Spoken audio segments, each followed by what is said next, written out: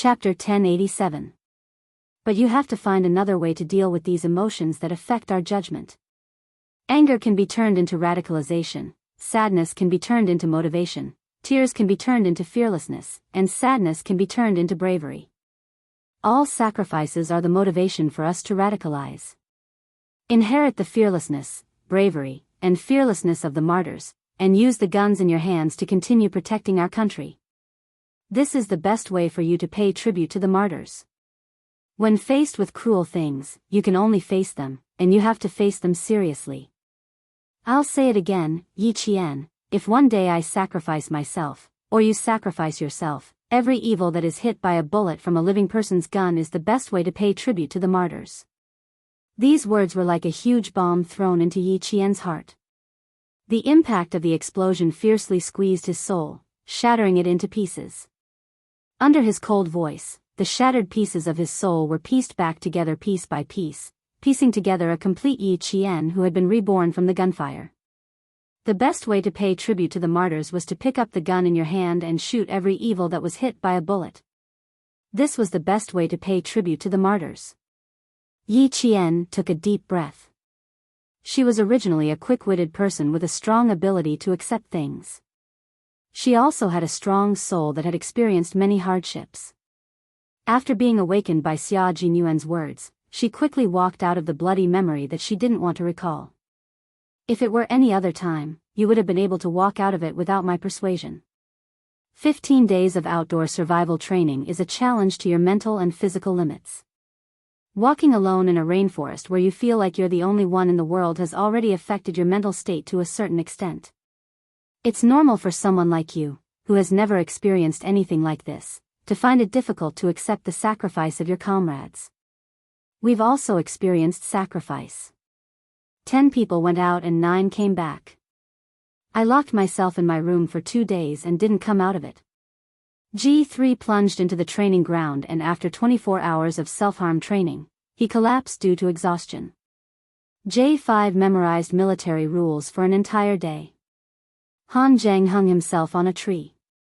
In the end, the entire team was alarmed and thought that he had been taken away by a tiger in the mountains. We all had the same emotions as you, but at that time, we were already past the age of psychological counseling. One by one, we resolved the stress in our hearts. 2 days later, we packed up and came out looking normal again. Yi Qian's current performance was already very good. In the face of sacrifice, she didn't show any negative emotions like fear or cowardice, which were the most taboo as a Special Forces soldier. She only felt sad and sad. These were normal emotions for her to sacrifice for her comrades. It was already very good for her. Captain Xia, Yi Qian, Yi Qian, Yi Qian with it, Yi Qian. In the end, Yi Qian wiped away the layer of gray accumulated on her soul. The haze between her brows also disappeared under the sunlight. She raised her head slightly and looked at the stalwart soldier standing in the light. She smiled faintly and said, at the same time, "You've shown me once again how strong the goal I've been chasing is. Thank you, Captain Xia. Thank you for always appearing in front of me immediately and helping me solve difficult problems that I couldn't figure out in such a short time." Seeing that she had once again defeated herself, Xia Jinyuan smiled slowly and leaned over to kiss her forehead. "Yi Qian, you're my pride. You're the best female soldier in my heart. I'm proud of you." Chapter 1088. Xia Jinyuan didn't just praise Yi Qian. When he praised her, he gave her pointers. Sometimes, he would even criticize her sharply. When his warm lips moved away from her forehead, Yi Qian stared at him intently, waiting for him to criticize her for the shortcomings of her field training. She was also very happy to hear his criticism. Xia Jinyuan had said everything that needed to be said. If there were still things that she couldn't figure out, she could only rely on herself to figure them out. Not everything needed someone to find a breakthrough for you, and not all psychological obstacles would be solved by someone. This time, it was only because it was the first time she had sacrificed herself in front of a comrade she knew. That was why he had rushed over. This was the only time, and there wouldn't be a next time. Seeing that she was still waiting for him to say something, Xia Jinyuan smiled and said, "Let's go and rest downstairs. An armored unit has just finished their winter training. The Major General is also there. He knew that you were training in the wild and specially waited for you to come back. There are some things that he wants to ask you personally." Without saying anything else, he took the lead and strode towards the camp where the troops were resting. "Hurry up. The 15 days of survival training are over. There are still so many days of vacation left. You can learn new things from the armored unit. The survival training can come to an end for the time being." The low and handsome voice drifted over along with the wind in the mountains. Yi Qian jogged over, her clear eyes shining like obsidian under the sunlight. "Armored unit? How many armored vehicles are there? How many days will they stay here? How will I enter the armored unit? Will the Major General agree?" She used the gun in her hand and every bullet she fired to pay tribute to the martyrs who sacrificed themselves. She thought that she would continue to pay tribute to the heroic souls who sacrificed themselves for this country without hesitation. Yi Qian took a deep breath and buried the bloody memories deep in her mind. She used the bloody memories to spur herself on. If one day, she wore the military uniform, even if it was stained with blood, she wouldn't be afraid. The meaning of sacrifice was to pass on the legacy. It was the martyrs who used their brave and fearless blood to tell the generations of soldiers that they were not afraid of sacrifice. They were to face it bravely and fight for the country and the people. Faced with her questions one after another, Xia Jinyuan, who was wearing a jungle camouflage suit, turned around. His handsome face under the QGF-02 Kevlar helmet suddenly revealed a charming smile without any warning. His sexy thin lips curved into the sexiest curve. "You'll understand all the questions after you see them. However, you still need to work hard. The Major General admires you very much, little fox. Whether or not you can learn from the armored soldiers in your last week's holiday depends on how you convince the Major General." Opportunities had always been fought for by oneself. He didn't stay here for long. He would leave by helicopter at 3:30 in the afternoon. Seeing that she was safe and sound, and that she had heard his words and remembered them in her heart, he would have to figure out the rest by himself. Yi Qian's footsteps became lighter.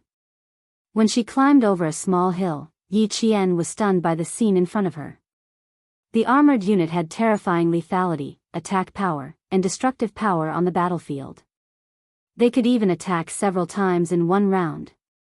This unit, which was composed of armored vehicles and soldiers, could be said to be a unit that represented military strength. At the foot of the hill, tanks, IFVs, armored reconnaissance vehicles, armored transport vehicles, all kinds of armored self-propelled weapons were parked neatly. The scene was so shocking that it made people stop breathing. Chapter 1089. What do you think? Do you have the urge to understand everything? Xia Jinyuan saw that she had stopped in her tracks and was staring intently at the rows of armored vehicles. Her eyes were as bright as the light, and he couldn't help but reach out and gently pinch her cheeks. The armored forces are on the front line of fierce battles. Go take a look inside the tanks, the IFVs, and the reconnaissance vehicles. It'll be good for you. Another year had passed. Yi Jian was growing up, and the young Major Xia had also become more mature. The elegance in his gestures was no longer as oppressive as before. Instead, he had become more reserved and deep. When he looked at others, his deep black eyes, which were filled with ferocity during battle, were filled with an invisible majesty. There was also a darkness that no one could understand.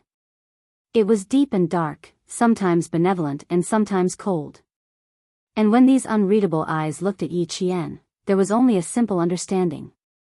Yi Qian could see it clearly. The look in his eyes was telling her that he supported her, just like before. "I'll give it a try." Yi Qian nodded. She winked slyly and smiled brightly. "You've already reminded me. How can I miss such a good opportunity?"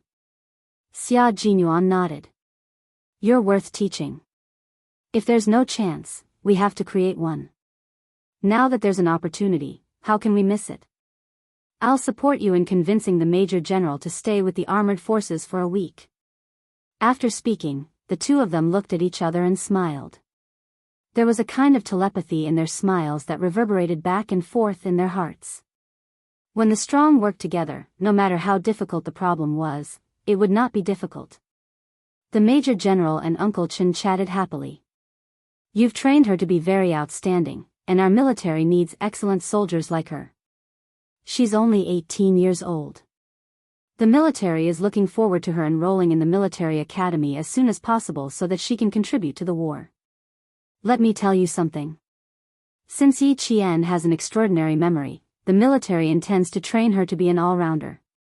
As long as she enrolls in the military academy this year, we'll immediately call her to the military after the results are out and begin systematic training. Your 4-year plan is quite good. It allows the military to skip a lot of basics when training Yi Qian. When I return, I will discuss with the military headquarters to create a more comprehensive and intensive training program for Yi Qian. When the time comes, I will also tell you this plan for your reference. He was the soldier king of the 1970s, a soldier king who spoke with his strength. His opinion was very important. Uncle Chen had always known that the military was paying attention to Yi Qian, but he did not know that it was to this extent. A customized training plan? Who else would be so special? Apart from Miss Jian, it would be difficult to find a second person. The military values Yi Qian so highly because of her own efforts. I've already taught her everything I can. My past has already become history, and I've already fallen behind in all aspects. Now that we've gone through digital and information-based high-tech battles, my method is already outdated and can't keep up with the changes in our country's military. After I finish teaching her for the remaining 6 months, I'll hand Yi Qian over to the military so that the military can train her to the next level.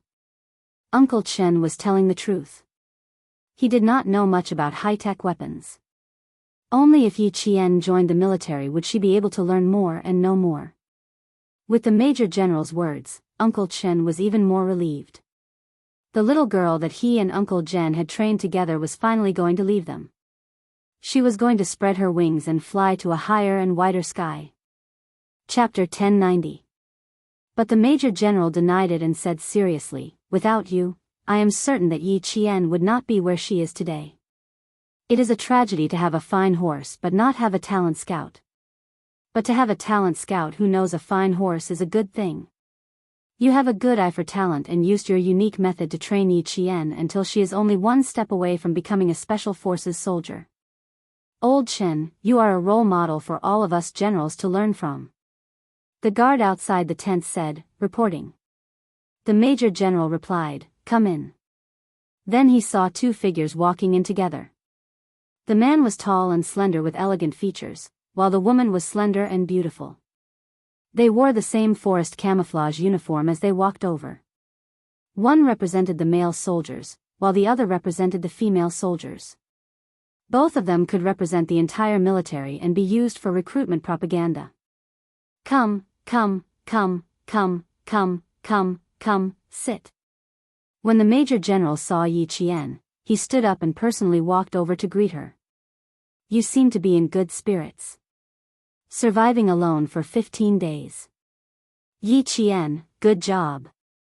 Uncle Chen was looking kindly at Yi Qian, his smile full of gratification. The little girl of the past had finally grown up.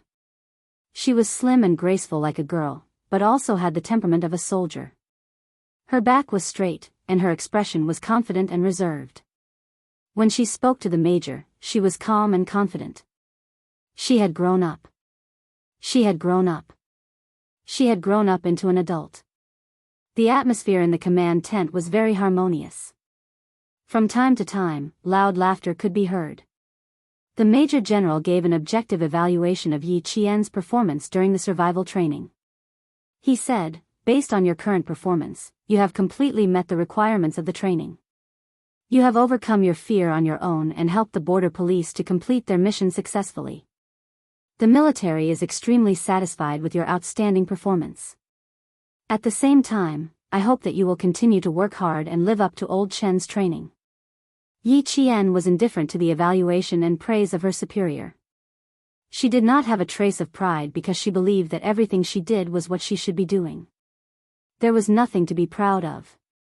Major General, speaking of training, there is another opportunity for Yi Qian to train. What do you think? He was a man who was good at finding the right opportunity to make appropriate suggestions. He brought up the topic very naturally. Major Xia looked at Yi Qian with a serious expression. Why don't you ask the Major General? Yi Qian was still thinking about how to bring it up. As soon as he opened his mouth, he immediately asked with a very serious expression, Major General, I happen to have a week of leave. When I saw the armored vehicle just now, I was wondering if I could stay in the army and learn more about these self-propelled weapons that are very powerful on the battlefield. After the idea was put forward, Uncle Chen looked at the Major General quietly. This was a good idea. He was also thinking about it. Major Xia gave you an idea? Or did you think of it yourself? The Major General, who did not immediately agree, looked at the serious young major with a faint smile. Then he smiled and asked Yi Qian, why do I feel like we've discussed this outside? We did discuss it. Two voices sounded at the same time. One was Xia Jinyuan, and the other was Yi Qian. Their voices were loud and clear as they answered in unison. The Major General pointed his finger in front of each of their eyes. It's a bold idea, but it's quite practical. 1 week is fine, but I'm afraid you won't be able to learn anything. You can try to understand it. He managed to convince Yi Qian to stay with just one sentence. Xia Jinyuan let out a long sigh. Major General, you should have at least objected. You agreed so quickly that I didn't even have a chance to perform. Chapter 1091. Who are you trying to impress? The Major General glanced at the major who gave him a headache but was also the most outstanding major. He raised his hand to look at the time and said, you can set off now. You don't have to come here personally if there are any urgent matters in the future. As the leader, you have full authority to deal with them as long as they don't violate the rules. No matter how anxious Xia Jinyuan was to find Yi Jian, he could not leave the team because of personal matters. He and the pigeons were conducting special training for a company under them. There were some things that he could not overstep his authority, so he had to ask the Major General for permission before rushing over. He would only stay for half a day. He arrived at 8 in the morning and left at 4 in the afternoon. He originally planned to leave at 4 in the afternoon, but the Major General asked him to leave before 4 in the afternoon. A soldier's duty was to obey orders. Xia Jinyuan saluted the Major General and said, yes, sir. A simple, yes, sir. Without any superfluous words, he immediately agreed to carry out the order. He then said to Principal Chen, Uncle Chen, I'll come and see you when I have time off. He only nodded and smiled at Yi Qian and strode out of the command tent. The youngest major in the team, Yi Qian, you've all worked together before. He's a very outstanding soldier. If there's a chance in the future, Yi Qian, you can ask him for advice. The Major General waited for Xia Jinyuan to leave before praising his soldiers. Then he said to Principal Chen, Old Chen, let Yi Qian stay with me. You can leave with Major Xia in a helicopter later. Leave her in my hands. Don't worry. The jade has been polished, and I will polish it even more. I won't let your efforts go to waste. Headmaster Chen was more than happy to train with the army, especially in the armored forces. He quickly said, the army is the place where I feel most at ease. I trained her so that she can serve the country and the people. Now that she can train with the armored forces, it's also because the military thinks highly of her. The Major General did not deny this point. He nodded in front of Yi Qian and said, that is indeed the case. As long as she can get into any military academy in our country, we will immediately start 3.5 years of intensive training. Oh right, the same goes for Major Xia. After he gets into the military academy, he will immediately start 3.5 years of intensive training. Yi Qian will also do the same. Hearing this, no matter how calm Yi Qian was, he could not help but feel his emotions fluctuate. He could not control himself. Going through the same 3.5 years of intensive training as Captain Xia was a great opportunity. Then he heard the Major General say, since you're here, get used to it. We armored soldiers don't just drive armored vehicles. We need to know more. 7 days is a short time, but I hope you can gain something here. Faintly, Yi Qian felt that something was not quite right.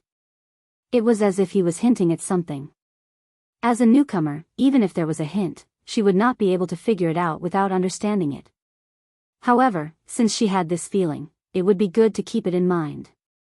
The Major General looked at her with a thoughtful look in his eyes, and the smile on his face deepened. A good seedling was indeed different. She could immediately detect something unusual in a seemingly unintentional sentence. Just from such a small matter, she could see that Yi Qian was very attentive. In the afternoon, Principal Chen and Xia Jinyuan left together. Yi Qian only walked them to a place that was a short distance away from the helicopter. Hearing the sound of the propeller not far away, he said to Xia Jinyuan, "This year, my wish will come true. Captain Xia, I am one big step closer to my goal." Chapter 1092.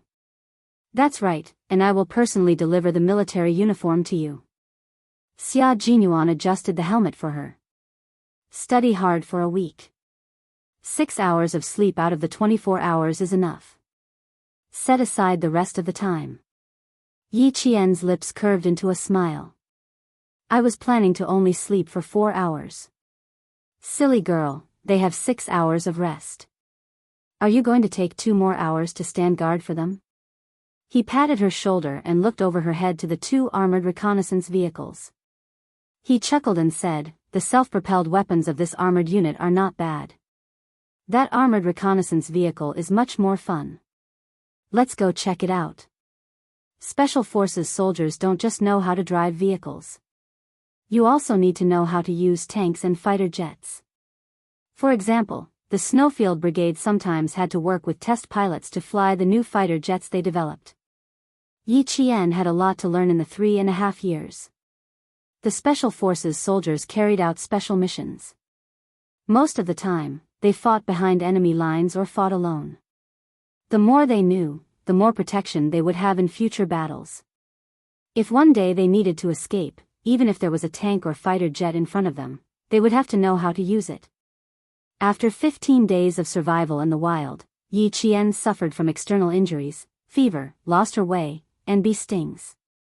After resting for less than 4 hours at her destination, she was ready for the next round of training in the blink of an eye. There was also the joy of the spring festival in the army. The Major General knew that Yi Qian had spent the Lunar New Year's Eve alone in the rainforest, so he specially ordered the cooks to make dumplings for Yi Qian as a way of consoling her. After consoling her mentally during the day, he came to settle things at night. That night, Yi Qian was sleeping soundly. Suddenly, someone snuck into her tent to assassinate her. Outside, someone was destroying the armored vehicles. Yi Qian knew that even if she only had 7 days to study, her days would be rich and colorful. Yi Qian took note of the Major General's words. When 2 people snuck into her tent, Yi Qian's first reaction was to lift the thin blanket covering her body and throw it at the shadow on her right. This was the army. The dark shadows that had snuck in were none other than the soldiers who had acted as assassins. Our armored soldiers don't just drive armored vehicles. They need to know more than that. Yi Qian understood the deeper meaning of this sentence. This time, Yi Qian wasn't frightened. Instead, she scared the soldiers who had sneaked in. She couldn't help but shout when she kicked. The woman's clear voice stunned the 2 soldiers who had sneaked in. Woman? Did he sneak into a family member's room? That's not right. Where did the family room come from? They were all out training. Where did the family room come from? Originally, they did not use much of their real skills, but when the 2 male soldiers heard that the voice belonged to a woman, they really thought that someone had sneaked in. Regardless of whether there was a problem or not, they had to capture the person first. Fist against fist, foot against foot, the tent was filled with the dull sound of flesh being struck. Outside, the Major General said to a company commander surnamed Zhua from the armored forces, "Guess how long it will take for this to end? The 2 soldiers you sent here are very good at fighting. One of them can take on several people. Since it's a female soldier inside, and it's 1 against 2, I think it won't take more than 5 minutes. Company Commander Zhua thought that he was being conservative. If he really wanted to say it, they should be able to take down the enemy in about 3 minutes. Chapter 1093. The Major General smiled meaningfully. That's not necessarily true. It's impossible for your 2 men to overpower her in 10 minutes, but she can overpower one of your soldiers in 10 minutes. The Soldier King had spent 4 years training the special forces. How could one soldier overpower them? That's not possible. Female soldiers are weaker than male soldiers in terms of physical fitness. Those 2 soldiers. Before he could finish, he heard a girl's voice say, "You've lost." Left Company Commander. How embarrassing. What a disgrace to his grandmother's home. So fast. The Major General was a little surprised. He had said that one soldier would be overpowered in 10 minutes. Now, it had only been 5 minutes and both soldiers had been overpowered. It was so fast that he couldn't accept it so quickly. The male soldiers of the armored forces shouldn't have been overpowered by Yi Qian in 5 minutes. If Principal Chen was here, he would think that Yi Qian could have sped up the time even more.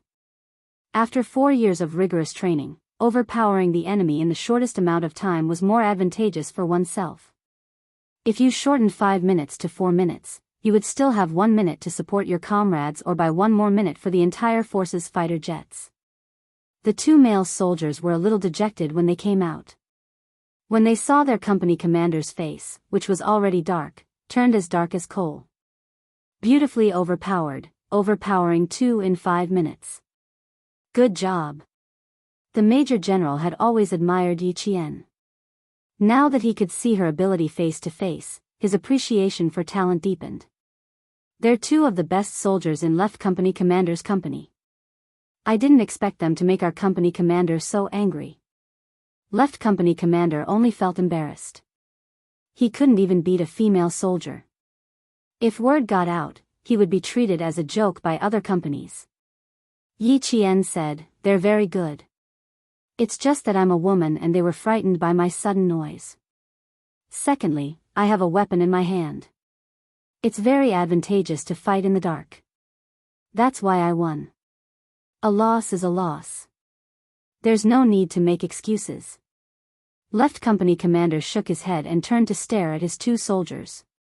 He said in a low voice, "What do you think? We're not as good as them. There's no excuse. If you lose, you have to admit defeat." The 2 male soldiers admitted it straightforwardly. The result was right in front of their eyes. They had lost. There was no reason for it. You have to admit it. I'm going to run 5 kilometers. After that, I'm going to sleep. His attitude of admitting his mistake was pretty good. Fortunately, he didn't embarrass himself with his attitude. The Left Company Commander's mood improved slightly. His gaze fell on Yi Qian's face. He was full of questions. The Major General didn't stop the Left Company Commander's order. After the 2 male soldiers left, he said, "Don't underestimate Yi Qian. I'd be surprised if she didn't have some skills. It's not strange for you 2 soldiers to lose. After all, armored infantry is different from her. Don't feel embarrassed. How can you not lose against the special forces?" Hearing this, the Left Company Commander almost bit off his own tongue. It was already shocking enough that 2 male soldiers couldn't beat a female soldier, and now there was another, 2 male soldiers going up against a female soldier from the special forces. It seemed that there was nothing embarrassing about losing. Also, there were no female special forces soldiers in their company. From the Marine Corps? It didn't look like it. She was also wearing army camouflage. It couldn't be the Marine Corps. A female soldier from the amphibious reconnaissance team. When the Left Company Commander left, he still saw the Major General whispering something to the female soldier from the special forces. From time to time, he would raise his hand to point at the armored vehicle, as if he was introducing something. Chapter 1094. The Major General was a Major General in the army. He came from the armored forces and was very familiar with armored vehicles. Sometimes, he could even participate in the technical guidance and maintenance of armored vehicles. It was no wonder that Xia Jinyuan said that this armored troop was one of the most powerful troops. Since the leading general could be so hardworking and take the lead, the officers and soldiers at the grassroots level would naturally follow the lead of the general. For the next 7 days, not only did the major general personally guide Yi Qian, but he also personally drove the tank and explained the different types of tanks. Tanks with automatic loaders did not have loaders. They only needed a commander, a gunner, and a driver. The commander commands the entire vehicle in battle and is responsible for communications. The gunner is responsible for operating the cannons. The driver's job is a little more monotonous. The commander is responsible for driving. If we don't have an automatic loader, we will need another loader. For many years, there has been a lot of discussion about manual loaders and automatic loaders. Our country has manual loaders and automatic loaders. There is a problem with automatic loaders. Countries like the United States and other Western countries generally do not use automatic loaders. In terms of technical reliability, the main reason is that they have doubts about the reliability of the autoloader. Once the autoloader malfunctions, the disaster brought about by the war will be so great that it can affect the outcome of the battle. Our tank can reach a maximum speed of 65 km per hour, climb a maximum of 31 degrees, and wade 1.4 meters deep. It mainly uses armor-piercing shells and anti-personnel grenades. Look here. The Major General began to explain the operation of the tank. He explained everything to Yi Qian, from the commander to the gunner. The armored soldiers could have explained this kind of introduction to Yi Qian in detail. However, the Major General wanted to do it himself because he wanted to understand how capable Yi Qian was in these 7 days. She was quite satisfied with her performance on the first night. Yesterday, she had followed the armored soldiers to the artillery field. One of the tanks had a problem with its track. She did not say anything and carried the heavy equipment with the male soldiers. She did not show any signs of being tired. Last night, Commander Zhua had secretly said to him, "Major General, the female Special Forces soldier you're talking about can't be a woman, right? That ruthlessness to herself, even I feel scared when I see it." She was even more ruthless than the male soldiers and was more like a soldier than the male soldiers. Such female soldiers were like gold in any army. Wherever they went, they would shine. Yi Qian, who was sitting in the driver's seat, didn't even wipe the sweat from the corners of his eyes. He stared intently at the Major General as he explained the equipment in the tank and the main functions of each instrument. The tank had a ventilation system. Although it was always on, sitting in a sealed space for a long time would cause one to sweat profusely. They were riding in a self-loading tank. The Major General carefully explained to Yi Qian the different types of self-loading. It was obviously difficult to understand, but Yi Qian listened with great interest. The Major General had been paying attention to Yi Qian's expression all this time. He had purposely come over in the middle of the day to instruct Yi Qian because he wanted to see how strong Yi Qian's perseverance was. The more he observed, the more satisfied the Major General was. He was even more impressed by the Soldier King's sharp eyes. If it weren't for his sharp eyes, based on the military's investigation of Yi Qian's family, it was very likely that such a talented person would be buried in the crowd instead of serving the country. Chapter 1095. The main components of a fixed-angle automatic loader are usually placed in the turret. The cannon must be locked at a specific angle before it can be loaded. It has a shortcoming, which is that every time it is reloaded, the cannon must be reset to its original position. Even the observation equipment must be reset. It can be said that although the fixed-angle automatic loader increases the firing rate, it also limits the combat effectiveness of the tank. Our military rarely has this type of tank. It is either manually loaded or non-fixed-angle loader. Yi Qian smiled and said, "I understand. The tank I sat in yesterday was a non-fixed-angle loader because I saw that it was a semi-automatic loader. The reloading and unloading were done manually. It is different from the fixed-angle automatic loader that you mentioned. You are very observant." The Major General smiled approvingly and said, "That's right. Our armored forces mainly use non-fixed-angle loader tanks and fully manual loader tanks. We have fixed-angle loaders, but they are very, very rare. Our country has countless military experts who have been improving the tank research. Just like the tank we are sitting in now, it may be put into production in the near future. In her previous life, Yi Qian did not pay attention to this area. If she did, she would know that China's fourth-generation Type 99 tank would be born soon. Once again, it would represent China's military strength taking a big step forward. As the main weapon of war, the tank could not stay in the same place. Even if the Type 99 tank was produced, China would not stop improving the tank. In order to become a big country, you must first be able to stand on the military side and make other countries fear you. From the Type 59 to the Type 79, and then to the Type 99 tank that would be released in 1999, it could be seen that China had been secretly improving the tank. In 7 days, Yi Qian had a certain understanding of the development of China's armored forces. From the main battle tank to the light tank, she had a certain understanding of the performance and operation of each type of armored vehicle. As long as the Major General asked her something, she could answer accurately. Just as Xia Jinyuan said, 7 days would not make her proficient, but at least she had a general idea in her mind. If there were similar opportunities or formal training in the future, at least she would not be ignorant. After all, armored vehicles were not the strength of the Special Forces. However, for the Special Forces of the Snowfield Brigade, they needed to understand the functions and usage of their country's weapons and equipment. They were a mysterious Special Forces team. Their mystery lay in the fact that there was nothing they couldn't solve, no weapon they couldn't use, and nothing they didn't know. The Snowfield Brigade was full of mystery and terror. Other than the important leaders of the military, no one else knew about its existence.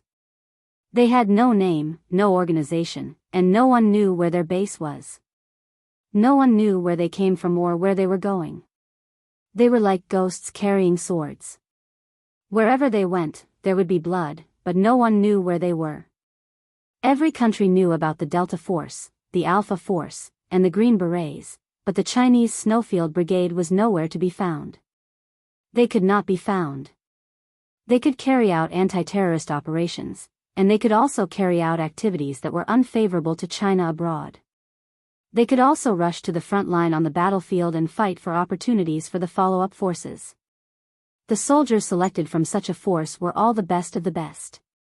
After a long period of strict training, they finally had the Special Forces of the Snowfield Brigade with unique skills and extraordinary skills. The Major General was the direct commander of this force, and because it was the first time he had recruited a Special Forces female soldier, he was very cautious. Chapter 1096. Since he had the chance to observe Yi Qian up close, the Major General used a harsh gaze to evaluate Yi Qian. From his language to his attitude, from his ability to his intelligence, and from his physical and mental qualities to his training, he needed to give an objective evaluation of Yi Qian within 7 days. Yi Qian did not know that he had been included in the evaluation, nor did he know that the reason why Xia Jinyuan asked him to let her stay in the armored division for a week was to bring her to the Major General and let him evaluate her personally instead of reporting to the Major General through him. There were some things that Xia Jinyuan could not mention to Yi Qian before he became a member of the Snowfield Brigade, nor could he explain everything to her. Everything would proceed according to her wishes. Step by step, she held Yi Qian's hand and walked into his world, a world that she could not imagine. What was the most beautiful love? Xia Jinyuan did not understand. The only thing he understood was holding her hand and accompanying her in the way she liked as she grew up. Every day for 7 days, the Major General personally wrote down his evaluation of Yi Qian's overall abilities. He did not let anyone else do it. After Yi Qian left, this evaluation would be sent to the military as a top-secret document. Yi Jian's departure made company commanders heave a sigh of relief. Yi Jian could carry cannons, carry guns, kill people, and save people. She also had the godly marksmanship of 100 spears piercing a leaf. This made him, the company commander, feel a lot of pressure. After Yi Qian boarded the plane, he could not bear to let him go. He said to the Major General, "Major General, if such a soldier were to be placed in our division, he would be able to arouse the competitive spirit of the male soldiers. Save me some trouble." Every time after training, I see Yi Jian stronger than your soldiers. She intimidates Mr. Bao's face and roars in the middle of the night. Fortunately, she has a good mentality. Otherwise, she would be scared away by you. The Major General watched the helicopter take off and fly out of the mountains. He then smiled at Commander Zhua. I heard you roaring the entire spring festival. If you still want Yi Qian to be placed in the division, the commander will fall out with you. As he spoke, the Major General's expression turned cold. Your training needs to be strengthened. I can understand that you can't beat her one by one. But I was so embarrassed that you didn't even notice that she had killed 4 sentries in the middle of the night. Although he was criticizing Yi Qian, he was very satisfied with his performance. With the Snowfield Brigade's abilities, it was normal for him to kill 4 sentries in one go. Commander Zhua straightened his back and saluted. Roger.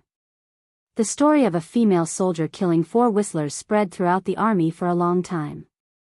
Everyone wanted to know who the female soldier was, but no one knew who she was. Who would know who she was with that painted face of hers all day? The sun was shining brightly at the border, but the southern province was still cold. Yi Qian stepped on the snow and returned to her residential area. Uncle Chen knew she was coming back and had prepared dinner for her. She pushed open the door to her room with Spring Festival couplets and saw a white-haired old man walking slowly in the living room. Grandpa Jen. Yi Qian's voice trembled in surprise. She threw her backpack to the ground and ran into the living room without even changing her shoes. Grandpa Jen, why did you come all the way here? Why are you here? Her voice trembled, and her eyes were red with tears. It's been more than 10 hours. How can your body take it? For years had passed, and Grandpa Jen was already 80 years old. His hair was all white. Although he was walking slowly, his back was still straight. No matter how much hardship he had gone through, this first-grade sergeant major still maintained the dignity of a soldier. Chapter 1097. Uncle Jen gently patted the back of her hand and smiled kindly. Your Uncle Chen brought me here. How can I be tired? You haven't come back to the village for 2 years. I was worried about you. Now that I see you, I'm relieved. You've grown up. You're a big girl now. The army thinks highly of you. No matter how far Yi Qian had gone, she was just a little girl growing up in Uncle Jen's heart. I've grown up. You're old too. Yi Qian's voice was a little choked. She helped the old man sit down on the wooden sofa and said softly, I haven't come back to see you for 2 years. I'm sorry for making you worry. Uncle Jen smiled and said, in order to not let you come back, I've talked so much. Don't you think it's good now? You're valued by the army, and I'm also valued by the army in the village. What does it matter if you don't come back? Little girl, we don't have much time in our lives. The longer we live, the fewer days we have to live. When it's time for you to learn new skills, you need to live every day seriously. If you come back to see me, it'll take you 3 days to go back and forth. I don't want you to waste 3 days just to see me. You haven't come back to see me for 2 years, but now you've achieved something that makes me happy. My child, you've been using your own methods to prove to me that you've been working hard. You've lived up to my expectations. That's good. That's good. When people get old, they understand how precious time is. The 80-year-old old man used his life's experience to educate the child he had watched grow up. He only hoped that she would grow up and live up to her time. Yi Qian secretly wiped away the tears that she couldn't hold back. She tightly held the old man's withered hand that didn't have much vitality left. She pursed her lips and showed a stubborn expression. She smiled faintly and said, I haven't come back to see you. I can only tell you with my own actions that I won't let you down. I won't let you down. Grandpa knows. Grandpa knows. You're a good child. You're Grandpa's pride.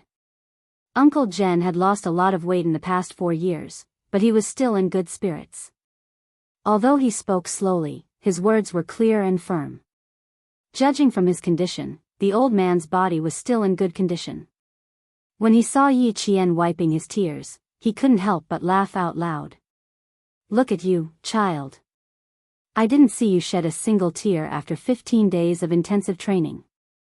Why are you crying now? The old man had lived to this age, and had experienced the flames of war, so he was able to see through everything better than others. His witty yet insightful conversation soon made Yi Qian laugh heartily. She should be the one making the old man happy. Why was the old man making her happy instead? Knowing what the elderly liked to hear, Yi Qian picked the ones that he liked to hear. Snakes should be hibernating, but I met 2 pythons that were coiled around a tree. Those drought magnolia locusts were as thick as a pinky finger, and they stuck to their bodies. When they felt the pain, good fellow, I'm full. There are these in the mountains. It's much better than before. Back then, there were many tigers and wolves.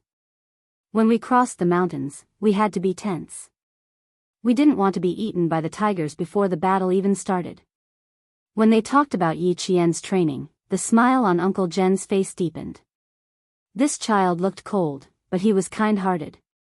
He even knew to pick the ones that he liked to hear. Chapter 1098. I went out to get some rice wine and little Miss Jian came home. Principal Chen's cheerful laughter came from outside the unlocked door. Little Miss Jian, drink with me and Uncle tonight and celebrate the spring festival together. Ever since Yi Qian graduated from junior high school, she had never celebrated the spring festival together. She used to train even during the first month of the year and only rushed back the day before school started. From the beginning of the year until the end of the year, training took up most of her time. The rice wine was mellow and the food was fragrant. Tonight was the day Yi Jian smiled the most and was the happiest. Saying something that hurt child Xia made her happier than when she was with him. Yi Qian didn't drink too much, not even one tael. She asked the 2 elders to persuade her to go to bed early. 22 days of continuous training was considered high-intensity training in any military unit. She needed to rest early. Yi Jian's mood was fluctuating when she came back. She drank some wine and chatted with her 2 closest relatives for 2 hours. Yi Jian, who was very happy, naturally listened to them obediently. After washing up, she really went to bed and fell asleep. After she fell asleep, Principal Chen poured a cup of warm rice wine for Uncle Jen in the living room. After touching the cup, he said, "In my opinion, you shouldn't talk about what you want to talk about for now. Why don't you talk about it after the college entrance exam? It's not long before the college entrance exam. Let her finish it in peace. The military is also waiting for her to pass the college entrance exam and officially enter the military. Uncle Jen, I'm afraid something will happen at this critical juncture. It's not worth it to affect Yi Qian's college entrance exam because of the Yi family's trivial matter." Uncle Jen took a sip of the wine and sighed. That old woman from the Yi family is going crazy. She allows her son-in-law to do whatever he wants. I'm afraid that he will cause trouble in school and little Miss Jian won't be on guard. There's something wrong with that old woman and her son-in-law. I don't understand why they want you to talk to Yi Qian and persuade her to meet with them. Also, I heard old woman mention a jade pendant that night. Why do I feel like it has something to do with little Miss Jian? There's one more thing I wanted to ask you that night. Since you knew that Sun Yaozu was a wanted criminal, why didn't you contact the police to arrest him directly? Now, he's become a big scourge. When Principal Chen went back to fetch Uncle Jen to the provincial capital, he bumped into old Madame Yi with her son-in-law and daughter. He wanted to stop them, but Uncle Jen persuaded him to go back to his room. For the sake of Yi Qian, he must not come out. He didn't show himself, but he heard a lot of things. One was about the jade pendant, and the other was about Sun Yaozu's wanted criminal, who went from being a fugitive to being innocent. After asking, the living room fell into silence. After a while, someone said, "It's something that can't be explained in a few words, but I do regret not telling the police. As for the jade pendant, Miss Jian actually knows about it. It can be considered as her mother's relic, but I advise her not to take it back." Principal Chen's hand that was holding the peanuts paused.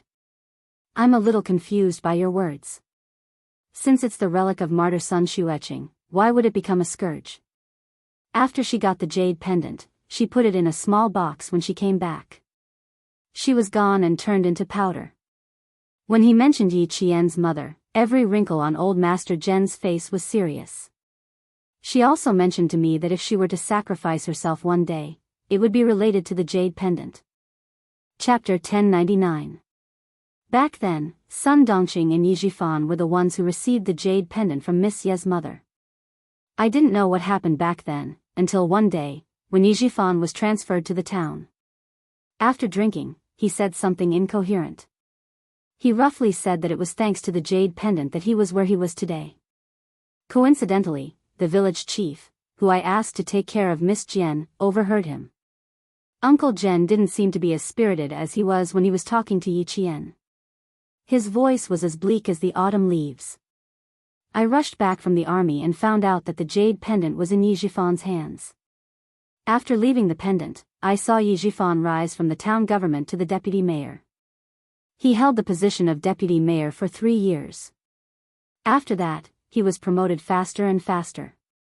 He went from deputy mayor to mayor, then to city mayor, and now to the provincial office in just 4 years. As Yi Jifan climbed higher and higher, so did the owner of the jade pendant. That's why he had the power to promote a deputy mayor to a provincial office in just 4 years. Uncle Zhen had been paying attention to Yi Jifan's promotion over the years. He knew that he couldn't let Yi Qian face Yi Jifan head-on. Principal Chen picked up a peanut and put it in his mouth. His mind was racing. In other words, this jade pendant isn't a good thing for Yi Qian and Yi Qian's mother? You can say that. Uncle Zhen narrowed his eyes slightly. His serious expression had the wisdom of an old man who understood life. It's not a good thing for Yi Jifan either. He was suddenly given so much power. Think about it. Why? There's no good or bad without reason. There's always a reason for everything. Ever since Yi Jifan got the jade pendant from the village to the town, his career has been so smooth that it's amazing. The more I think about it, the more certain I am that someone is directly controlling Yi Jifan. If an official is controlled by someone else, that official might become someone else's scapegoat. Principal Chen was shocked. He lowered his voice and said, "Are you saying that martyr Sun Xueqing was ordered to investigate the jade pendant, but unfortunately, she was killed because she was exposed? Then why didn't the owner of the jade pendant immediately take it back? Why did they let Yi Jifan have it and promote him so arrogantly? Aren't you being too high profile? Aren't they afraid that the higher-ups will find out? Moreover, from the looks of it, I can only see that this piece of jade has brought benefits. It has allowed Yi Jifan to rise all the way to the provincial office. Also, don't you think it's strange that Sun Yaozu was acquitted? Who investigated the case for him? Who overturned the case? Case? I don't think it's possible for Sun Yaozu to appeal on his own.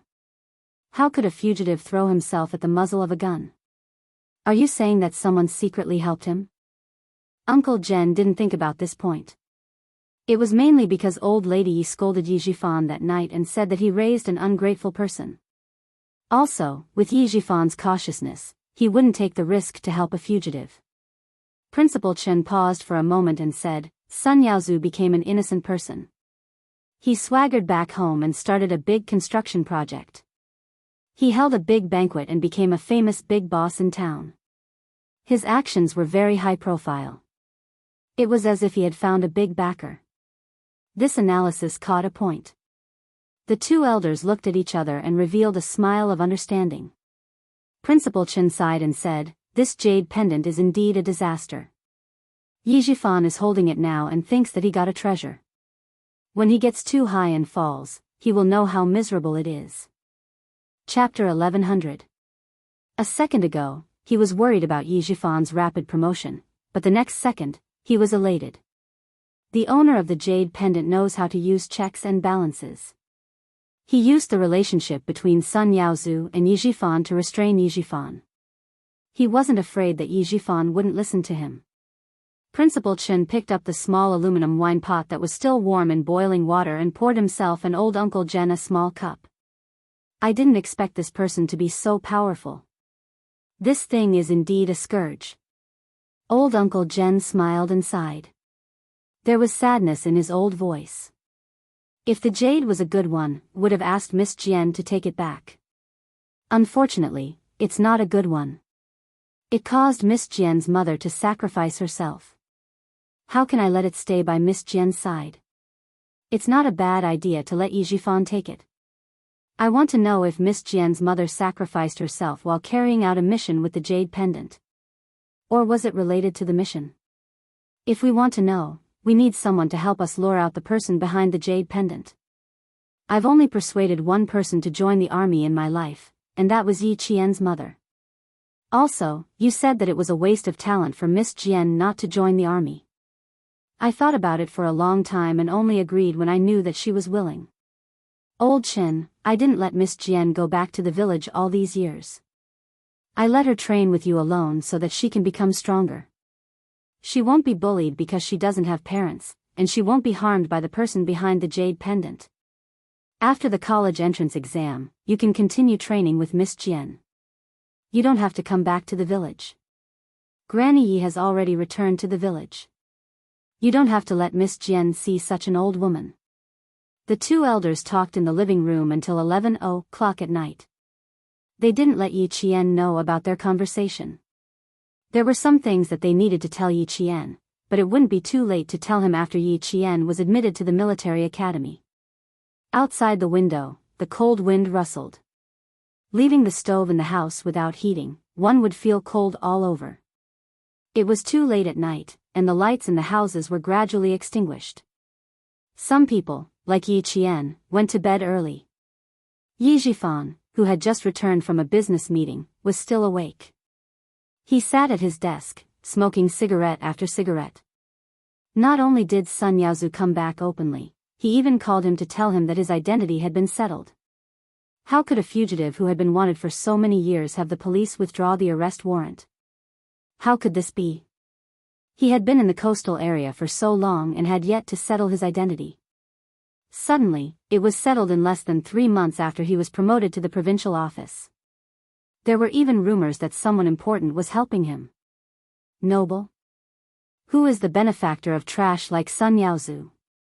Why didn't he settle it earlier or later? Why did he have someone to settle it for him when he was transferred to the provincial office? Strange, too strange. It was so strange that it made him feel extremely uneasy. He was so uneasy that he couldn't sleep for the past few days. He had a feeling that this matter wasn't simple. It was as if they were coming for him. Dad, why aren't you asleep yet? Yi Ying pushed open the unlocked door of the study. She was wearing thick cotton pajamas and holding a pen in her hand. The moment she entered, she choked on the smell of alcohol and cigarettes in the study. Don't smoke so much. It's like the house is on fire from the smoke. He walked over to open the window and let the cold air outside blow away the smell in the room. He then heard her advise, you don't have to smoke or drink to solve your stress at work. It's the same to relax. Yi Ying, who he hadn't seen for a year, had also grown into a slender and elegant woman. Other than her slightly darker skin tone, she was indeed quite beautiful. She had an oval face, almond-shaped eyes, curved willowy eyebrows, and a small mouth. She was like an 18 or 19-year-old flower, so tender that water could come out of it. She was so bright that she shone brightly. Chapter 11:01. Yi Jifan pressed the cigarette butt into the ashtray and watched his daughter stand up. He frowned and asked, why aren't you asleep yet? It's so late. Did I wake you up? His gaze fell on Yi Ying's right hand, which was holding a pen, and his frown deepened. You're staying up late to revise again. You can't stay up so late just to study. Why didn't your mom remind you? Where's your mom? Dad, I'm revising secretly. Mom doesn't even know. I'm fine. You're the one who's in trouble. Yi Ying seemed to be afraid that Yi Jifan would blame Sun Dongqing. She quickly said, you look troubled. Is your work not going well? She pursed her lips and revealed a worried expression. You're busy enough outside during the day, and sometimes you have to entertain clients at night. You should be the one who takes care of your health the most at home. I'm fine. Mom will take care of me. You're so tired. You need to rest even more. Otherwise, Mom and I will be very worried. As Yijifan's official position rose, he came home later and later at night. Sun Dongqing did not mind, but Ying cared a lot. The age of 18 or 19 happened to be in the sensitive period. Because she often heard from her classmates in school that her father had a mistress outside, had a child, and was going to divorce her mother, Ying was a little afraid in her heart after hearing so much. Yi Jifan was now a provincial official, but Sun Dongqing was still the same Sun Dongqing. She had not made any progress in the past few years and only enjoyed life. Fortunately, she had learned how to dress up and take care of herself. In order to be able to stand tall in front of the official's wife and consciously lose weight, her mental state could not keep up with Yi Jifan's. In terms of appearance, she would not embarrass Yi Jifan. Yi Jifan could not guess what his daughter was thinking. However, seeing that his daughter was concerned about him, he was naturally happy. He smiled and said, "Dad is fine. Go back to sleep. You have to get up early when you go back to school tomorrow. Go to sleep. Dad is going to sleep now." Seeing this, Ying did not insist. She softly said, "Then you should rest early. Good night."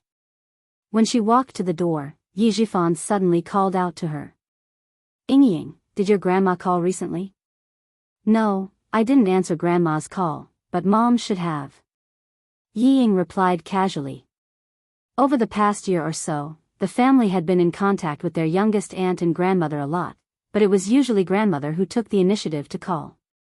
She added, "Every time grandmother calls, she's looking for you." She asked mother to reject the call. On this point, Yi Jifan firmly believed it.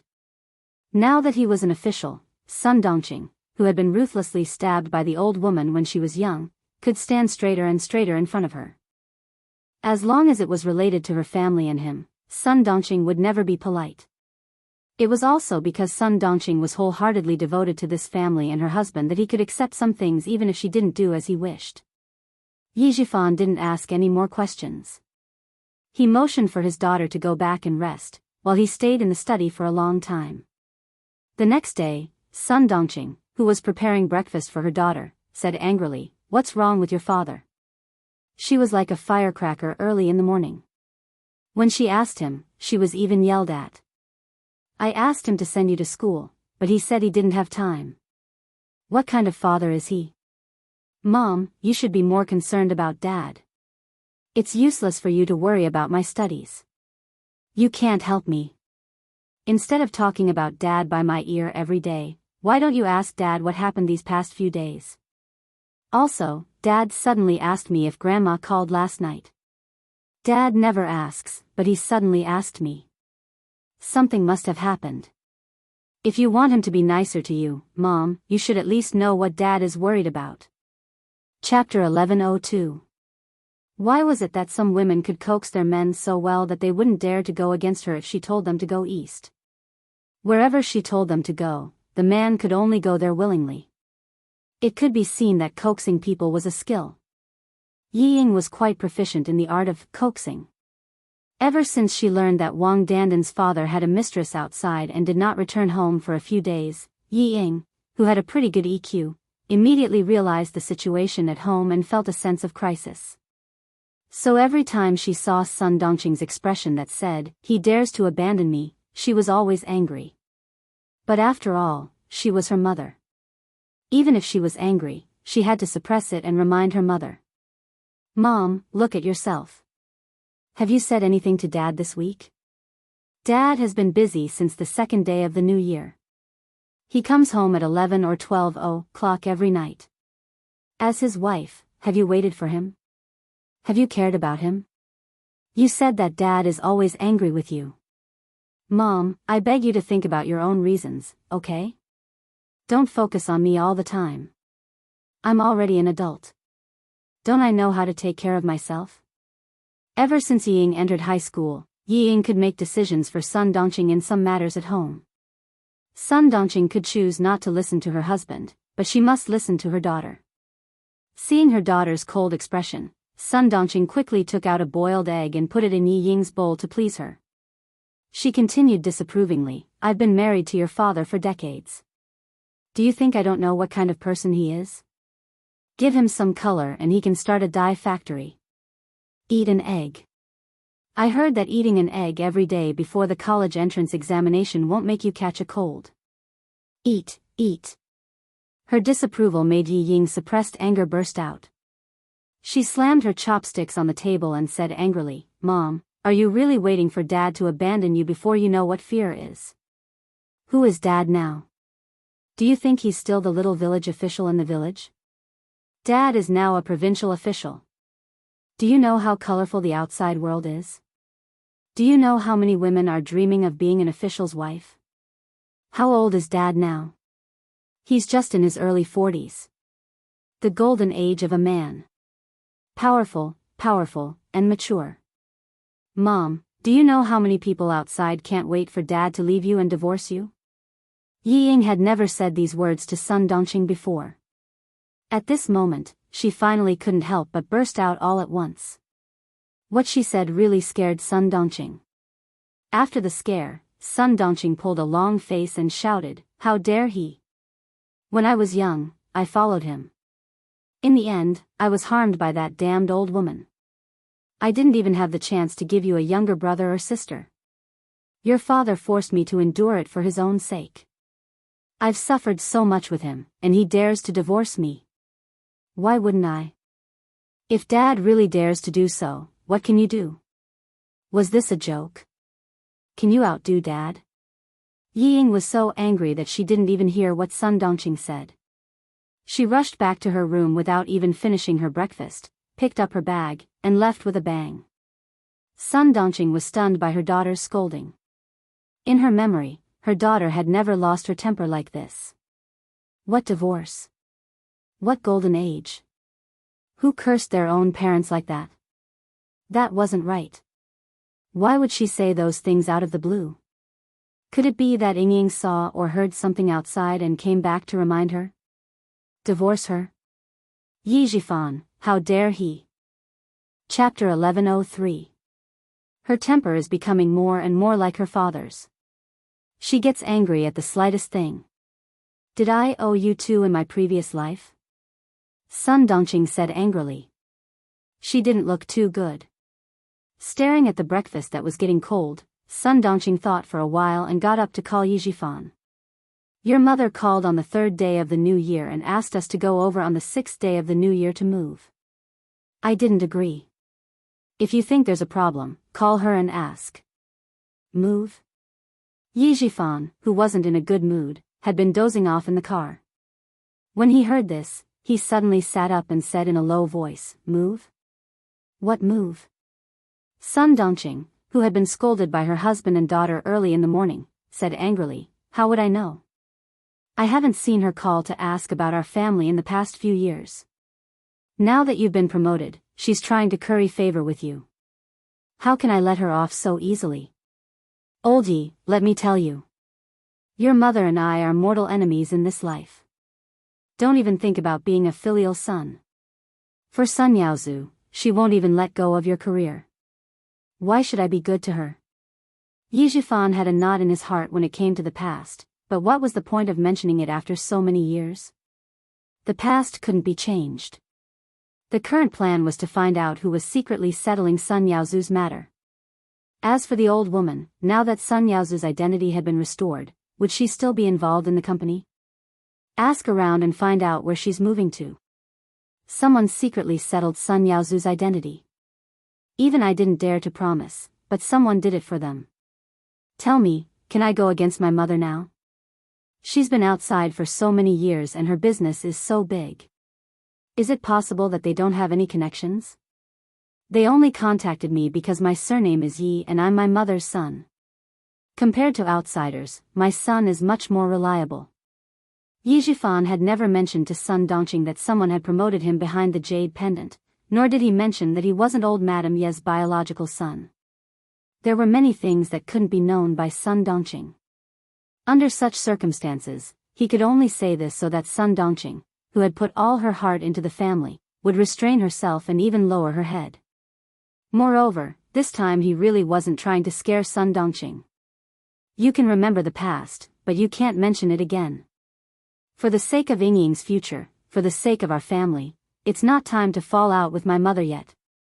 With these words, Sun Dongqing was really intimidated. Like a shrew, she had followed her husband's rise to higher positions. She had seen more and more things. She could more or less distinguish between what was beneficial and what was harmful. Hearing this, her face turned ashen as she said, "Old fart, you really do have some ability. I'll call back to the village and ask her where she's moving. I'll call you once I know the answer." After that, Sun Dongqing hung up the phone and called the village head's house. Yi Ying, who had run outside, felt the cold wind of winter blow on her, and her mind immediately cleared up a lot. The sentence, "because of that damned old hag, I didn't even have the chance to give you a younger brother or sister," flashed through her mind. Her heart suddenly skipped a beat. Why did she feel that this sentence was a bit strange? Coincidentally, the bus to the school came over. Yi Ying temporarily suppressed the strangeness in her heart. She would ask about it when she got back at night. There were already many students from the provincial second high school on the bus. At the same time, there were also students wearing the provincial first high school's uniform. The bus passed by 2 schools. Even if Ying didn't want to hear about Yi Qian, she had heard about it for more than a year. Chapter 1104. Although Yi Ying didn't continue her studies at the provincial high school, she knew everything about Yi Qian. For example, Hua University and Shi University were both waiting for her to agree, but in the end, she rejected them. She even said that her first choice wasn't Hua University or Shi University, but other schools. What a joke! Hua University and Shi University were the best schools in the country. Who knew how many people dreamed of going to those schools? She gave them up just like that? How was that possible? Only those idiots in the provincial high school who had been deceived by her would believe her. She even rejected the direct enrollment of the best schools in the country and said that her first choice wasn't here. What, did she want to study abroad? Why didn't she take a look at herself first? Although she didn't continue her studies at the provincial high school, her competitive spirit was still there. Every time Ying heard about how Yi Qian did in the provincial high school, she would work even harder in the car. She was determined to compete with Yi Qian. Unfortunately, from the second year to the third year, she had never won against Yi Qian. Whether it was the big exams or the small exams, when she heard about Yi Qian's scores, Yi Ying, who was originally happy that she could enter the top 10 of the grade, was furious again. It seemed that no matter how hard she worked in her studies, she would never be able to surpass Yi Qian. The car drove steadily. There were piles of snow on the side of the road that hadn't melted yet. The gray and white had long lost the white of snow. At 7:00 in the morning, the third-year students from the provincial high school rushed to school to start their last sprint. Everyone's expression was tense. They were all worried about their future. They were afraid that they wouldn't be able to get into school, afraid that they wouldn't be able to get into Zhongshan, afraid that their results wouldn't be satisfactory. These students were worried about this and that, but the third-year students from the provincial high school were different. Everyone's face was full of smiles. When they met at the school gate, they said loudly, "Happy New Year, may you be rich. Give me the red packets." Damn, there are no red packets this year. I'll take them all. You even threatened me that if I don't get into university, I won't get any red packets. You're so pitiful. I took the red packets and played games during the day. I played crazily during the day and studied at night. Playing and studying at the same time. When the students from the other classes heard this, they didn't feel good. They were all students, why was there such a difference? They had to wake up early to do homework during the 10 days of the winter break, but the first-year students still had time to play. Is Yi Qian here yet? The few of us haven't solved a problem yet, so we'll let her see how to solve it. After a few words, the topic shifted to Yi Qian. Under the envious gazes of the other classes, the students of Class 1 quickly walked towards the school building together. The new year brought a new atmosphere. Old classmates greeted each other with a Happy New Year when they met. Then, they took out the exam papers they had done during the winter break and started marking each other. In the second year of high school, the students of Class 1 of grade 12 in the province developed the habit of marking each other's papers. The person who proposed this method was the class monitor, Lu Xian. The students of grade 12 Class 1 had the ability to mark each other's papers. Everyone's results were outstanding. Every parent knew that the reason why their children could improve so much was because of the good learning atmosphere in the class. Some parents knew that the 5 roommates of Yi Qian who had been in the same dormitory as him were all in the top 20 and top 30 of the grade. Some parents even privately suggested to Teacher Tong that their children should go to the dormitory where Yi Qian had slept. They said that the dormitory had good feng shui and that there was Wen Chu Xing in charge. The students didn't know about this. When Teacher Tong found out, she didn't know whether to laugh or cry. She explained with a smile, "Then you're wrong. Yi Qian himself is in charge of our class. What are you worried about?" Chapter 1105. Although she didn't know whether to laugh or cry, she could tell that every parent had high expectations for their child. Yi Qian arrived at the classroom at 7:10 a.m. as usual. Then, like every morning last year, she was always surrounded by the most students. A happy day began with a lecture and ended with a lecture. This was the last semester of the 3rd year of high school. When she opened her eyes, she studied until she crawled into bed to sleep. Looking at the date of the college entrance exam on the blackboard, although the students' grades were good, they were still nervous about preparing for the exam. They didn't relax at all. Everyone gave it their all to get into a good school.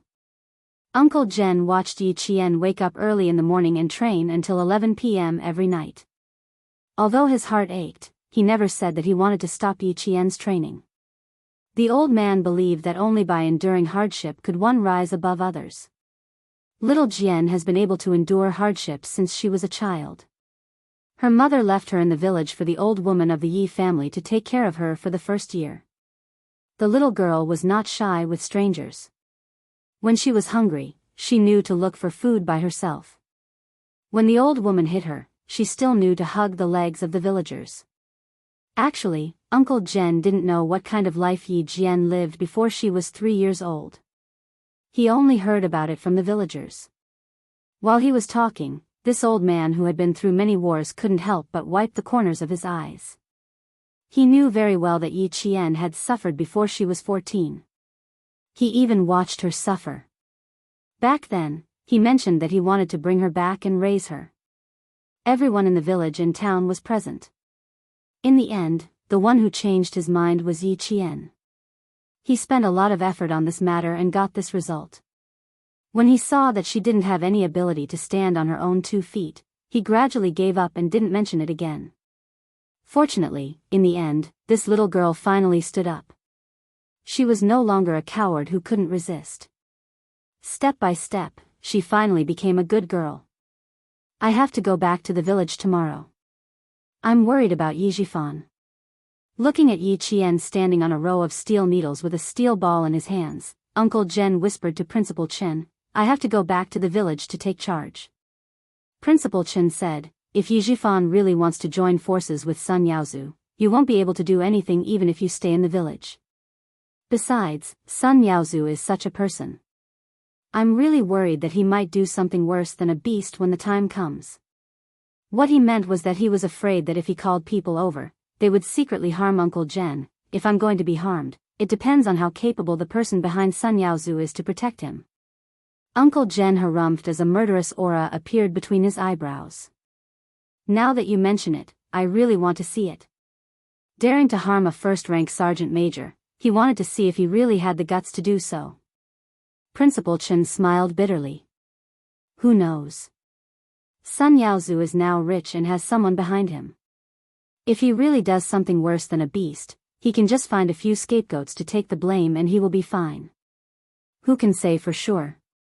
You can't guess it, and neither can I. We can only be careful.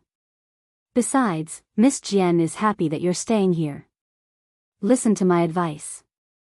Stay here and wait for Miss Jian to finish her college entrance exam. After the cutoff score is out, you can accompany her to the military academy. Miss Jian and I are really worried about returning to the village. Chapter 1106. Yi Qian didn't want Uncle Jen to go back to the village. She wiped the sweat off her forehead after training and objected. It's true that living here isn't as comfortable as living in the village. There's no one to chat with you, but you've only been here for 2 days. How can you go back so soon? I won't object if you want to go back, but you have to rest well first. It takes 18 hours to travel from our village to the provincial capital. How can you take it if you haven't rested well? I even heard you coughing in the wee hours of the morning. For years had passed, and Uncle Jen had aged a lot. He was like an old pine tree. Although his back was still straight, it was showing signs of withering. Yi Qian looked at the old man who had changed her life. Tears welled up in her eyes. Girl, you're speaking with such authority now. Even the look in your eyes is imposing. Grandpa Jen coughed softly, like a broken blower that had lost its power.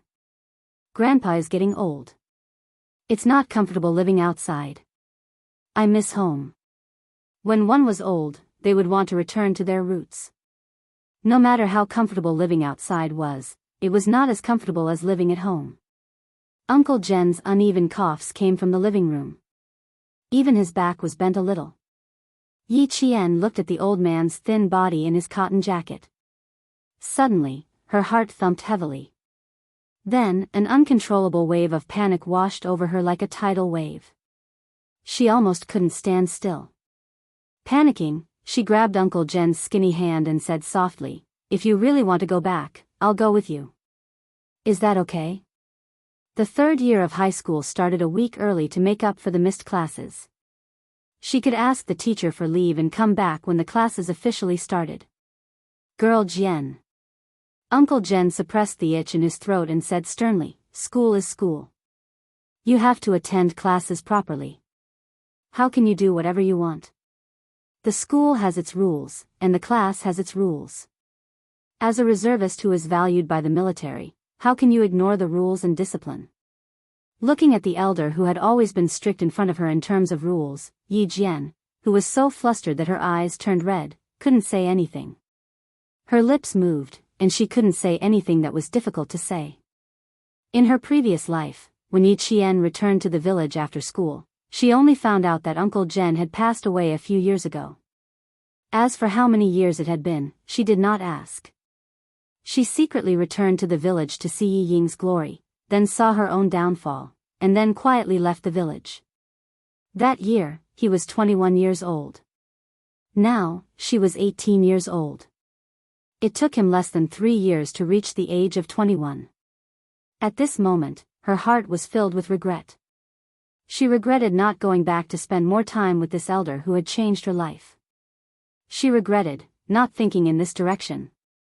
If she could start over in this life, did that mean that Uncle Jen did not have to follow the same path as he did in his previous life? Would he be able to live a long life? Yi Qian thought to herself, but when she saw Uncle Jen's skinny hands holding the gun, she panicked to the point that her heartbeat became irregular. She panicked to the point that all she wanted to do was to keep this elder here. The college entrance exam is only a few days away. Girl Jian, you can't let your guard down, okay?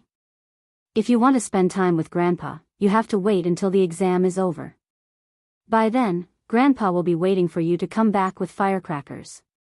Uncle Jen could see that Yi Qian was afraid, but he didn't know what she was afraid of. He thought that she was afraid of him leaving. Chapter 1107. Translator, Henyi Translations Editor, Henyi Translations. Then he smiled kindly and said, "Grandpa also raised dozens of chickens and ducks at home, waiting for you to go back after the college entrance exam so that they can nourish your body. Girls should still take care of their bodies. Train hard normally, but when you're free, you should cultivate your body and make up for what you've lost in the past. This is the only long-term plan." Uncle Jen was indeed worried. If he could convince Principal Chen, he could also convince Yi Qian. But because Yi Qian had a knot in her heart, she took a day longer than Principal Chen to convince her. When Yi Qian went to school the next day, Uncle Jen said to Principal Chen, "I don't know who this girl's temper is like. Even her mother wasn't as stubborn as her when she was young. I said that I would be leaving today, but it seems like I'll have to stay for another day. Uncle, you should rest for another day. Principal Chen was convinced last night, but it didn't mean that he would accept it immediately. Right now, he was thinking the same thing as Yi Qian. He wanted to stay for another day. No matter what, Uncle Jen still went back. Yi Qian didn't send him to school. She wanted to send him, but Uncle Jen insisted on it.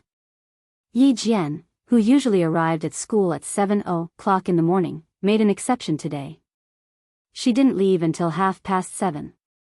Looking at Uncle Jen, who was standing at the door and waving at her, Yi Jian still felt uneasy even though the whole night had passed. Study hard, girl. Uncle Jen gestured for Yi Qian to go to school quickly. Although the old man's eyes were cloudy, they were still filled with wisdom. He smiled gently, kind and benevolent.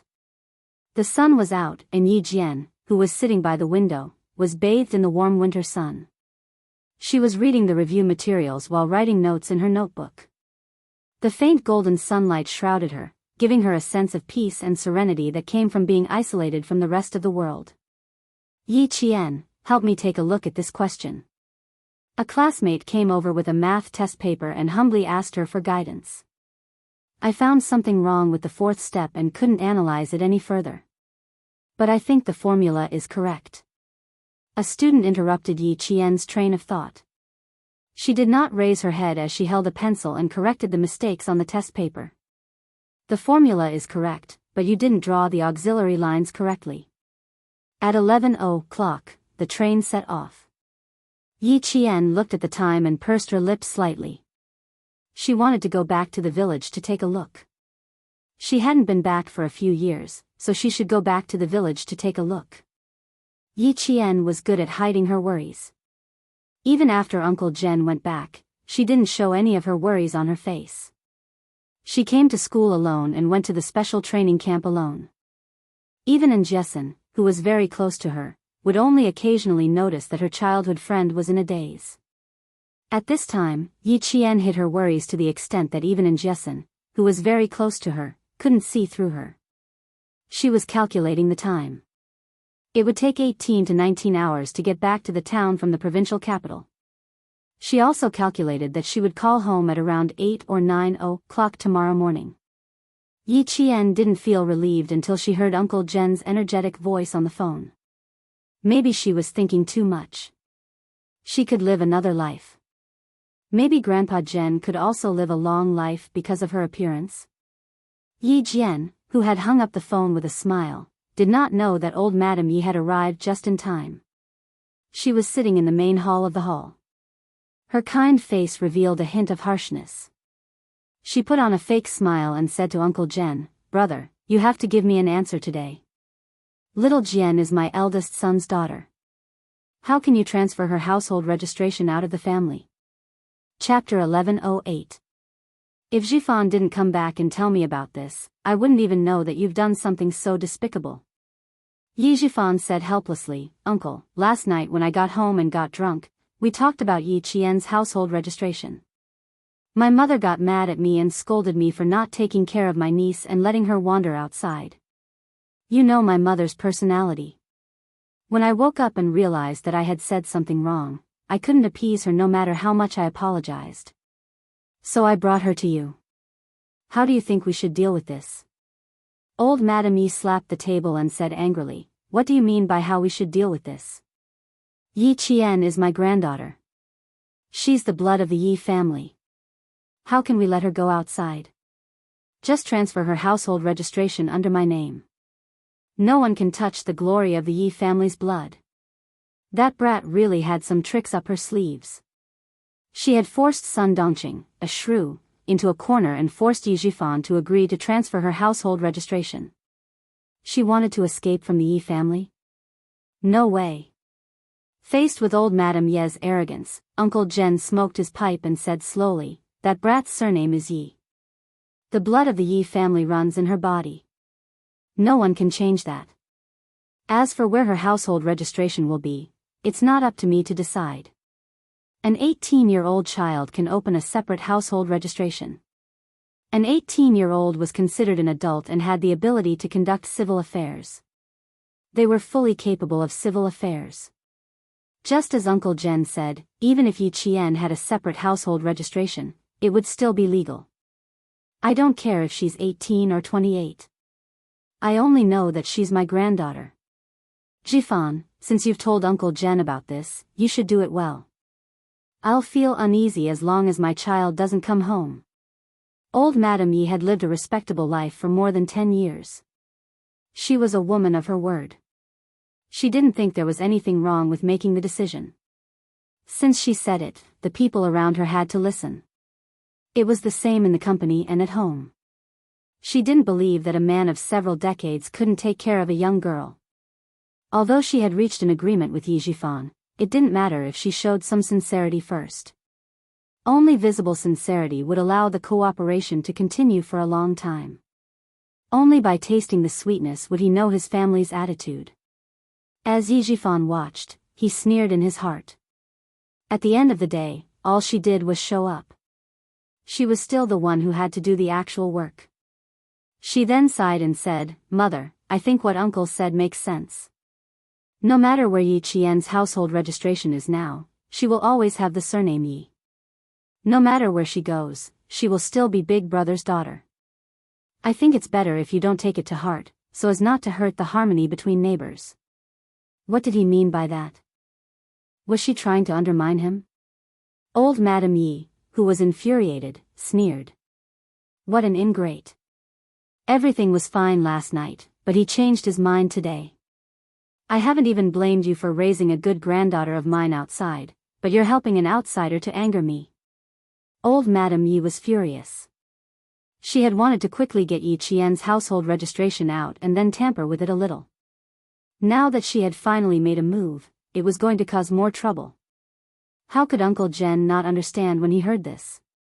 They wanted to work together to restrain Yi Qian, but in the end, there were still benefits to be discussed. He didn't even make a move and started fighting among himself. Fight, fight, fight. The fiercer they fight, the less it will affect Jian Yiling. Chapter 1109. You two don't have to argue in front of me. You don't have to worry about Miss Jian's household registration.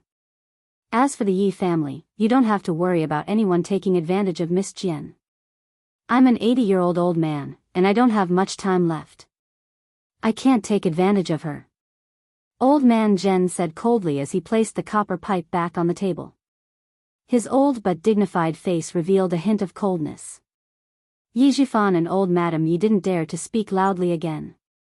In Shuka village, Uncle Jen had always been respected.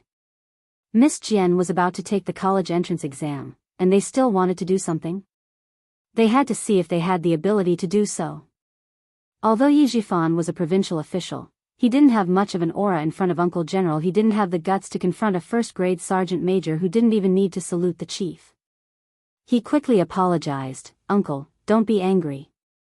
It's my fault for saying something I shouldn't have. Yi Qian's surname is still Yi. My mother is old and conservative. Plus, she was worried about her own granddaughter, so she was rude. Please don't take offense." Good fellow, not only did he clear his name, but he also successfully pushed all the blame to old Madame Yi. It seemed like Yi Jifan was used to pushing the blame to others. That was why he was so skilled at it. "Second brother, it seems like you want your sister-in-law and brother to die with grievances. You received benefits from your sister-in-law and promised me to take good care of Yi Qian.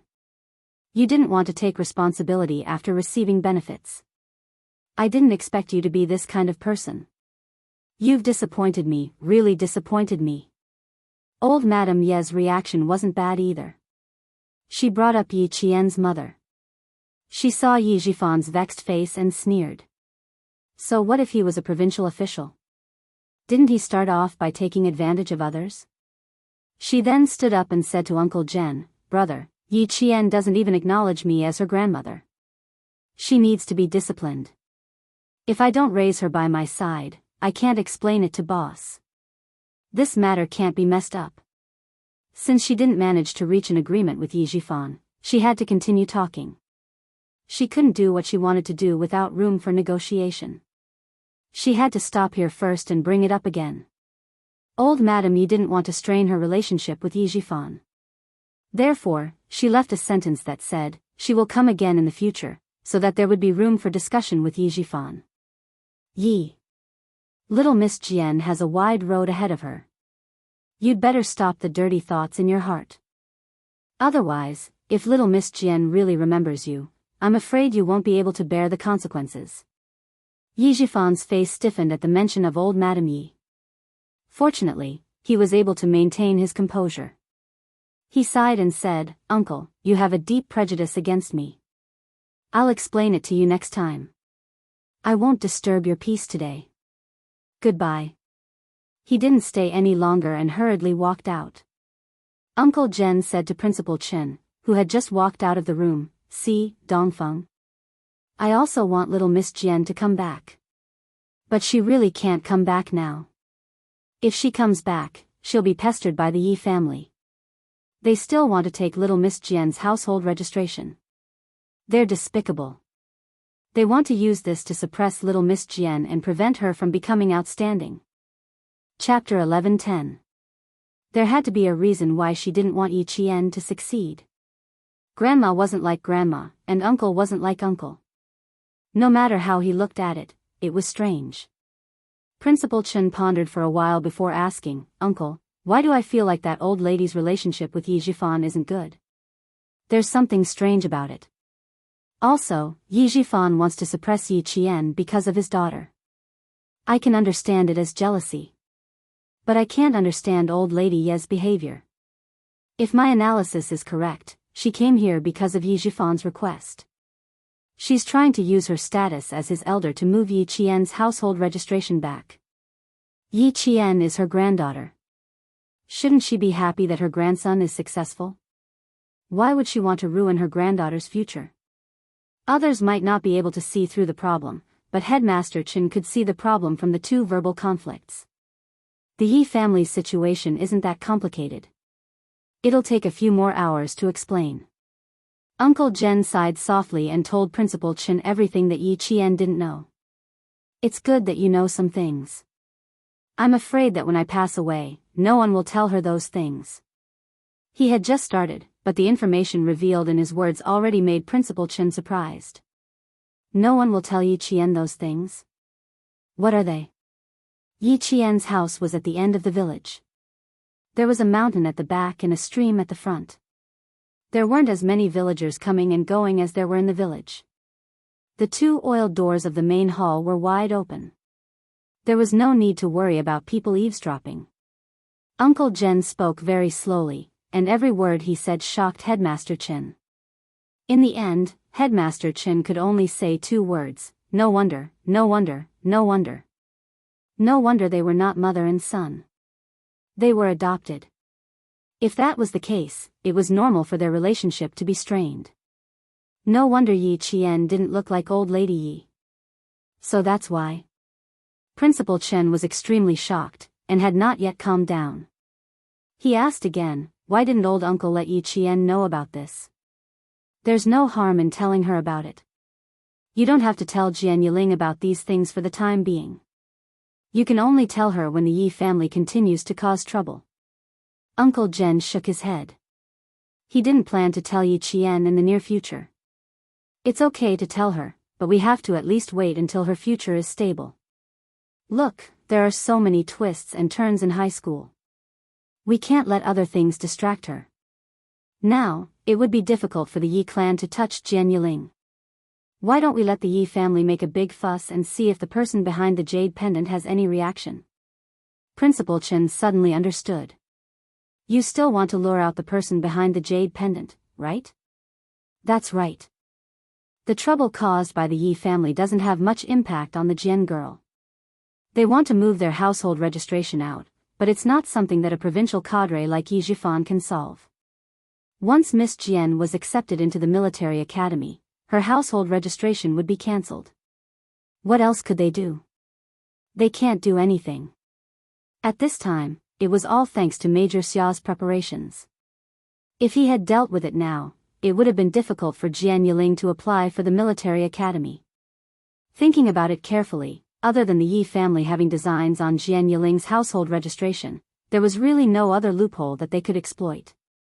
No, they couldn't exploit the loophole in her household registration either. Chen Xiao thought about it carefully and laughed.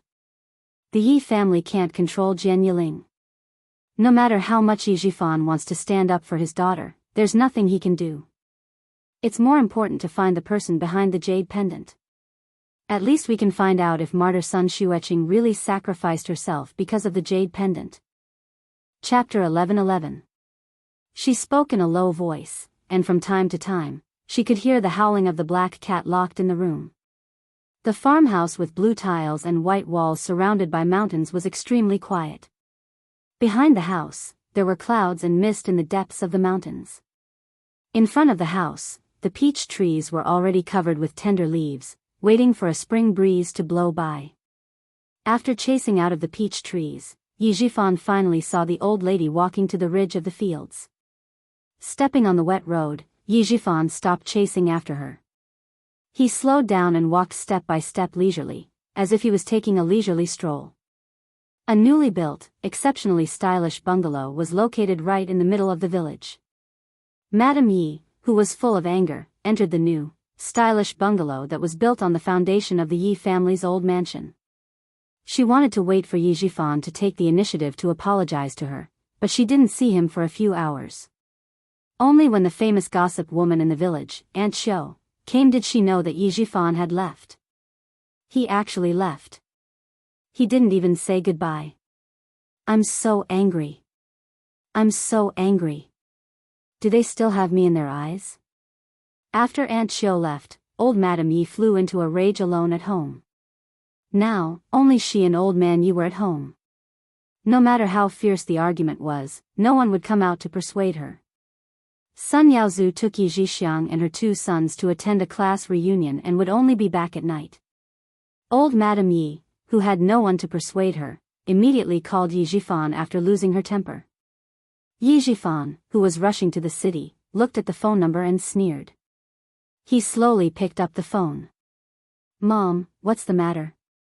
What do you want? Didn't we agree that I would get Miss Jian's household registration back for you, and you would help your brother-in-law win the bid for the city construction project? What, we just agreed last night, and you forgot today? After venting her anger, old Madame Yi could finally speak calmly. Her tone was much calmer. Your brother-in-law has money, and you have power. As long as we cooperate well, you can take root in the southern province, and no one can do anything to you. Why would you reject a win-win cooperation? Yi Jifan didn't take the bus back. He took the shabby minibus from the town to the city. Amidst the shaking, he smiled faintly and said, What I want to do is not something you can just talk about. Anyone can talk about it. I can talk about it too. What I want is for someone to do it for me, to do what I want to do. Old Madame Yi said coldly, Why don't you just find someone else to do it after I've told you everything? What? Don't tell me that a provincial cadre like you can't even solve a household registration problem? Mom, if things were really that simple, would I still need to cooperate with Sun Yaozu in this way? There are still 3 months before the college entrance examination. I hope to settle the household registration before the college entrance examination. Mom, the household register depends on you. Yi Jifan smiled and hung up the phone directly without worrying about old Madame Ye's anger. Cooperate with Sun Yaozu? Chi. Working with a fugitive? Unless he was sick. He just wanted to see if there was someone behind him. There was definitely someone behind Yi Qian. He had been secretly investigating for the past few years, and even sent people to keep an eye on him at school. However, there was no news. There was news from the underworld that a girl named Yi Qian had a good relationship with Master Ho San, the boss of the Southern Province Road. It was also said that Master Ho San had dealt with a few hooligans for her. He also investigated after the incident, but found nothing. How could a student and a boss of the underworld have a good relationship with each other? Chapter 11:12. She didn't know who was behind Yi Qian. She didn't know if the person behind Sun Yaozu was the same as her. She didn't know anything. Since she didn't know anything, she had to investigate. She had been investigating for so long without any progress, so she had to find another way to investigate. Just as Uncle Jen said, Yi Jifan, who had been promoted so quickly because of the jade pendant, felt uneasy. He always felt that the person behind him could push him up and throw him down. He couldn't help but wonder if the person behind him was a high-ranking official in the capital. Old Madame Yi was so angry that she almost smashed the microphone. However, she couldn't do anything about Yi Jifan. After all, her family needed his help. I hear you throwing a tantrum every day. Can't you have some peace and quiet? Old Man Yi, who was sitting outside, had his hands behind his back. He bent over and entered the room. His old voice was dry as he gasped for breath. When you brought him home, you should have known that he wasn't your biological son and that he wouldn't grow up well. Old Madame Yi, who didn't have to worry about not having a son, gritted her teeth and said hatefully, "If you hadn't urged me, I wouldn't have had to bring back an ungrateful brat." "Then do you think this son has grown up well?" Old Man Yi replied indifferently. Then, he put his hands behind his back and left with a carefree look on his face. He couldn't make the decision for his family. If he continued to talk about it, he would only embarrass himself. Old Madame Yi, who had been angry for a few times, felt her heart clench in pain. She was angry, but she didn't lose her mind. Since Yi Jifan was determined to transfer Yi Qian's household register back, for the sake of their future cooperation, this matter had to be done properly. When her daughter and son-in-law came back, she had to make a trip to the provincial capital. She had to personally go to the provincial capital to look for Yi Qian. She wanted to see if he dared to be unfilial to his elders in front of the school's leaders. Yi Qian, who was sitting in the school, didn't expect old Madame Yi to personally look for him. The next day, during the Lantern Festival, he happily called back to the village to talk to Uncle Jen and Principal Chen. Someone from the army also came. A basic officer brought 2 soldiers to deliver glutinous rice balls and medicinal wine to rub the legs. There was also a military doctor accompanying them. Yi Qian's call was very coincidental. The officer had just finished examining Principal Chen's body. Yi Qian felt relieved when he saw soldiers from the troops stationed at Fujian town coming over. They come to visit me every half a month. They help me clean up and tidy up my room. Occasionally, I go to the army to guide them. When I'm old, sometimes I don't feel like moving. Just sitting quietly at home feels good. Looking at the busy figure in military green, Uncle Jen laughed and said to Yi Qian, "When the time comes, I'll hand over this house and the secret passage that leads to the army to your Uncle Chen." The huge cave behind the mountain that led to the army was dug during the anti-Japanese war.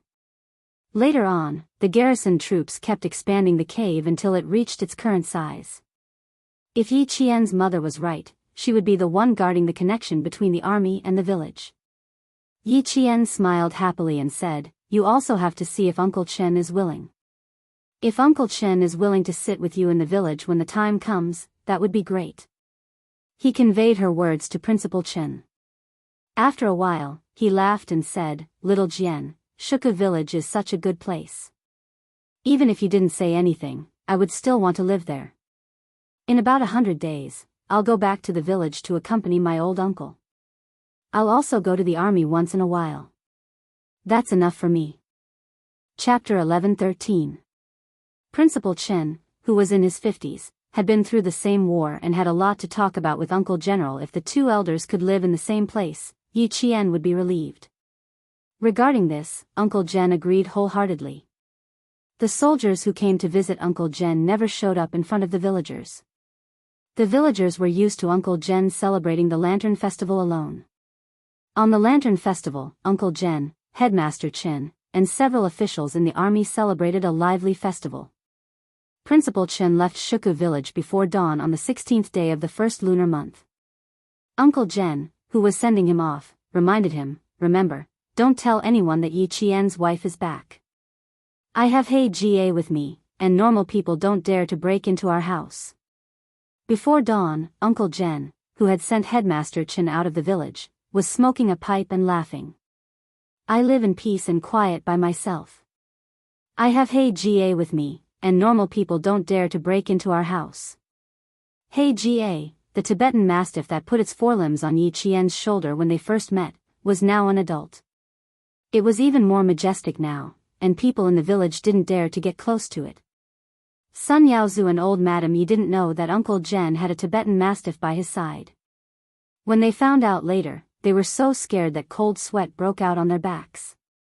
The mountain village was obviously much colder than the provincial capital. When they arrived at the entrance of the village, Principal Chen didn't want Uncle Jen to send him off anymore. "Uncle, you don't have to send me off. Yesterday, the military doctor told you to keep your legs warm. When Miss Jian is admitted to school, I will come back to the village to accompany you." Principal Chen, who was all alone, had a similar life as Uncle General. He had no parents, no siblings, and no daughter of his own. The two elders had poured their life's efforts into Yi Qian. Now that Yi Qian needed to go on a long journey, they were relieved to let their young eagle fly and enjoy their old age. "I will wait for you to come back. When you come back, we can go for a walk in the mountains and the fields. We can also wait for Miss Jian's call." Principal Chen laughed heartily. "Soon. It's March 2nd now. There are still 100 days before Miss Jian's college entrance examination. I'll invite you to go fishing then." It was early spring and everything was still waiting to wake up. Principal Chen brought the dry goods from the village back to the provincial capital. Yi Qian had been waiting for Principal Chen to return. When he learned that Uncle Jen was in good health, the smile on his jade-like face was as clear and bright as the gurgling water in a mountain stream. "Uncle Chen, can I go back to the village on May 1st? I want to go back and take a look. I haven't been back for a few years. I miss home." Even if she wanted to go back, she couldn't make the decision on her own. Now that she had entered the special skills training, there was a training schedule every day that couldn't be interrupted. If she really wanted to go back, she had to prepare. If it was in the past, Principal Chen would definitely agree, but with Uncle Jen's order, he couldn't. He smiled and said, "You're making it difficult for me. Before I came back, I had to persuade you to prepare for the college entrance examination and not worry about him. If you really want to go back, you can only wait until the college entrance examination is over and bring the college entrance examination score back to see him. Uncle is in good health. You know He Jie, right? That guy is fierce and intelligent. With him guarding Uncle Jen can rest assured." That was true. Haiga was indeed the best guard. Yi Qian didn't mention returning to Shuka village anymore. However, he would call back every 3 days to ask about Uncle General. Uncle Jen didn't know whether to laugh or cry. On May 1st, there were 7 days of holiday. Yi Qian carried his luggage and went through a week of escape from death training. Chapter 11:14. The reason Yi Qian was called escape by the skin of death training. The difference between this training and the previous 15 days of outdoor survival training was that there was no water or dry food. Yi Qian would be placed in a ravine and her food supply would be completely cut off. She would have to figure out a way to survive. This week, Yi Qian would probably have to eat a lot of things. For example, she would have to eat vegetarian food such as roots and tree bark. For meat, she would have to eat rats and birds. No fire, no cooked food, no water, no raw meat, and no raw food for a week. This type of training was called escape by the skin of death training. Not only did Yi Qian have to survive being cut off from food, but she also had to submit a detailed military map. At the same time, she had to use sand, mud, and other materials to recreate the ravines she had walked through based on her memory. You must not lose the GPS tracker. Your phone has 3 batteries. Keep it well. Before entering the ravine, Principal Chen only gave a few words of advice before letting Yi Qian enter the mountains alone to begin the week-long escape by the skin of death training. Yi Qian finished checking the necessary supplies and confirmed that there were no omissions. Once again, she embarked on the training alone. With the 15 days of survival training during the winter break, Yi Qian appeared to be more experienced this time. She did not immediately rush to travel. Instead, she climbed up a tree to observe the terrain and then decided on a route based on the terrain. The weather in May was just right. Green mountains and beautiful rivers filled the eyes. Just looking at the scenery made one feel comfortable. The mountain breeze carried the fragrance of flowers, making one's heart feel even brighter and brighter. Sitting on a tree branch, Yi Qian held a pen in her hand and quickly drew the direction of the entire ravine on a map. Which side was higher, which side was shallower, which side was thicker, which side was thinner, and which side was thinner. She used simple diagrams to draw out all the landmarks. After that, Yi Qian packed up her things and came down from the tree. She moved. Looks like she was observing just now. As the red dot on the computer monitor began to flash forward, the data was directly sent to the military headquarters. Xia Jinyuan, who was sitting in front of the computer, pointed at the moving red dot and said to the Major General with a smile, "She must have been drawing just now. Drawing before moving, observing before moving. This is in line with her combat style." The Major General, who had stayed up all night, drank 2 sips of strong tea to refresh himself.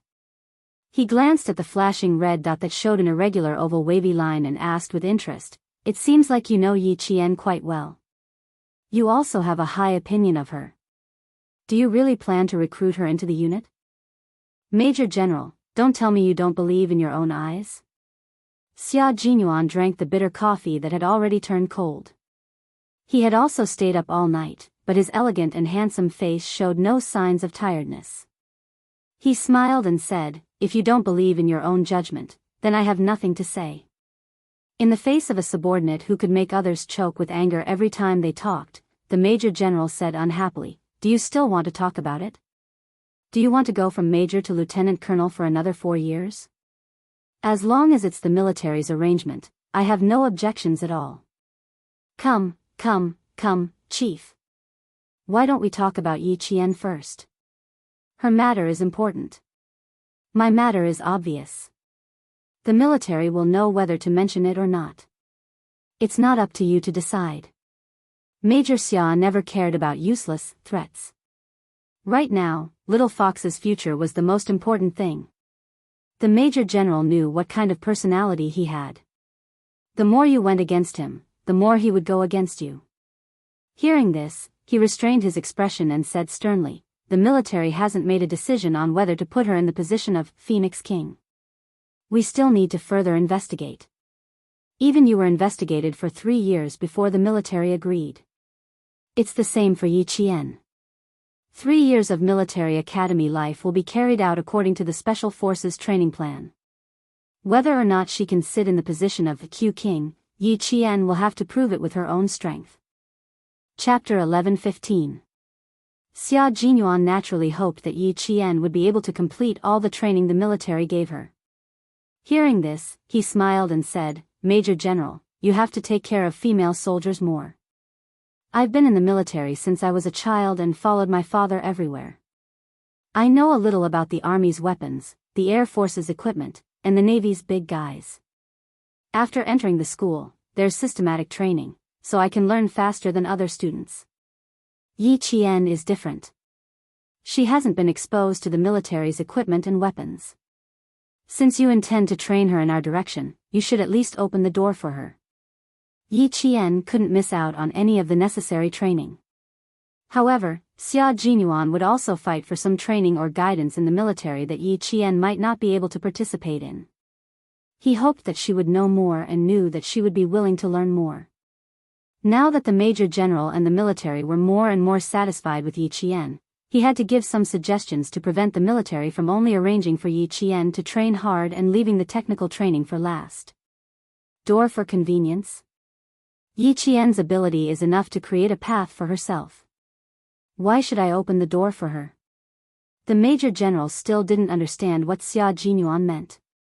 He frowned and looked dignified without being angry. No one in your team has opened the door for convenience and climbed up with their own abilities. I'm going to open the door for Yi Qian today. Soon, I'm afraid that she will be carried down from the battlefield by you guys."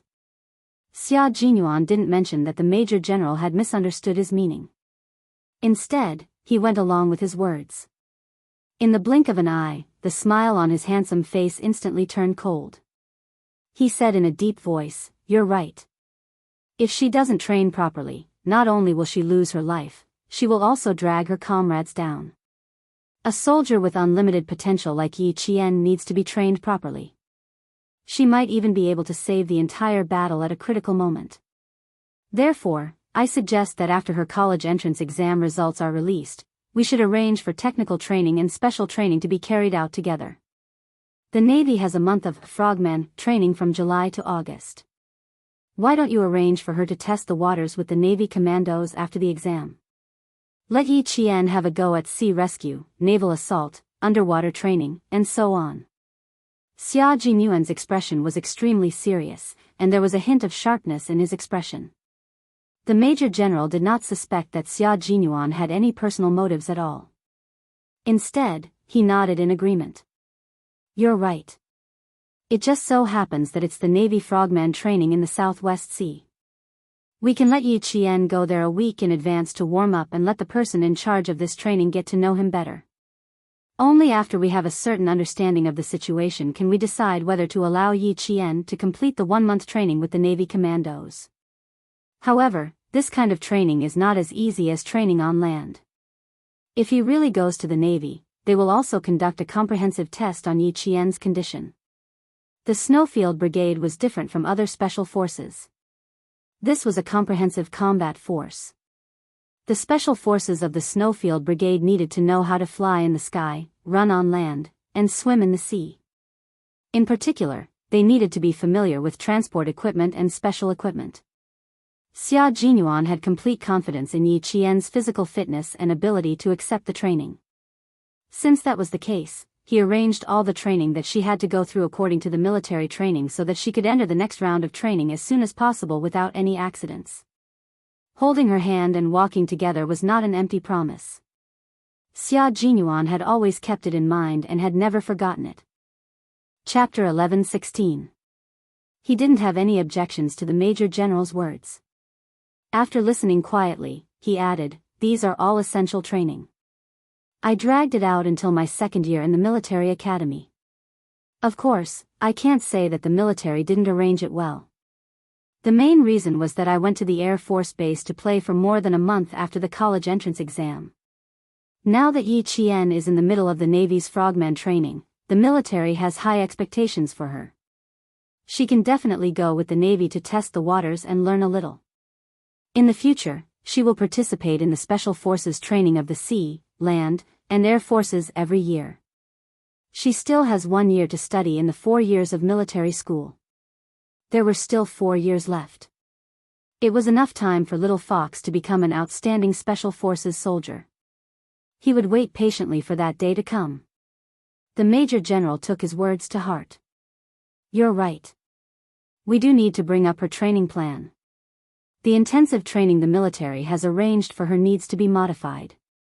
He walked to the computer and saw the little red dot on the line moving forward. He narrowed his eyes and stared at the red dot.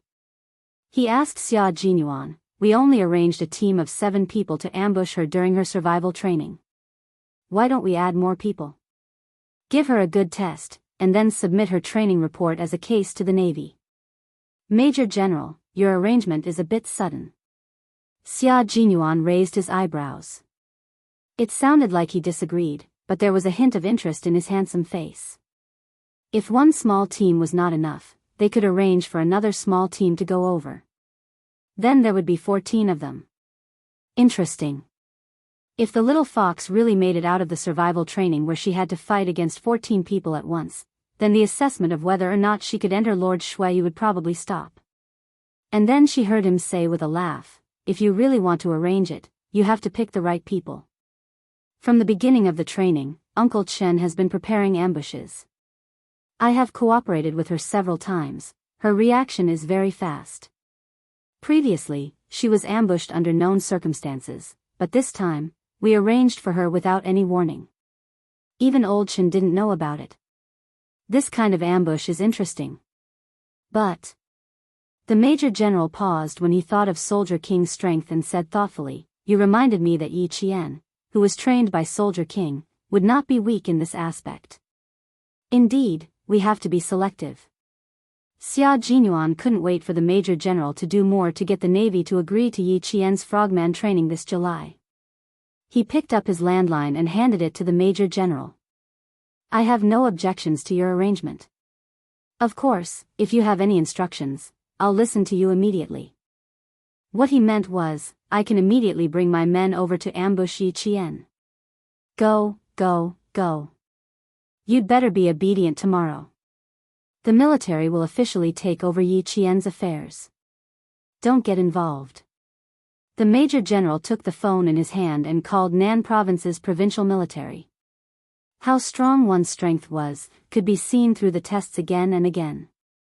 This time, without any water or food, if Yi Qian could still escape her pursuers' search and ambush, then there was no need to prove her individual strength. Send another team of 7 people to Langshan Ravine in Mount Dalong to search for a female soldier. If they can't find her within 3 days, withdraw. The Major General gave the order to the provincial military in front of Xia Jinyuan. This was the military's first assessment of Yi Qian's individual strength. It was suddenly carried out without Principal Chen's knowledge. Moreover, the number of people increased from the original 7 to 14. In terms of numbers, Yi Qian was at a disadvantage. Chapter 11:17. In addition, the other party had brought their own rations, so there was no need for Yi Qian to find her own food. In terms of survival, Yi Qian was at a disadvantage. Most importantly, she had no idea that the military was involved in this escape from death training. She even sent people over. Yi Qian, who did not have much of a burden in her heart, walked for a day in the mountains that stretched for thousands of miles. After 10 hours of walking, she began to prepare for tonight's dinner. It was not yet summer, so the temperature in the mountains of Mount Dalong was still low. Yi Qian stood in the stream and prepared for tonight's dinner, eating stone crabs from the cracks in the rocks. On the first day of walking, she ate grass roots, which were very sweet and had good moisture. She also tried tree bark, which was bitter and dry. The fiber was so thick that it cut her throat. She had not eaten any rats or snakes yet. If she needed to replenish her salt and iron, she would have to eat them. Yi Qian did not think that this escape from death training with no food would be a problem. Just like survival in the wild, it was much easier than the previous 15 days. After eating about 10 stone crabs the size of beer caps, Yi Qian could not eat anymore. Before the sky turned dark, Yi Qian wiped away her traces and found a place to rest for the night. A nameless tree that grew out of the cracks in the rocks. She was the only one in the mountains. The wind blew, bringing with it the sound of leaves rustling. Yi Qian climbed up the tree nimbly, tied her backpack tightly, and rested her head on it to rest for the night. The wind was very strong, and the temperature dropped by around 10 at night. Several dark figures passed through the darkness and headed straight south. These were the soldiers sent by the provincial military. One team needed to chase after the female soldiers they were chasing, and the other team needed to go to the front to carry out an ambush. If they couldn't catch the female soldiers in training within 3 days, they would withdraw. They would be dismissed as a failure. It was a bit embarrassing that 14 people could not capture a single female soldier. However, it was said that the female soldiers they were chasing were different from ordinary female soldiers. During the pursuit, they could not treat them as ordinary female soldiers. They had to be more vigilant. Cut in from here. The 2 of you set up an ambush. Remember, you can only capture him alive. The sky was just beginning to brighten when a team of 7 arrived in front of Yi Qian. The team leader was the one who ordered them to take action. Wait until the target enters your line of sight. Don't rush into action. These female soldiers aren't simple. We have to be careful. Rest for 2 hours and take turns to be on guard. The leader of the team confirmed the deployment plan again and asked the soldiers to remember the checkpoint they were guarding. He waved his hand and told them to rest for 2 hours. Tomorrow, they would arrive at the mountainous area at 10 in the morning. After that, they would head into the mountains and march for 16 hours straight. Now, it was 3 in the morning, so they could sleep until 5 in the morning to replenish their energy. It was not very quiet in the mountains at night. The chirping of the insects did not stop for a moment, but it was not noisy. Instead, it was like a lullaby, and Yi Qian soon fell asleep. Even with the lullaby in her ears, she couldn't stay in a deep sleep. Without someone on guard, no matter how solid the environment was, her heart wouldn't be at ease. In addition, she had been eating raw food all day. After sleeping until 2 in the morning, Yi Qian woke up hungry. She had entered the period of hunger, and this would happen every day. Yi Qian woke up again at dawn. She scooped some cold water from the stream to clear her mind. Under the faint sunlight, Yi Qian looked at the compass, opened the map, and marked it with a pen. She murmured softly, "It's a bit of a detour to follow the stream from here. It's a bit steep to cut this way." Chapter 11:18. That won't do either. It's a waste of time even if it's steep.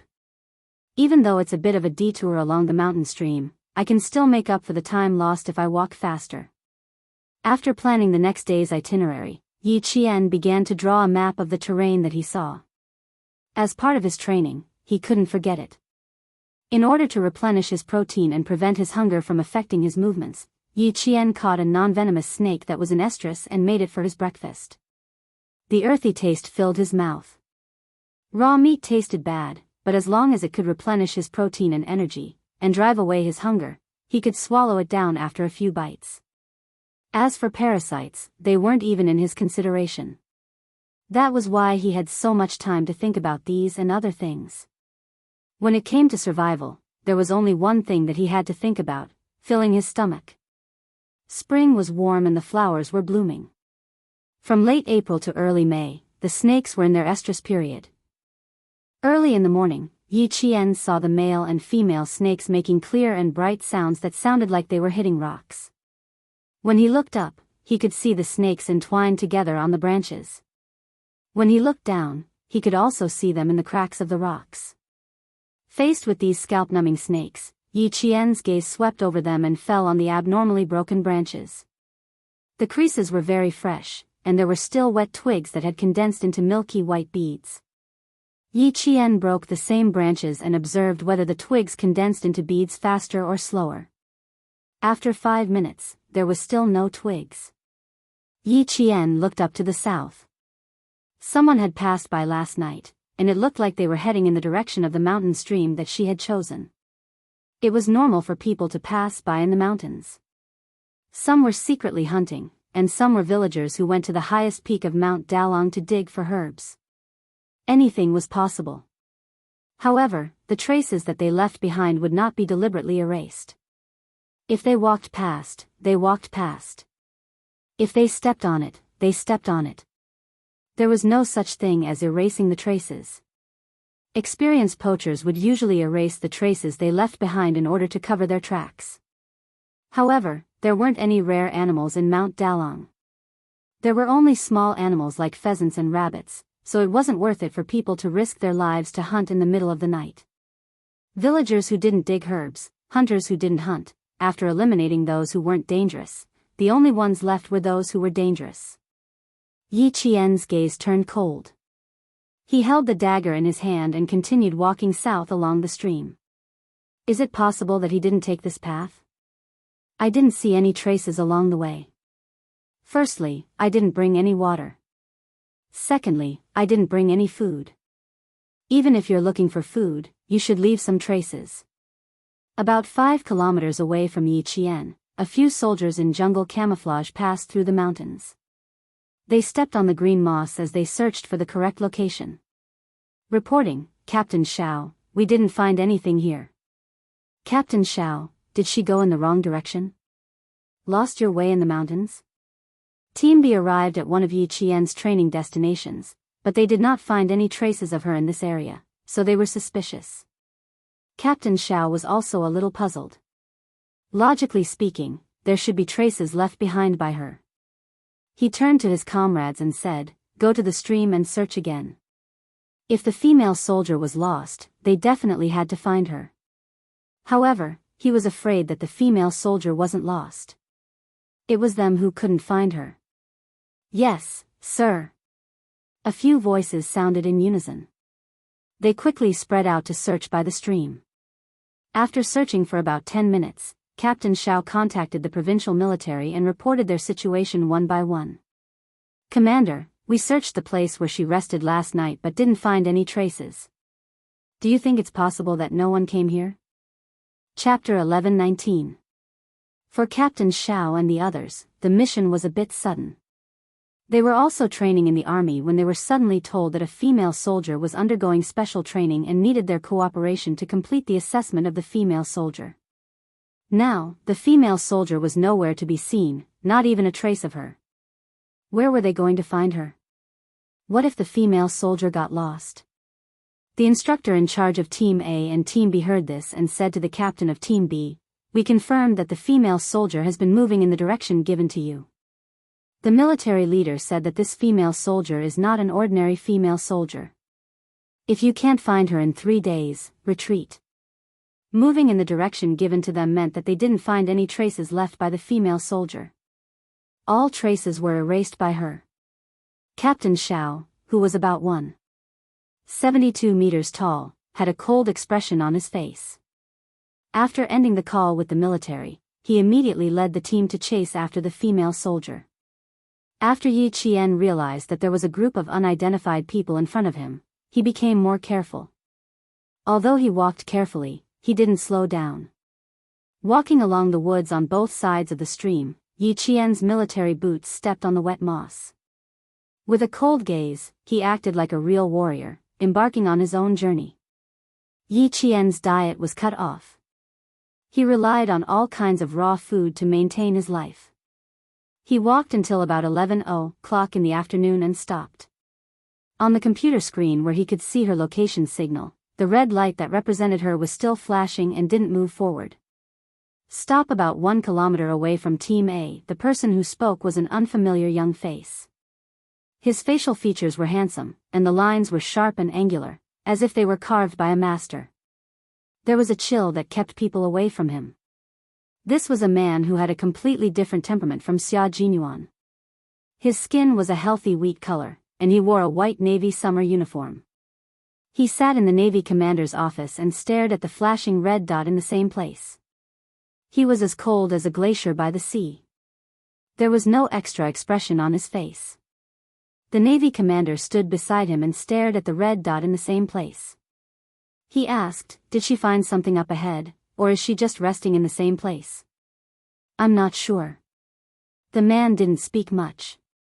His muscular arms were crossed in front of his chest, and his unintentional movements had the sexiness of a soldier. She started Special Forces training at the age of 14. There are very few girls like her. Are you saying that she has already noticed the abnormality? The Navy commander picked up the document sent by the Army and flipped to the last page. When he saw a line of training plans, the commander smiled and said, "This girl is indeed not simple. Jinyan, look here. She has trained by the sea." Jinyan, Li Jinyan, 26 years old, lieutenant commander, the captain of a certain naval commando team in the West Southern Sea, had been honored with first-class meritorious service many times and had even been honored with special-class meritorious service 3 times. Being exposed to the sun for so many years, he was not affected by the warmth of the sun. His entire face was as cold as a glacier, and he maintained the same expression all year round, no expression. He took the folder from the commander. His cold gaze fell on one of the items on Yi Qian's 4-year plan.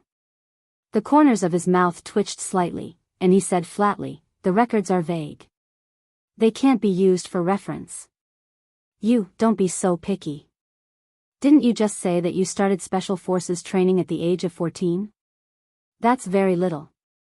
The little girl shouldn't be too bad. Otherwise, the military wouldn't have placed such importance on her." The Navy commander knew his beloved general's temper. Everything he did had to be perfect, not only for himself, but also for the soldiers in his hands. Chapter 11:20. From July to August, he would lead the Frogman training team. They would conduct devilish underwater training on 4 islands near the Southwest Sea archipelago. The military had suddenly arranged for a female soldier who was likely to enter the Army Special Forces. The Navy also needed to be prepared and understand. Li Jinyan's cold face didn't change at all in the face of his commander's kind reminder. He glanced at the screen and saw that the red dots suddenly began to move. He only glanced at it once before his eyes fell on the 2-inch photo. The photo was a blue background. The girl in the photo was indeed a young girl. Her facial features were not bad and her skin was white. If he didn't see the tenacity between her eyebrows in the photo, he would have thought that she was the daughter of some high-ranking officer. He didn't know why, but looking at the photo, he felt that she was a little familiar.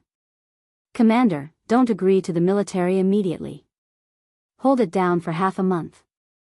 Li Jinyan didn't stay any longer. He put the folder on the desk and stood up.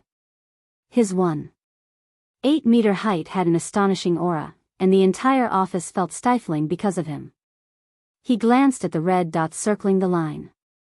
It seemed that she wasn't resting in place.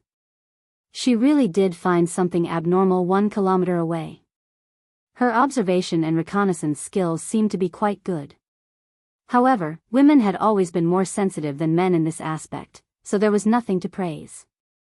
The Navy commander nodded. "You will lead the team for this training.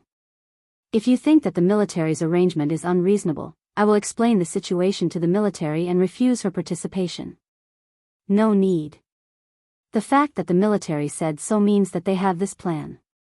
Hold it down for half a month. I just want to see if the military will persist because of her." Li Jinyan put on his white military cap and adjusted the brim. He added, "The military is still persisting after half a month. This means that this female soldier does have some merit." If the military was still persisting after half a month, he didn't mind letting this female soldier experience some hardship. Training on the sea without touching the ground would take 4 years. If she wanted to join the frogman training immediately, she would have to see if she had the ability. The sun in the southwest sea was particularly bright. The entire beach shimmered with silver light. The southern province's Dalong Mountain was hot and humid during the day. After walking for 4 hours, Yi Qian resisted his thirst and quietly took a detour in the forest. There was someone in front of him, and it was very close to him. If he continued to walk in the same direction, he would bump into them head-on. As a special forces soldier who acted alone, he was most afraid of bumping into someone head-on. If he wanted to know who the other party was, what they were up to, and whether it was safe or not, he had to go around and observe. Sensing danger, Yi Qian arched his back like a cat as he passed through the forest that was so quiet that he could hear a pin drop. He quickly took a detour to seize a good vantage point so that he could see who was in front of him. She was 1 kilometer away from the ambush point, but when she made a detour, she appeared within the range of the scout's binoculars.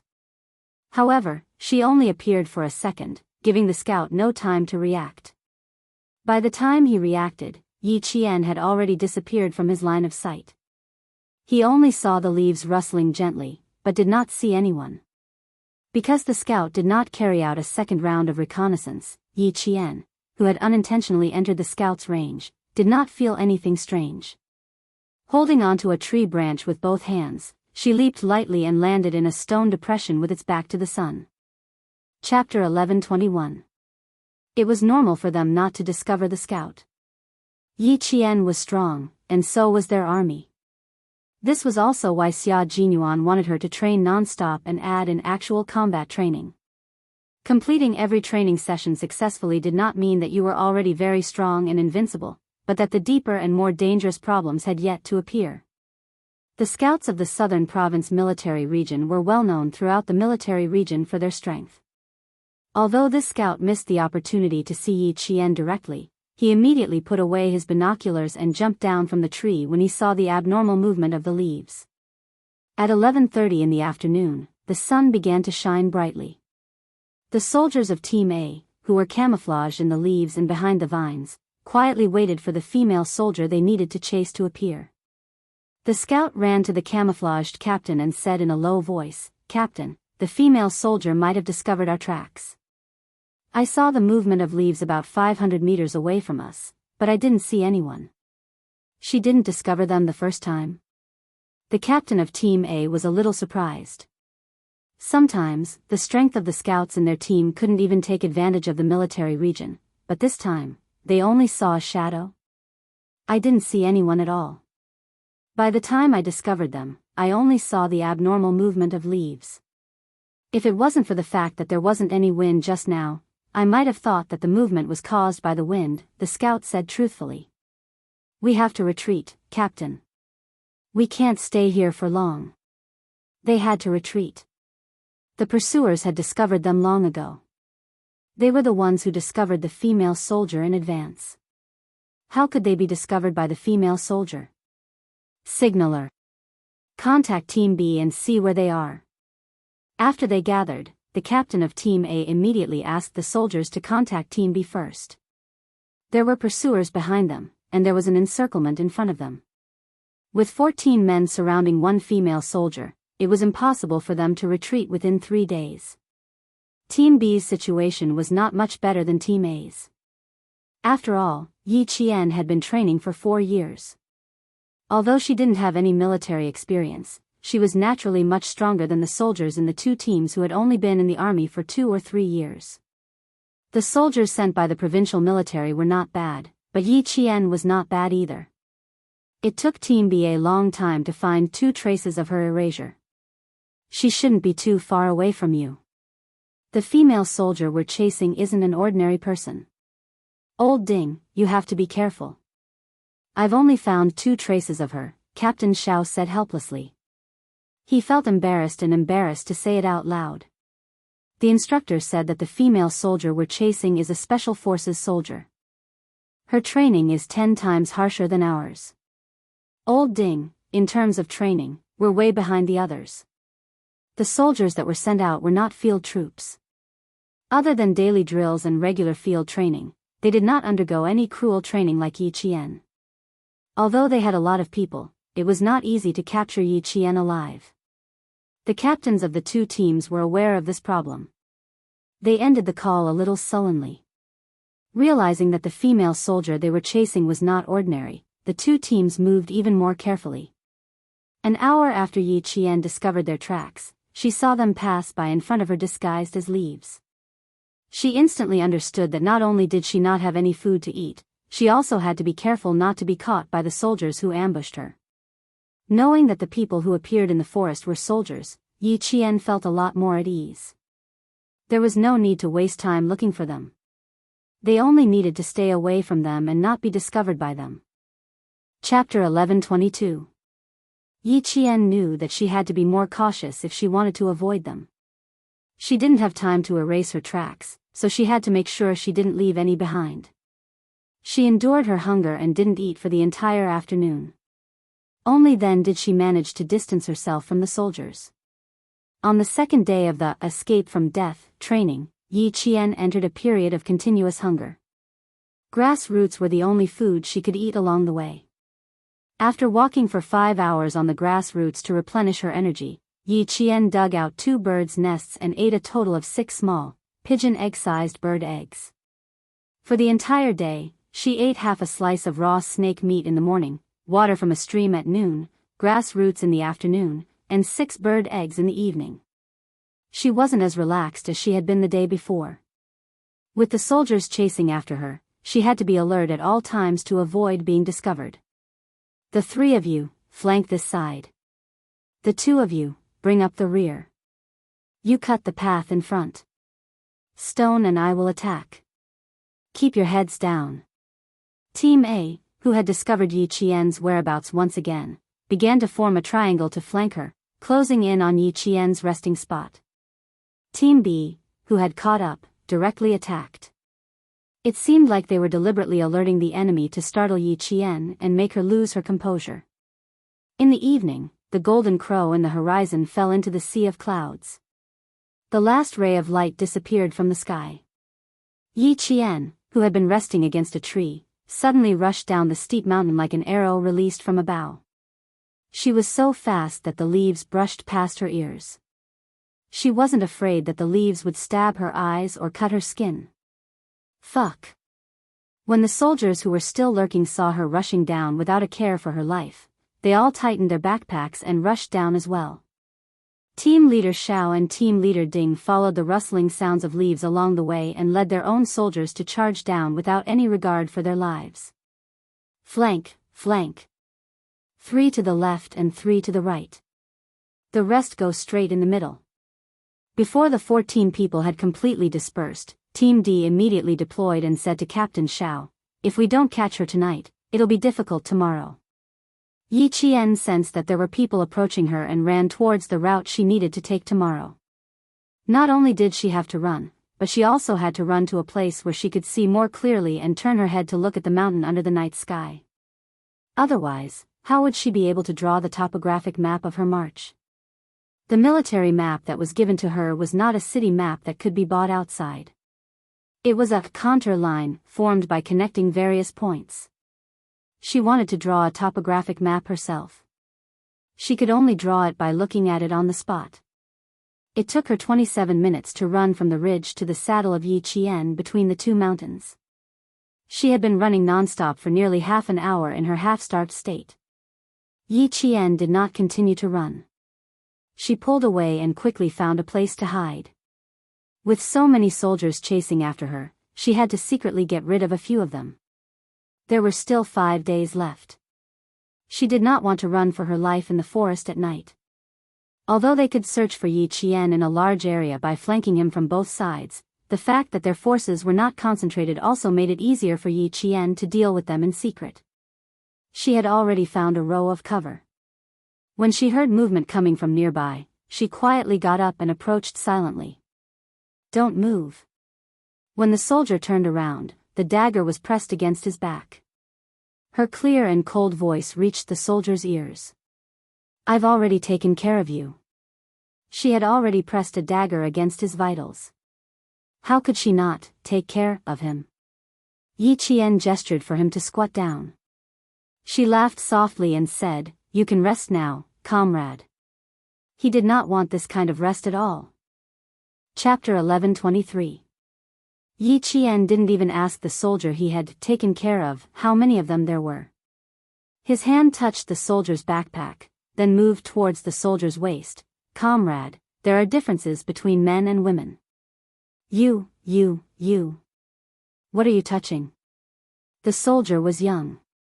When Yi Qian touched his waist, his face was full of embarrassment. He hurriedly said, "I don't have anything on me." "Why are you touching me?" Yi Qian was checking where the soldier kept his rifle and checking if there was a pistol at his waist. "I'm checking what's in your backpack and whether you have a gun on you." "I have a gun. They're all blanks. There's no live ammunition. I'm only wearing a pair of pants." "You. Be careful." The soldier was not only embarrassed, but also a little embarrassed. "I'll stay where I am. I won't expose your whereabouts, okay?" "Why? Why doesn't this female soldier have any self-awareness?"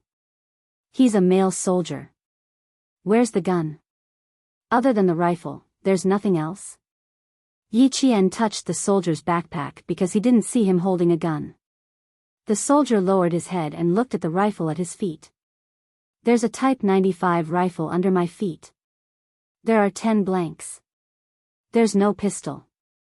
It turned out that when Yi Qian pressed the bayonet against the back of his neck, the soldier reacted quickly. He hid the rifle in his hands to prevent it from being confiscated. Other than military supplies, there was indeed no pistol in the backpack. After checking, Yi Qian picked up the rifle the soldier hid and laughed softly. "Comrade, I'm just doing a routine body search. It's not called touching. You're a man, so why are you afraid of being touched by a woman? Have a good rest." The word rest spun on the tip of her tongue. Someone was approaching her. Chirp, chirp, chirp. There was the sound of birds chirping, followed by the rustling of leaves. Someone whispered, "Fuck, I don't see anyone." The soldier who was squatting down closed his eyes. The female soldier who was standing behind him was now like a ghost moving closer to his comrade. Now, he had a comrade to keep him company. The sky was so dark that they could see the stars when they looked up, but the forest was so dark that they couldn't even see their own fingers. They didn't have night vision, and they couldn't get any light. The group of people felt their way in the dark and treaded carefully. Their bodies brushed past the tender green leaves, and there was a soft rustling sound. No one could see each other, and no one knew where they were. Yi Jian did not know who they were, but as long as she heard something, she would quietly go over to solve it. After taking down 2 of them in a row, the captains of Team A and B realized that something was wrong. They immediately slowed down and stopped searching. I'm afraid Stone and Guizi have been taken care of. There's no movement. Don't move. Cover. Listen for any movement. He had hit 2 fish with his spear. The sound was as soft as a mosquito in the dark. No matter how good Yi Jian's hearing was, it was impossible for her to hear it. However, she had now caught the 3rd fish. Don't move. I have a Type 95 bayonet in my hand. If you continue to struggle, you'll get stabbed. Yi Qian clamped the soldier's shoulder with one hand like a clamp. She used the blood groove of the bayonet to press against the soldier's neck. If I really wanted to kill you, would you still have the chance to move? Lie down. The soldier really didn't move. The blood groove of the Type 95 bayonet was famous for its power. When the bayonet pierced into the body, the muscles would convulse due to the pain, causing the dagger to be unable to be pulled out instantly. Chapter 1124. A Type 95 bayonet with a blood groove would draw out the blood and lubricate the friction between the blade and the muscles. It could quickly carry out a second attack. If the bayonet really did stab the male soldier, he would be offended. 14 soldiers took care of 3. Yi Qian didn't continue searching. Hearing that there was no movement around her, the corners of her mouth curled up slightly. Yi Qian, who only took 1 Type 95 rifle, quietly retreated in the direction she needed to go. She didn't know that there were soldiers chasing after her during the survival training. Uncle Chen also didn't remind her. It seemed that the military had something to do with it. The conversation with the Major General during the Spring Festival was still vivid in her mind. He said, in the future, if there is a plan that you didn't plan for, it will definitely be related to the military. Don't make a fuss about it. Just focus on completing your training. Thus, a group of soldiers that suddenly appeared in front of her and soldiers chasing after her were part of the plan that the military added to her. Her plan was 7 days of survival training. Instead of staying behind to take care of the soldiers chasing after her, focus on completing your training. You can't be distracted. The wind in the mountains blew gently, causing the leaves to gently rustle. Yi Qian, who had always been clear about what she needed to do, didn't have the slightest bit of nostalgia for the thrill of battle. She left the valley where the soldiers were hiding. The flashing red light continued to move in the direction she needed to go. It didn't take long for her to move away from the 12 stationary red dots. Li Jinyan unbuttoned the top 2 buttons of his white navy uniform, revealing his wild collarbone. His expression was focused and cold as he stared at the flashing red dots. He didn't continue to fight. Within 5 minutes, he had taken care of 3 and left.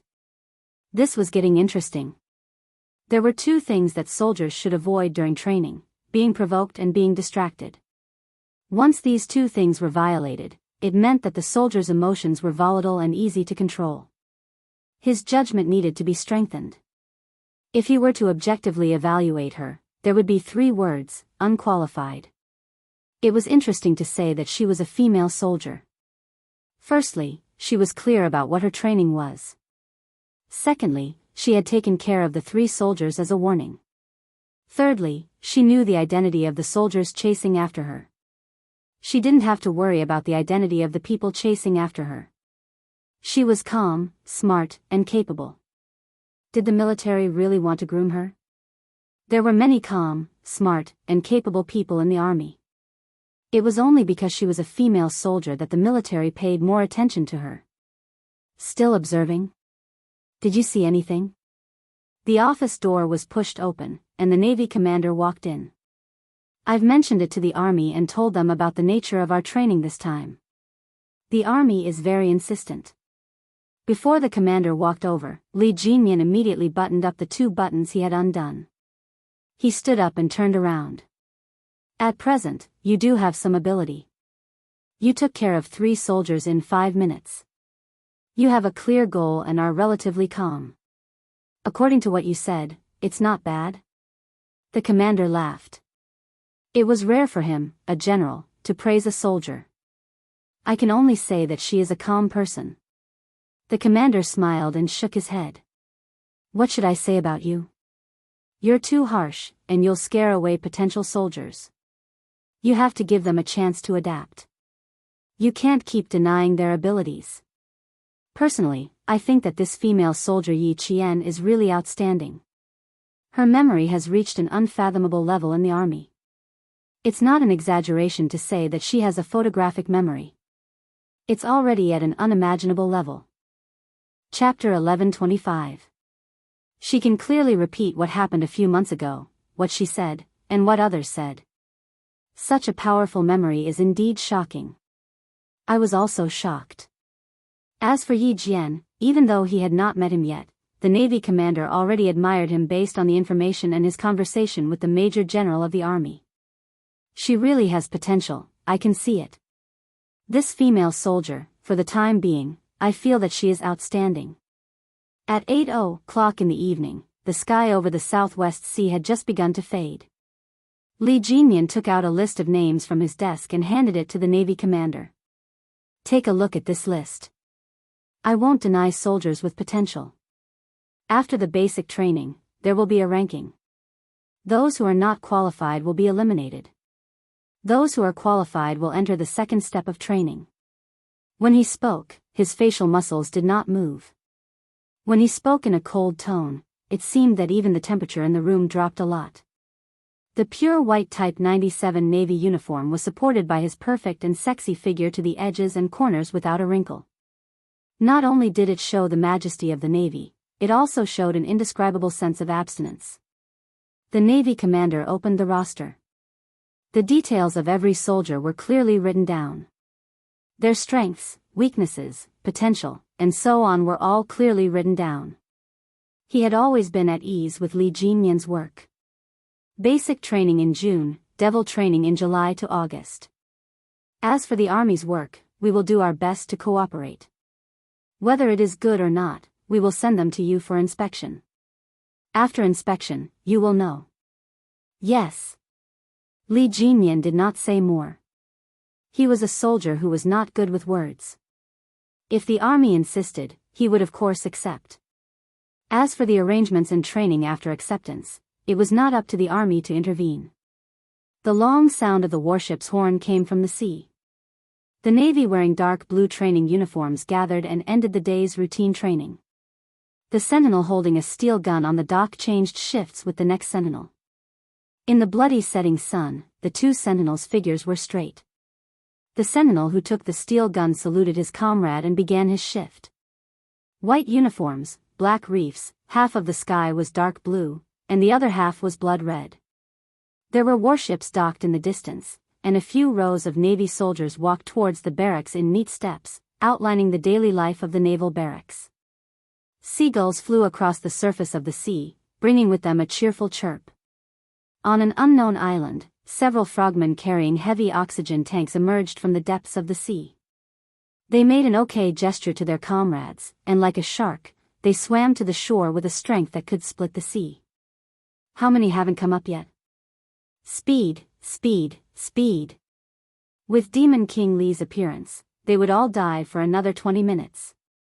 A pulmonary edema appeared. Today, I'll have to dive 40 meters. Tomorrow, I'll have to dive 60 meters. I'll have to see how far Demon King Li can dive. You talk too much. Take off your equipment, damn it. I've been carrying dozens of kilograms for a whole day. My spine is about to break. The soldiers in the Navy's storm commandos were both frogmen and divers. They trained for an average of 8 hours a day, and about 4 to 5 hours would be spent training underwater. Li Jinyan was the captain of the storm commandos. Because of the harsh training and his cold personality, the soldiers who had just passed the selection secretly called him Demon King Li. However, the official members of the Storm Commandos were absolutely respectful to their captain, and their words were full of admiration. Chapter 11:26. The 4 official members of the Storm Commandos smirked coldly as they listened to the dozens of soldiers who had just passed the preliminary selection grumbling as they came out of the water. They waited quietly for the dozens of soldiers who still wanted to see their captain take off their diving gear. The salty sea breeze blew, and the waves began to push forward from the gentle waves to the reefs. After the soldiers took off their heavy diving suits, the 4 official members popped out from the corners of the reefs and stood in front of the 40 soldiers. They shouted, "Line up." A new round of night training began. Yi Qian looked up at the starry sky and rubbed her starving stomach. She let out a long sigh. No matter how miserable she was in her previous life, 3 meals a day was considered normal. This time, she was starving. She carefully took out the 4 little bird eggs from her backpack. She squeezed the crispy eggshell with both hands, and the egg white flowed into her mouth. Dinner, just a few eggs. It seemed like she had to save some for tomorrow. She could not throw away the snake meat anymore. She had to wrap it with tree leaves to replenish her protein. The 2 teams sent by the provincial military were still searching. She had already climbed up a pine tree to think about tomorrow's food problem. The owl let out a strange cry, flew up from the tree, and landed lightly on another tree. The pheasants in the mountains cooed, and then slowly quieted down. The second day of training ended with the arrival of the 3rd morning. A thin mist rose in the forest. After a simple disguise, Yi Qian did not rush forward recklessly like she did the first day. She had to be careful of the soldiers behind her, but it was also possible that they would catch up to her after she slept for a night. Every day, she had to go to a designated location to send her location. If the soldiers chasing her knew the location she had to go to every day, it was entirely possible for them to hide there and wait for her to bump into them. Yi Qian, who was picking non-poisonous mushrooms in the pine forest, bent down, maintained her posture, ready to cover herself if she sensed anything strange. Yi Qian, who dealt with mushrooms for breakfast, did not stay in one place. She did not leave any trace for the soldiers to find her. It was as if she had disappeared into thin air, leaving no trace behind. Captain Xiao and Team D led their soldiers towards Yi Qian's destination. Last night, they knew that she had silently taken care of 3 soldiers by reaching behind their backs and pressing a bayonet against the back of their necks. Just hearing about it made them feel lucky that they had met this female soldier last night and not someone else. The 3 soldiers who had been taken care of the soldiers were waiting in place. They led the other soldiers and rushed through the night. The group of 11 people completely overtook Yi Qian. They did not wait at Yi Qian's first destination during the day. They waited at the location. The sun rose from the horizon to the west. The 11 soldiers who had rested were standing guard in a large circle. Tonight was their last chance. If they couldn't capture the female soldier alive, they would have to go back with their tails between their legs. At this moment, Captain Xiao and Captain D both felt that they had taken on a tricky task. Scouts, watch carefully. Report to us immediately if the leaves move. Be careful of the gun in her hand. Thinking of the rifle she had taken, Captain Xiao, who had spoken, rubbed his forehead. He had given the weapon to the other party. He should not have alerted her last night. Captain Xiao was not the only one with a headache. Team D was also having a headache. The female soldier had extremely strong anti-reconnaissance abilities. One of the scouts in his team had been killed last night. He even suspected that she had intentionally killed the scout in his team. Chapter 11:27. Team D felt a chill run down his spine at the thought of being able to kill his own scout in the dark. Old Ding, I have a hunch that we'll have to go back empty-handed. Captain Xiao felt this way. He couldn't say it to the soldiers, so he could only say it to his brother, who was also a captain. Team D's sigh came from the quiet leaves. There's a sense of suffocation in it. Today, we're chasing a female soldier. Tomorrow, we'll be chasing a criminal. We'll see our strength in a single chase. We still have to train hard. Although we know that the person we're chasing is a special forces soldier and that his strength is indeed above ours, it's very uncomfortable to think about it. From here, the difference between local troops, field troops, and special operations forces could be seen. Field troops, especially the A Group Army, were responsible for the main combat missions and cross-regional combat missions. As long as there was a war, they could immediately send troops to fight. Local troops were responsible for auxiliary operations, company defense, city security, and other tasks. Generally, they would not cross the region to fight. One was responsible for combat, and the other was responsible for auxiliary operations. In terms of equipment, personnel, training level, and command level, the former was obviously stronger than the latter.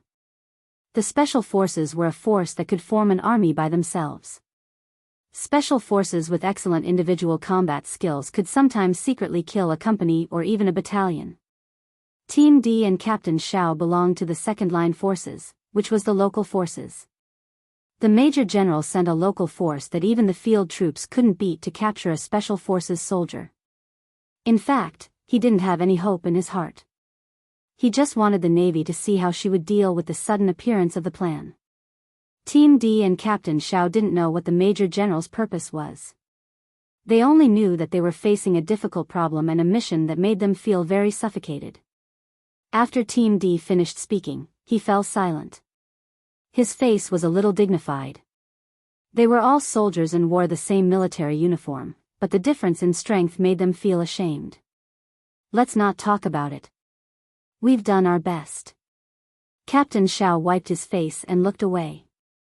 He said softly, "Fortunately, the scouts in our military region are not bad.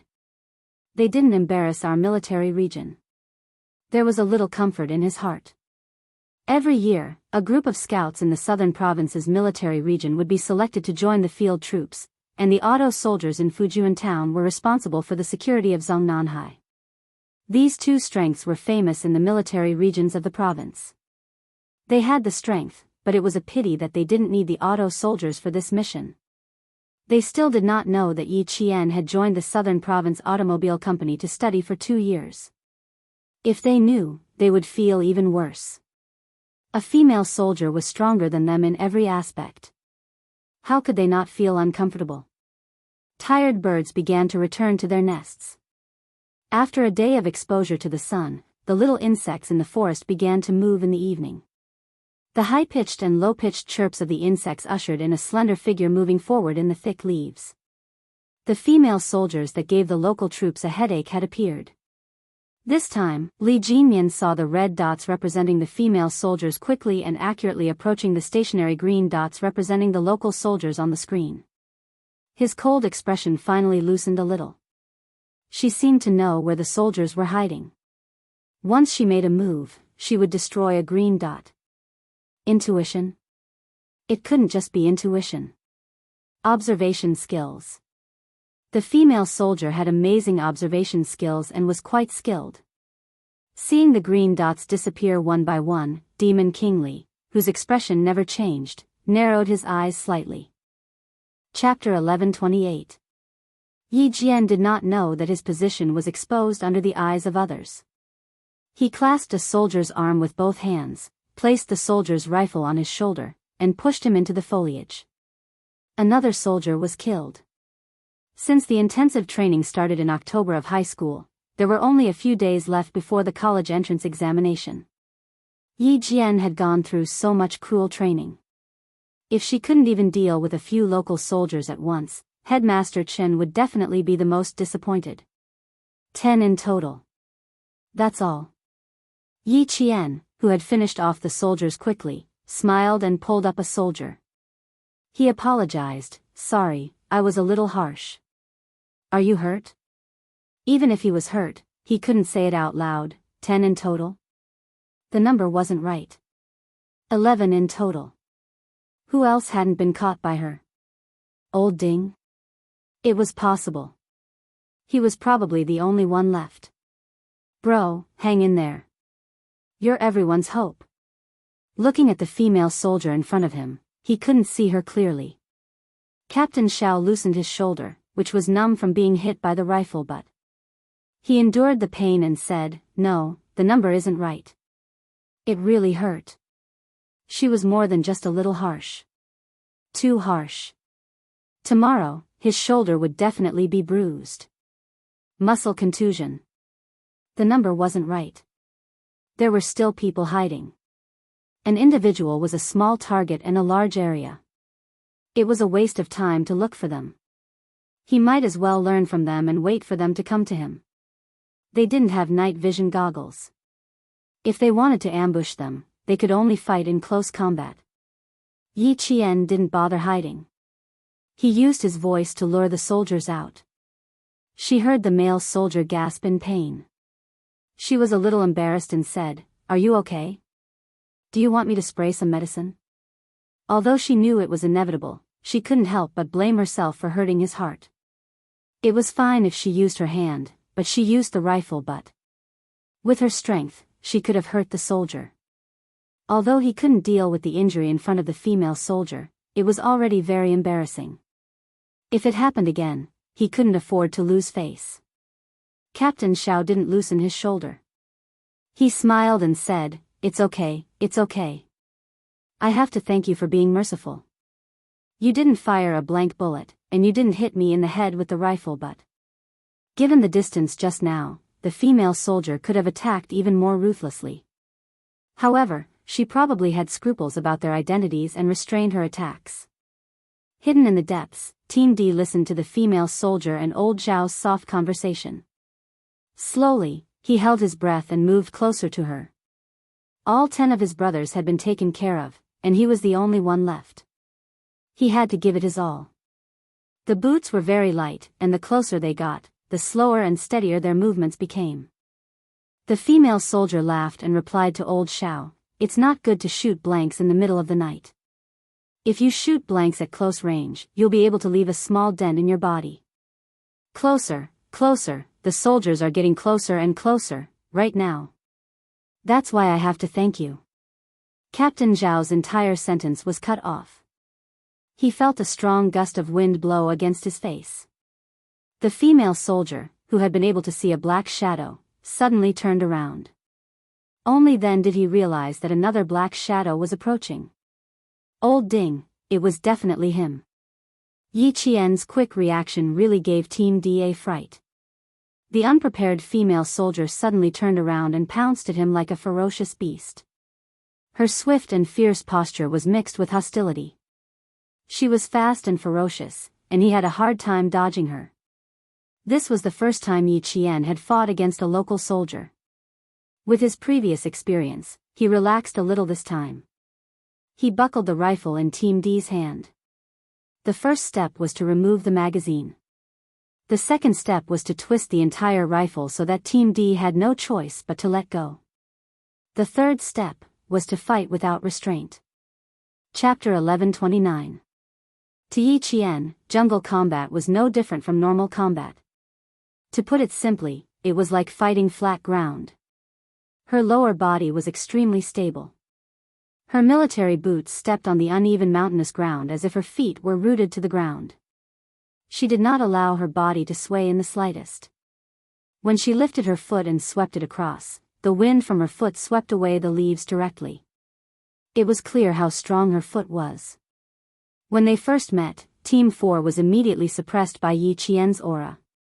His entire body was swept by Yi Qian until he couldn't stand still. His hands grasped the branches and leaves as he struggled, his palms burning with pain. "Old Ding, hold on." In the darkness, Captain Xiao held on to his last glimmer of hope and cheered for his brother. He just didn't know if he could hold on. Team 4 smiled bitterly. He also wanted to hold on, but he couldn't. His attack was quite fierce and carried a murderous aura. The entire mountainous area was uneven, and he didn't even have a place to stand firmly. The leaves around him rustled as he moved, and his movements were very loud. He was also in a very sorry state. The soldiers who had been defeated by Yi Qian stood together silently. When they heard the sounds coming from the darkness, they couldn't help but clench their fists and cheer for their captain. Among the 14 people, Team 4 and Captain Xiao were the best fighters. Team 4 was better than Captain Xiao, but even so, he couldn't withstand Yi Qian's attacks. He took the initiative to punch a few times, but in the end, he was mercilessly suppressed by Yi Qian. Too strong. They were no match for her at all. When local soldiers faced a special forces soldier, they would only be defeated. Even if the opponent was a female soldier, he didn't have a chance of winning. Yi Qian consecutively defeated 10 soldiers at the front and knew that their skills were far inferior to the field forces. She also slightly controlled her strength to avoid accidentally injuring them again. After forcing Team 4 to the middle of 2 trees, Yi Qian let out a low growl. Her long, slender legs pressed down like Mount Tai. Team 4, who had no way out, relied on his instincts. He hurriedly protected his head with his hands and blocked Yi Qian's right leg that pressed down on him. He couldn't help but bend his knees under the pressure of her foot. It was as if he was holding a jack with both hands, suppressing him to the point that he couldn't push her away no matter how hard he tried. 1 minute later, Yi Qian retracted his foot and said with a smile, "Tonight, the 11th one. There shouldn't be any more." There was no need for any more gestures. Team D knew that he had been dealt with. He was directly suppressed to the point where he couldn't move for a minute, defeated. As Team D spoke, the other 10 people all let out a soft sigh of relief. Gone, all gone. At 8:30 p.m. on the third day, the 14 local soldiers sent by the provincial military were completely annihilated. None of them survived. 11 tonight, plus the 3 from last night, all 14 soldiers have been dealt with. Even if they lost, they couldn't lose their composure. Team D said generously, with the honesty of a soldier. Very impressive. We accept our defeat wholeheartedly. We received orders to capture a female soldier alive within 3 days. There are only a few hours left before the end of the 3 days. Our mission has ended in failure. He hadn't guessed wrongly. The military was indeed involved. Would there be additional training from the military from time to time in the future? She didn't know. Uncle Chen didn't know either. They had discovered it midway. In the next few days, would there be more? There was still one thing that was unclear about the additional training this time. Why would the military send local troops to train them? Chapter 11:30. The lights were turned on. Led by Team D, the soldiers stood in a row in the foliage. Yi Qian shook hands with them one by one and smiled. "Thank you for your hard work. Please forgive me." Her face was covered in a thick layer of paint. Even with the light shining on her face, her facial features could not be seen. Only her bright eyes could be seen. They were as bright as the stars in the sky, and there was a hint of coldness in them. But everyone only had one thought in mind: so small. How could the female soldier who defeated them be so small? So small. "She's not even as big as me," the youngest soldier in the team muttered softly. Yi Qian pretended not to hear and said politely to Team D and Team Xiao, "I'm not sure why you guys are in this training. Please forgive me if I offended you in any way." The military had its reasons for this arrangement, but they couldn't figure out why it was done this way. It didn't make sense for a local soldier to go up against a special forces soldier. "I feel like you've taught us a lesson. When we get back, we'll have to reflect on ourselves. Although we're a local soldier and aren't as strong as a field soldier or a special force soldier, we still have 14 people. We're ashamed that we were beaten to a pulp." Team Xiao smiled bitterly. He didn't look like he was running away from the defeat. "Thank you for your hard work tonight." The strongest female soldier. The tense process ended politely. Yi Qian stood in place and watched them leave until he couldn't hear their footsteps anymore. Yi Qian rubbed his stomach and found the spot he wanted to sleep in. He waited for the sun to rise on the 4th day. When Yi Qian woke up this time, he spent some time covering the traces of the fight. The area was too big. Some of the bushes were trampled on, so it was impossible to wipe away all the traces. It took 10 minutes for Yi Qian to reach the place he needed to reach on the 4th day. From the 4th day to the 7th day, he didn't encounter any more ambushes. Yi Qian, who was so hungry that his skin was abnormally pale, relied on snake meat, insects, rats, tree bark, grass roots, and stone crabs to survive. Finally, at 3:00 in the afternoon of the 7th day, he appeared in the area of the anti-chemical regiment's military zone. During the escape from death training, Yi Qian didn't miss a single signal for help. She didn't make a single call. With her amazing perseverance, she managed to survive. When she appeared, she was even one step ahead of Principal Chen. She smiled and said, "Uncle Chen, I'm out." It was normal to not have a meal for 7 days. There was no cooked food or warm water. She had to rely on food that ordinary people could not eat to survive. Looking at Yi Jian, who had lost so much weight in just 7 days, the corners of the iron-willed man's eyes turned red. Yi Jian had lost weight. She was wearing a jungle camouflage outfit. She was so skinny that her small face could be covered by a palm. The backpack on her back looked like a mountain, as if it could crush her at any time. However, her spirit was not damaged at all. She exuded a tough and indomitable aura. Standing in the sunlight, he was not crushed by hunger. He had the sword will of a pine tree that pierced through the clouds. He exuded the might of a soldier from head to toe. It's good that you're out. It's good that you're out. You're good at enduring. You'll have a bright future. Principal Chen patted Yi Qian's shoulder. His usually cold voice sounded a little choked up. The girl Jian didn't rely on anyone to get to where she was today. She relied on herself, one step at a time. Even if she had a close relationship with Major Xia, she didn't think of relying on anyone. She always remembered what Uncle Zhen told her, it's better to rely on yourself than on others. She relied on her own strength to gain the appreciation of the higher-ups in the military. Chapter 1131. Yi Qian, who was almost as thin as a match, smiled. Her eyes were as bright as the sun, emitting a dazzling radiance. She said, "Let's go home, Uncle Chen." She was really hungry, but her hungry stomach seemed to be blocked.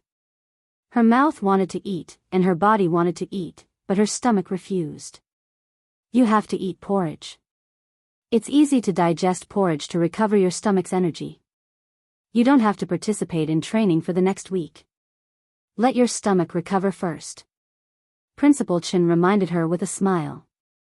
The two figures walked further and further away under the sunlight. On the road of the military, Yi Jian had overcome difficulties beyond her age by not giving in again and again, relying on her own courage and perseverance to move forward. While other students were still sitting in the classroom working hard for their studies, she had already found her own path and walked down it without complaint or regret. It took more than 2 hours to return to the city from the anti-chemical regiment. Yi Qian didn't go back immediately. First, she went to the anti-chemical regiment's infirmary for a simple examination. Then, she drank a bowl of plain porridge. Faced with the regiment commander and the political commissar's searchlight-like inspection, Yi Qian put down the empty bowl and smiled. If you really get used to it, it won't be a big deal in the future. Before the ancient humans found the fire seed, they also ate raw food. I feel that these few days I've been returning to the basics. A girl who had starved for 7 days straight, and then used the phrase, returning to the basics to summarize the hunger survival training of escaping death. Her heart was really big.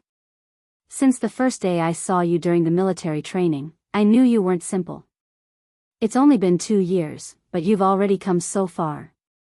You're even better than the soldiers in our regiment who spent 2 years as soldiers. Yi Qian, you're really something. The political commissar couldn't help but sigh with emotion. He remembered that year when she appeared in a formal camouflage uniform with a sharpness as sharp as a sword and completed a series of military postures with the instructors, winning cheers and applause. At that time, she was still young and inexperienced, and her eyebrows were still slightly immature. But now, even though she was sitting down, she had a military prestige that couldn't be ignored. It was the first time he had seen such a young girl who could cultivate to this level in the 10 years he had been in the army. Yi Qian had always been able to remain calm in the face of other people's praise. He would not become arrogant because of it. He smiled politely and said, "Because I like her, that's why I'm pursuing her." I've never easily given up on something I like. Joining the army has always been my dream. Wearing a military uniform is my goal, and I've never given up all these years. What's important is perseverance.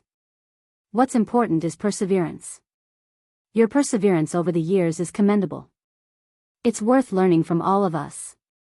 The regiment commander had a deep impression of Yi Qian. Yesterday, his old partner had come to his office mysteriously and told him that there was a girl who had once made him want to stay in the anti-chemical regiment.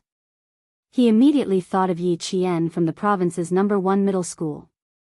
He reported the names he had guessed correctly. His old partner asked him in surprise, "How did you know? Did the higher-ups inform you in advance?" After sending away so many students for military training in the past 2 years, the only student that his old partner still remembered was Yi Qian from number 1 middle school. The little girl was indeed amazing. Among the students, she was the only one who left a deep impression on him. When he saw her again after 2 years, her military aura was even stronger, and she was also becoming more and more outstanding. He really wanted to snatch her into the anti-chemical regiment. "Student Yi, do you have any intention of joining the army? Why don't I have a chat with the political commissar and you can come and take a look?" The regiment commander of the anti-chemical regiment had transformed into Grandmother Wolf. He smiled like a gentle breeze and said amiably, "Take our anti-chemical regiment for example. Biochemical weapons will definitely fascinate you." Our anti-chemical regiment. Chapter 1132. He said that he wanted to have a chat with Yi Qian for reference, but in the end, the entire conversation revolved around the anti-chemical regiment. There are various squads below, such as the decontamination squad, the fire squad, the smoke squad, the observation squad, and the reconnaissance squad. You can go to whichever squad you want. Also, we are completely different from the local troops. Once the war starts, the anti-chemical regiment will be responsible for the anti-chemical regiment of the participating troops. We have to deal with harmful chemicals, monitor them, and take precautions. Although we don't have to fight the enemy head-on, we have always been fighting the enemy secretly. Student Yi, you can still fight the enemy if you join the anti-chemical regiment. What do you think? Our anti-chemical regiment is pretty good, right? The regiment commander was never good at chatting and heart-to-heart talk, but every word he said was the truth. The political commissar nodded along the whole time, explaining the specific tasks of each squad from time to time. He looked like he couldn't wait to drag Yi Qian through a physical examination, then quickly pass the background check and be assigned to the anti-chemical regiment as soon as possible. After resting for 2 hours in the anti-chemical regiment, Yi Qian chatted with the regiment commander and the political commissar for 2 hours. After she left, the regiment commander said bitterly to the political commissar, "Even a bowl of porridge couldn't keep her. The little girl is much more slippery than before. She didn't reject you directly. That's already giving you face." The political commissar drank some water and sighed with a smile. "Look at her training. She walked out without eating for 7 days. Tell me, what other troops need this kind of training? My old partner, only the special forces would train without eating for 7 days. Her ambition wasn't in this, so she couldn't be kept even if she wanted to." The regiment commander looked at the political commissar, and the political commissar looked at the regiment commander. Then, they sighed in tacit understanding, waved their hands, and went on to do what they were supposed to do. With the goal of becoming a special forces soldier, the anti-chemical regiment really couldn't keep her. Yi Qian, who was remembered everywhere she went, was sweating when she left. She wasn't good at chatting, and it was difficult for her to handle the enthusiasm of the 2 leaders in the regiment. Fortunately, they let her go in the end and talked about other things. Principal Chen, who was sitting in the front passenger seat, laughed loudly. "It's a good sign. It means that your ability has been recognized by the leaders and they think that you are worth training. The army is a big family, and the leaders all welcome capable and hard-working soldiers to join some special positions. Your performance and ability have shown them unlimited potential, so it's normal for them to want to poach you. Don't feel pressured. Work hard and move forward in the direction you've decided on." Listening to Principal Chen's voice, Yi Qian, who had eaten a bowl of porridge, felt her eyelids grow heavy as the jeep drove along. Coupled with the environment, she felt completely relaxed. Unknowingly, she fell asleep with a smile on her face. The car drove for more than 2 hours, all the way to the residential area at the back of the provincial No. 1 middle school. Even after the soldier parked the car, Yi Qian, who was sleeping in the back, did not wake up. Principal Chen saw the dark circles under her eyes and said to the soldier who sent them back, "Please help me carry her. She's too tired. Let her sleep for a while." "Yes, sir." The soldier opened the back door without hesitation. Just as he was about to bend down to carry Yi Qian out, a faint smile came from behind him. "Let me do it. You help sir carry his backpack." He had waited for more than an hour for his little fox to come back. It was better for the boyfriend to carry her upstairs. Chapter 1133. Principal Chen was taking his backpack from the trunk when he heard Xia Jinyuan's voice. He quickly turned around and saw Xia Jinyuan bending over to get into the car. He waved at the soldier who had yet to react. "Come, Xiao Ding. Help me open the door." "Thank you." Inside the car, Xia Jinyuan's right hand was about to reach for the back of Yi Qian's neck so that he could hug her shoulders. However, with just one movement, Yi Qian, who was sleeping soundly in her seat, suddenly opened her eyes. She squinted her eyes in the dim light and said tiredly, "You're here." She was startled awake, but when she saw who it was, she quickly closed her eyes and ignored him. Xia Jinyuan looked at the thin face that had fallen asleep again in less than a second. His thin lips slightly tightened. The 7 days of escape from death training had made her lose a lot of weight, and it could be seen from her face. The dark circles under her eyes were very deep, and the corners of her eyes were greenish-black. Her lips, which were originally as delicate as peach blossoms, were now covered with a layer of pale skin. They were so dry that there were small cracks on them. From head to toe, she was completely exhausted. As he carried her out of the car, his elegant brows furrowed tightly. Thin. She wasn't just thin. She had lost a lot of weight, and in his arms, she looked a little bony. "Principal Chen, I'll carry her up first." Xia Jinyuan carried Yi Qian, who was so light that she didn't seem to weigh much. Deep in his dark eyes, there was an unresolvable heartache. He had never accompanied her during her training. Every time, he could only calculate the date of her return and rush over just to see if she was all right. In the face of high-intensity training, it wasn't that he didn't think that he could relax a little. However, whenever he thought of the cruelty of the battlefield, he would always suppress his heartache.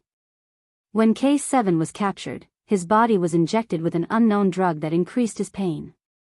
After returning to the country, he rested for 3 whole months. Even male soldiers suffered inhumane treatment, let alone female soldiers. No matter how much his heart ached, he had to endure it. At this time, it was already the time when the food in every household was fragrant and the city was brightly lit. Xia Jinyuan gently placed her on the soft bed and gently took off her coat. He then took off her muddy military boots and placed them on the balcony. When Principal Chen came in, he saw Yi Qian sleeping under a thin blanket. Then he saw the tall figure busy on the balcony. He smiled gently and closed the door. Major Xia really cared about Jian Yiling. Every time Jian Yiling finished her physical training, she would rush over to accompany her. She would also guide her emotions and seriously point out her shortcomings. With such a person taking care of Jian Yiling, he and Uncle Zhen were not worried at all.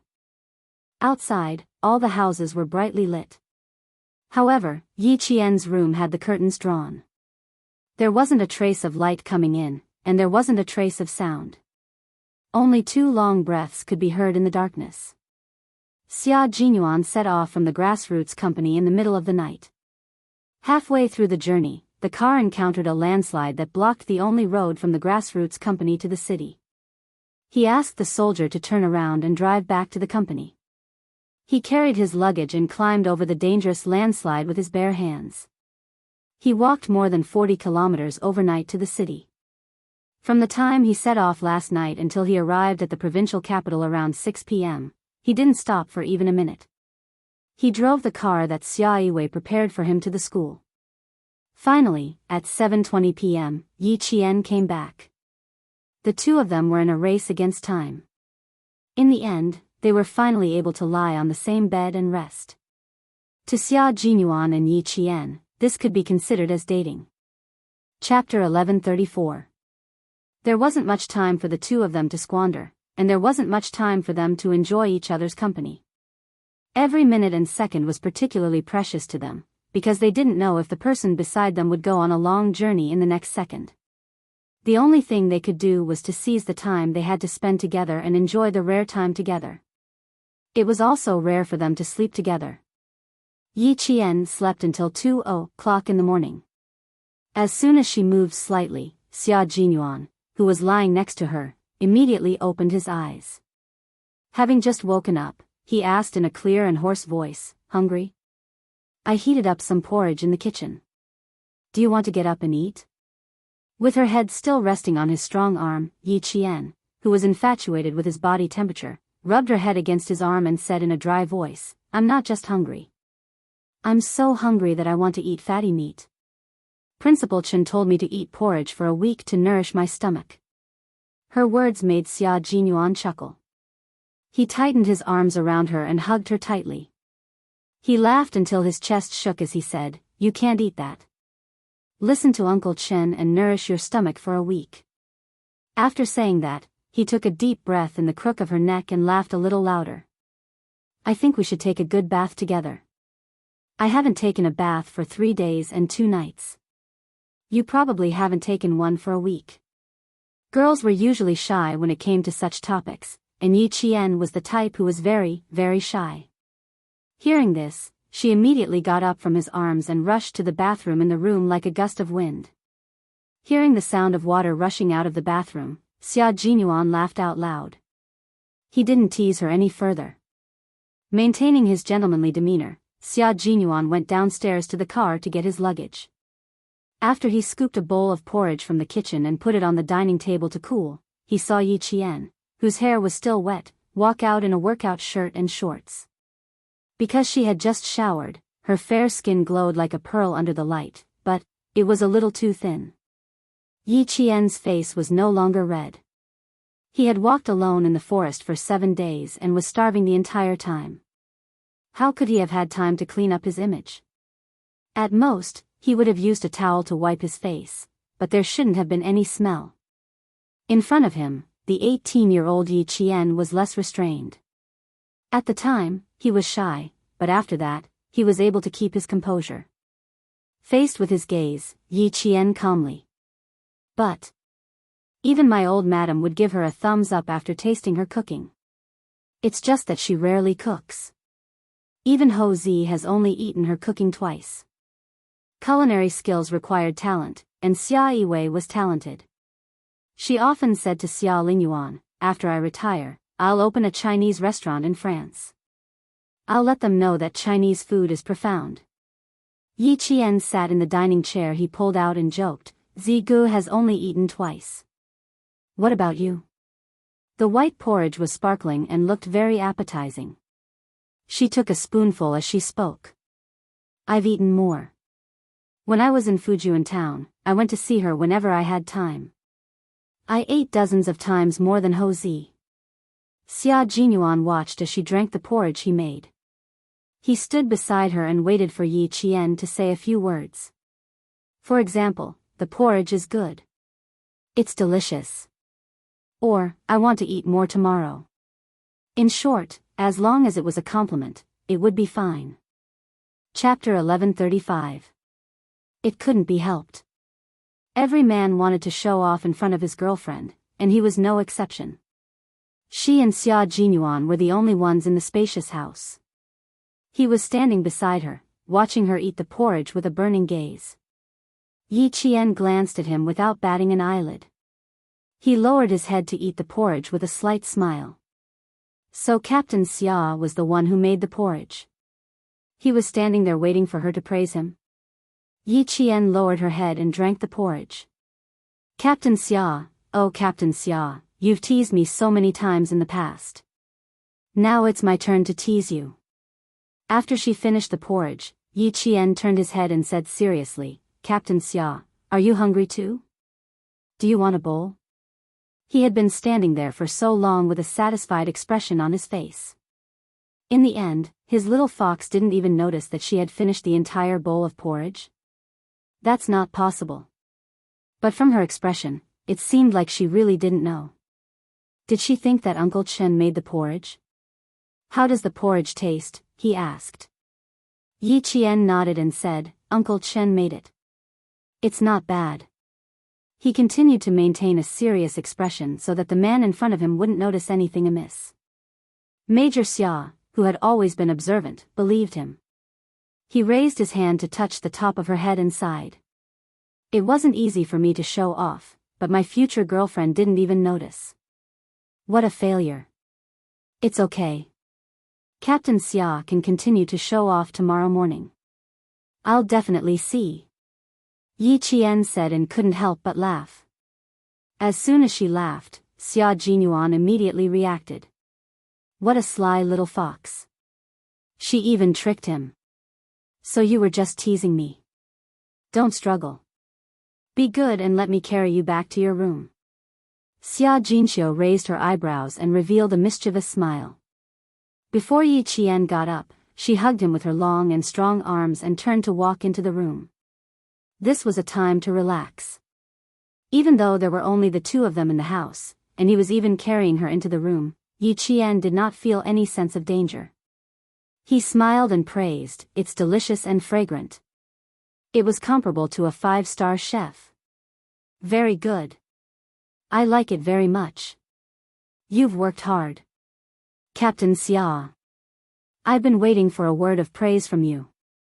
I feel like I've been waiting for an entire spring, summer, autumn, and winter.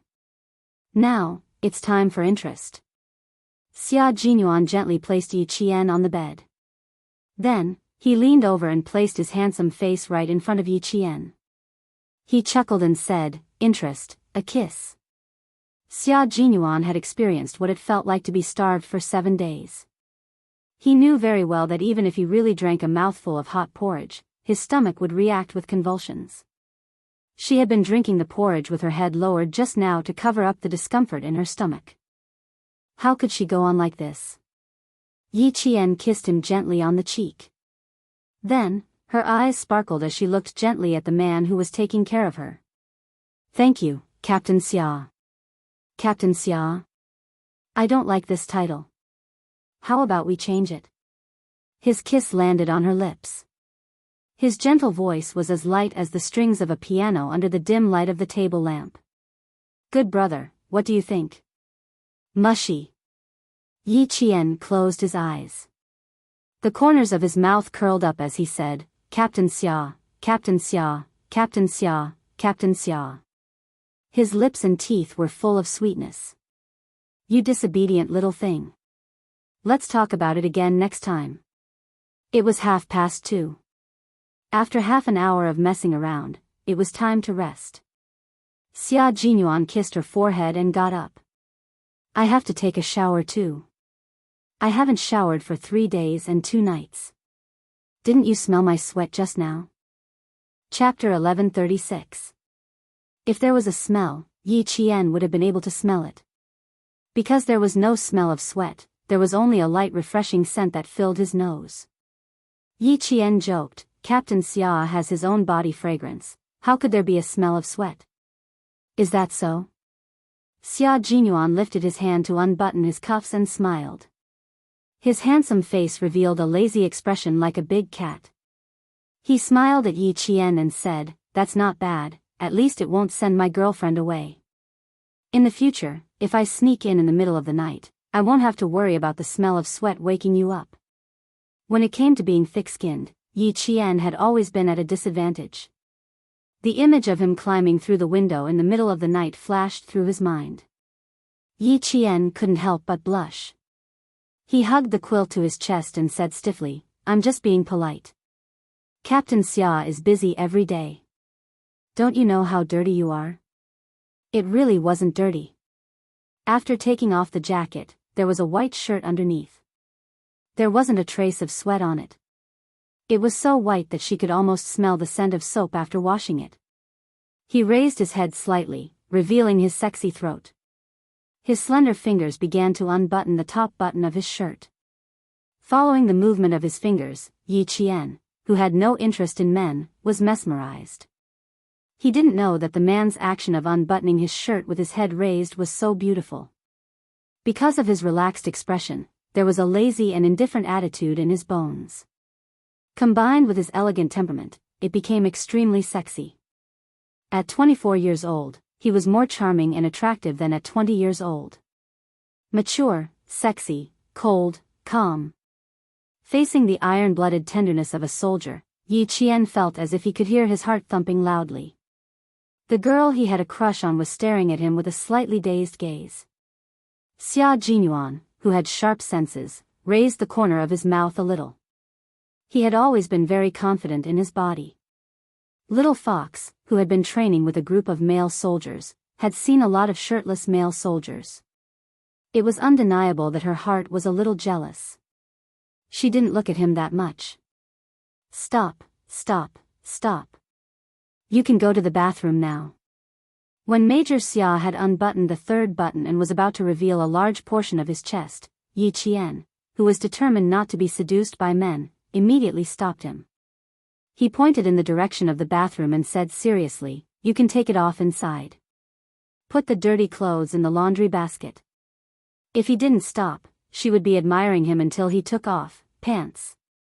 Xia Jinyuan, who had the thought of showing off his figure in front of his girlfriend when necessary, couldn't go into the bathroom to take off his clothes. If he did, he wouldn't be Xia Jinyuan. His fingers stopped at the edge of the fourth button. As he slowly undid it, he said with an elegant smile, "Even if I take it off here, I can still put it in the basket. When I take off my pants later, I don't have to worry about my feet slipping and needing you to help me up." He was the only one who could come up with such an excuse. After he finished speaking, he looked up at the bed. Under the faint warm light, he could clearly see the shyness on Yi Qian's face. There wasn't a trace of impurity on her face. It was as clear as a mountain spring. He couldn't help but want to tease her, and dote on her. Yi Qian met his gaze and saw the uncontrollable laughter in his eyes. In the end, the room was filled with his laughter. Yi Qian was so embarrassed that he jumped up from the bed. He was addicted to taking it off. And he was taking so long. Fine, since he wanted to take it off for her to see, she would take it off for him. Chapter 1137. Hey, slow down, slow down. This bed is very elastic. Don't push your head against the ceiling. Xia Jinyuan noticed that her movements had suddenly become violent. His heart tightened, and he no longer had the time to tease her. He hurriedly hugged Yi Qian, who was still trying to jump off the bed. Everything was fine. Why did you suddenly? Yi Qian, who was in his arms, became violent for once. She grabbed his collar with both hands, and as he spoke, she valiantly tugged on his shirt. Yes, there was no need to undo the fourth button. She had already done it for him. Seeing how violent Yi Qian was, Xia Jinyuan suddenly fell silent. He originally wanted to ask, "Why did you suddenly become so naughty?" But, wasn't she naughty? His entire shirt, starting from the middle button, was completely torn apart by her. The pearl-colored buttons fell to the floor and made a few crisp sounds. Xia Jinyuan, who was a little stunned, looked towards the floor and saw one of the buttons roll under the bed. Why did you suddenly become so naughty? Xia Jinyuan slowly finished what he wanted to say. He looked at Yi Qian with his deep eyes and said, "You tore his shirt with your bare hands. That's a little fierce." Fortunately, she was wearing a shirt. If she was wearing a t-shirt, he would probably be able to see her violent side. The scene of Yi Qian tearing his t-shirt with her bare hands flashed across his mind. The 24-year-old major felt his nose itch a little. The scene was very exciting. Yi Qian's violent actions not only tore his shirt apart, but she also grabbed his collar and took it off his shoulders. She snorted and said, "You don't have to take it off slowly for me to see. I'll take it off for you." Wasn't it just taking off his shirt? What was the big deal?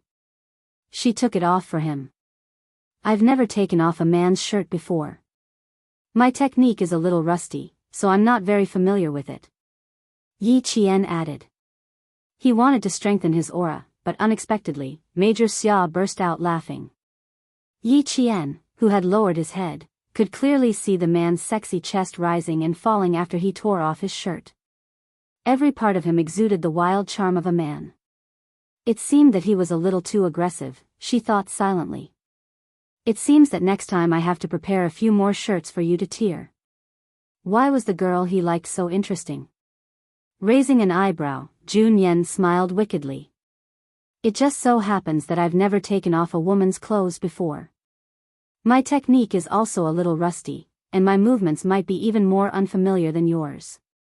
Little fox, don't blame me for being too slow when the time comes.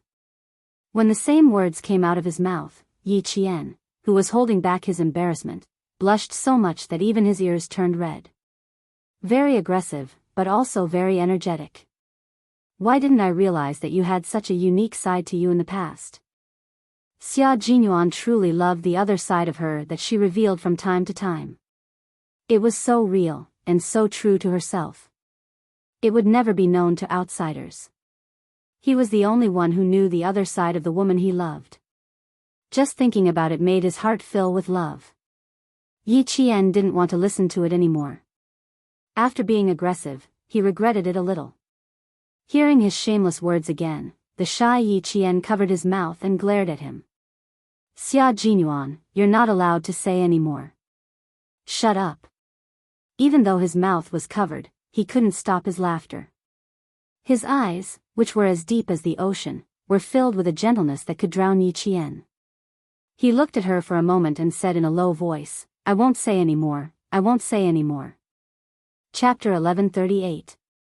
Yi Jian's thin lips moved gently in her palm. They were moist, warm, and itchy. She felt as if she had been electrocuted. Yi Jian was so shocked that she quickly retracted her hand and said, Go and take a shower. Don't mention what happened just now again. Why did she tear his clothes just now? But he didn't regret it. At least she saw that he was obviously in a daze. He didn't react for at least 30 seconds and was stunned by his own actions. Since I'm a good person, why don't you take off my entire shirt? With his shirt hanging from his shoulders, Xia Jinyuan continued to shamelessly discuss the fun of tearing clothes with your bare hands. His dark and deep eyes were like an ancient well, and he smiled at Yi Qian with a dark and bottomless gaze. You're unfamiliar with the craft. Practice a few more times and you'll be able to master it one day. As he spoke, the corners of his lips curled into an ambiguous smile. He leaned close to Yi Jian's ear and whispered something softly. Yi Jian did not even think twice before biting his shoulder. Xia Jinyuan, you hooligan. You're calling me a hooligan in your heart, aren't you? Little fox, when two people are in love with each other, it's not called being a hooligan. It should be called being in love with each other. Her bite was as light as a puppy's lick. She couldn't bear to let him feel pain. She bit him, and he said what he wanted to say in his heart. His cheek gently rubbed against her ear. Under the warm light, their intertwined figures rubbed against each other. Time seemed to have stopped, and the air was sweeter than honey. Xia Jinyuan was a man of grace, gentlemanly, and responsible. However, he also had a common problem with all men, domineering. But there was something different about his domineering nature. It wasn't the kind of domineering that meant what he said, but the kind that meant what he said. It made Yi Qian feel that his sincere domineering nature contained the happiness of being pampered and cared for.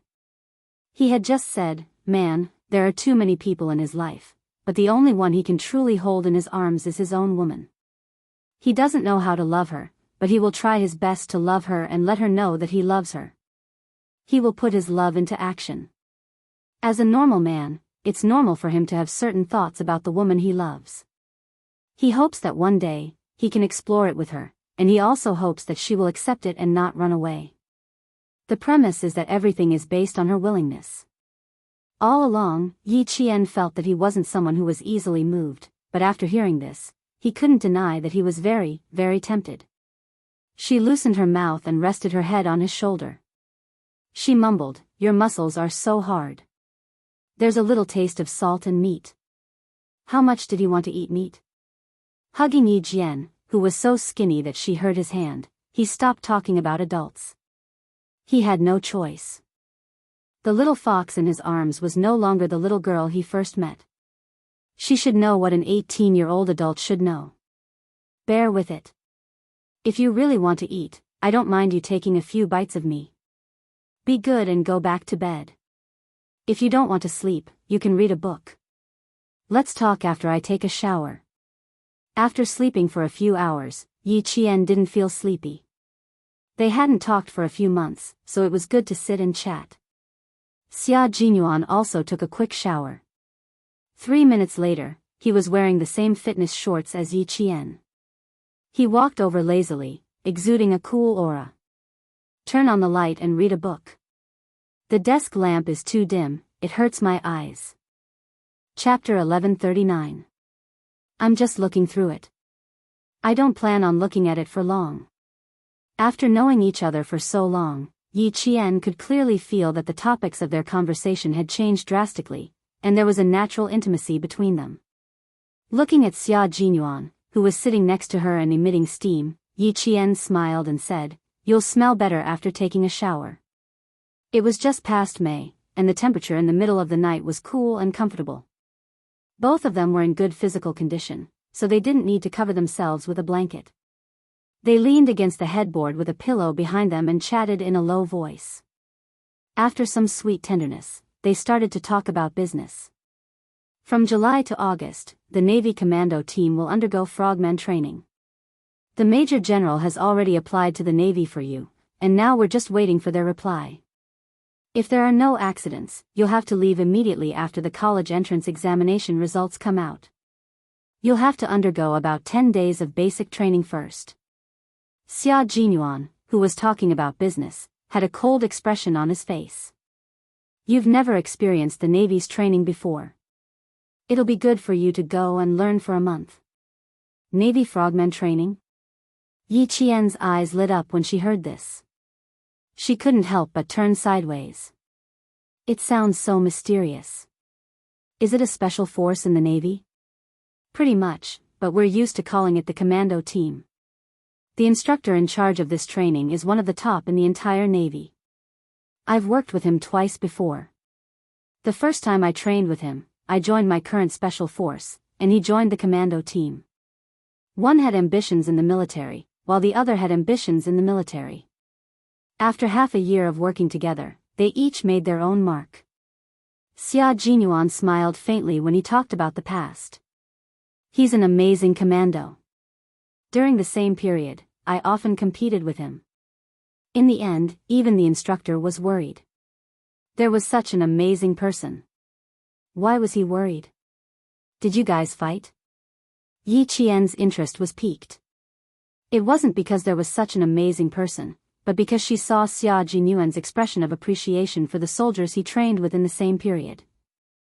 In her mind, Captain Xia was amazing enough. She didn't expect there to be someone who was on the same level as him. Her eager expression made Xia Jinyuan raise his eyebrows. You want to see me fight with others? Then you want me to win? Or do you want me to lose? Yi Qian smiled. He wanted to see both. You can't help an outsider, little fox. Xia Jinyuan raised his hand and gently flicked her forehead. He laughed and said, the result you want to see is not there. After half a year of intensive training, I didn't lose, and he didn't lose either. It's a tie. Two strong soldiers walked together and were assigned to the same training team. One was wearing a white military uniform, while the other was wearing a dark green military uniform. This left a deep impression on the instructors who had trained them. He's a nice guy, but he doesn't like to talk much. I live in the same dormitory as him. I nod when I wake up in the morning, nod when I come back at night, nod when I wake up in the morning, nod when I come back at night, nod again when I wake up in the morning, nod again when I come back at night. One day, the instructor saw us like this and said, both of you have cervical spondylosis? I see you guys pulling your necks every day. At that time, the whole team laughed. Now that I think about it, I want to laugh too. Xia Jinyuan was not stingy with his praise for the strong soldiers in the same period. This was because Li Jinyan was indeed a soldier worthy of respect. Although the two of them were from different branches of the military, they had more or less heard about him. During the fire incident in the bay, he was the one who led his commando team into the sea, risking the danger of being burned to death to save countless people. Such a strong person who was not afraid of sacrificing himself could only be admired. Chapter 1140. Yi Qian, who was listening quietly, could feel that Xia Jinyuan really admired this person. She couldn't help but laugh. Then I can't say that I know you when I go over.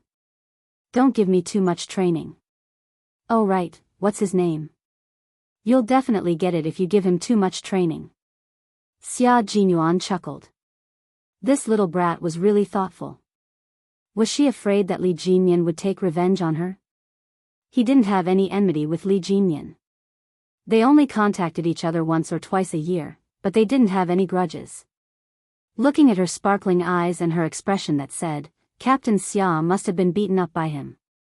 He didn't know whether to laugh or cry. I don't have any grudges with Demon King Li. Training is training, but a soldier who doesn't fight for first place isn't considered a good soldier. We both fought for first place in training, so we have a good relationship in private. Yi Qian's eyes narrowed slightly. In her previous life, Yi Ying's mother-in-law was also surnamed Li. However, it was a secret who she married into. Even the villagers didn't know which family she married into to become an official's wife. She didn't pay attention to Yi Ying's in-laws. In her previous life, it was Yi Zhifan and Yi Ying who had harmed her. Li Jinyan is a perfectionist. Once he finds out that someone isn't up to par, or that someone is trying to get by with their wits, he won't show them any mercy. He'll immediately invite them out of his commando team. He studied at West Point for half a year, and he has a Western-style ruthlessness when dealing with people. Considering that Yi Qian would be joining Li Jinyan's team, Xia Jinyuan didn't notice the hint of gloom in Yi Qian's eyes. He picked out some classic examples that could reflect his personality. He treats everyone who joins his team equally, regardless of their status. It can be said that he has a very upright personality, and it's admirable. As he spoke, he raised his hands and rested them behind his head. His slender legs were lazily crossed with an innate elegance. His thighs would even lightly touch Yi Qian's feet from time to time. When Yi Qian glared at him, he immediately smiled and stopped. Last year, a soldier with some background joined his team. He said that he was the son of a military staff officer. That kid has some skills. He represented the country in boxing and won a silver medal. With a bit of ability and a decent background, it's hard to avoid being arrogant. On the first day, he went to the dormitory that he wasn't satisfied with. He said that he wasn't used to sharing a room with 4 people and requested for a separate room. At that time, Li Jinyan didn't say a word. He turned around and called the Navy headquarters. 2 hours later, the staff officer's son left the training camp. Everyone is equal. The same training, the same learning, no special privileges, no special treatment, no difference in status. Little fox, after you go in, he'll add a rule that says there's no distinction between men and women. After talking so much about Li Jinyan, Yi Qian's curiosity was piqued by the contents of his training. He sounds like a good person with strong principles. Then isn't the content of his training quite harsh? Xia Jinyuan pondered for a moment before answering. It's harsher than the soldiers think. Every year, he'll select a few commandos from the thousands of people in the Navy, and only 10 or 20 will be left. If you train in his team, 1 month's training will be equivalent to 3 months of training. Learn well and build a solid foundation. It'll be more helpful for your future training. Xia Jinyuan didn't belittle Li Jinyan at all. He even made Yi Qian feel his admiration for him. He wasn't worried at all that praising another man in front of his girlfriend would damage his own image and raise others. Chapter 1141. A confident man was never afraid of being compared to others. Xia Jinyuan was such a man. He was confident, calm, and would never doubt Yi Qian's loyalty to love, let alone his own charm. As the night deepened, the low voices gradually disappeared. The lights went out, and the night was quiet. Everyone was sound asleep. Li Jinyan hadn't fallen asleep yet. The blue light from the screen illuminated his handsome and cold face, revealing a sharp and cold aura. He was still writing down the contents of the selection and training for the commandos. After countless revisions, he then arranged targeted training according to the abilities of the selected commandos. He didn't type quickly. Sometimes, he had to pause for a while before he could type another line. The risk of underwater training had always been much higher than that of training on land. Take the training of being tied up and thrown into the water as an example. There were often students who choked because they couldn't untie the ropes in time. There were even some students who suddenly fainted after holding their breath for 2 minutes. Wait a minute, all kinds of dangers could happen. Team members are in groups of 2 and are connected by a partner rope. Each person must carry 100 kilograms of equipment and swim 30 kilometers together. At the same time, they must. A line of words appeared on the computer screen. Just looking at it made one's scalp tingle. Wouldn't it take a day and a night to swim 30 kilometers with 100 kilograms of equipment? There was a knock on the door. Then, the Navy commander walked in. "You're not done yet?" "Yes, I've finished the training for the Devil Week and the Foundation Week." "Please take a look." Looking up from the computer screen, Li Jinyan picked up the folder next to his hand and handed it over. "Seaweed sent a letter saying that this batch of soldiers for the primary selection wants me to practice with them. I plan to leave tomorrow afternoon, so we can practice together tonight." The Navy commander's hand that was about to take the folder froze. Then, he simply took it back. "You're doing the foundation training again?" "I'm going, so of course I have to do it." "Please take a look." Li Jinyan pretended not to see the Navy commander's action and said indifferently, "Also, the Army wants to send people over. We'll talk about it when I come back." The Navy commander helplessly took the folder. After opening it, his furrowed brows loosened a little. He flipped to the back and sighed, "Jinyan, the other party is a girl. Shouldn't you soften your attitude a little? You're just a basic training knight. How can a girl's physical fitness catch up to a Marine?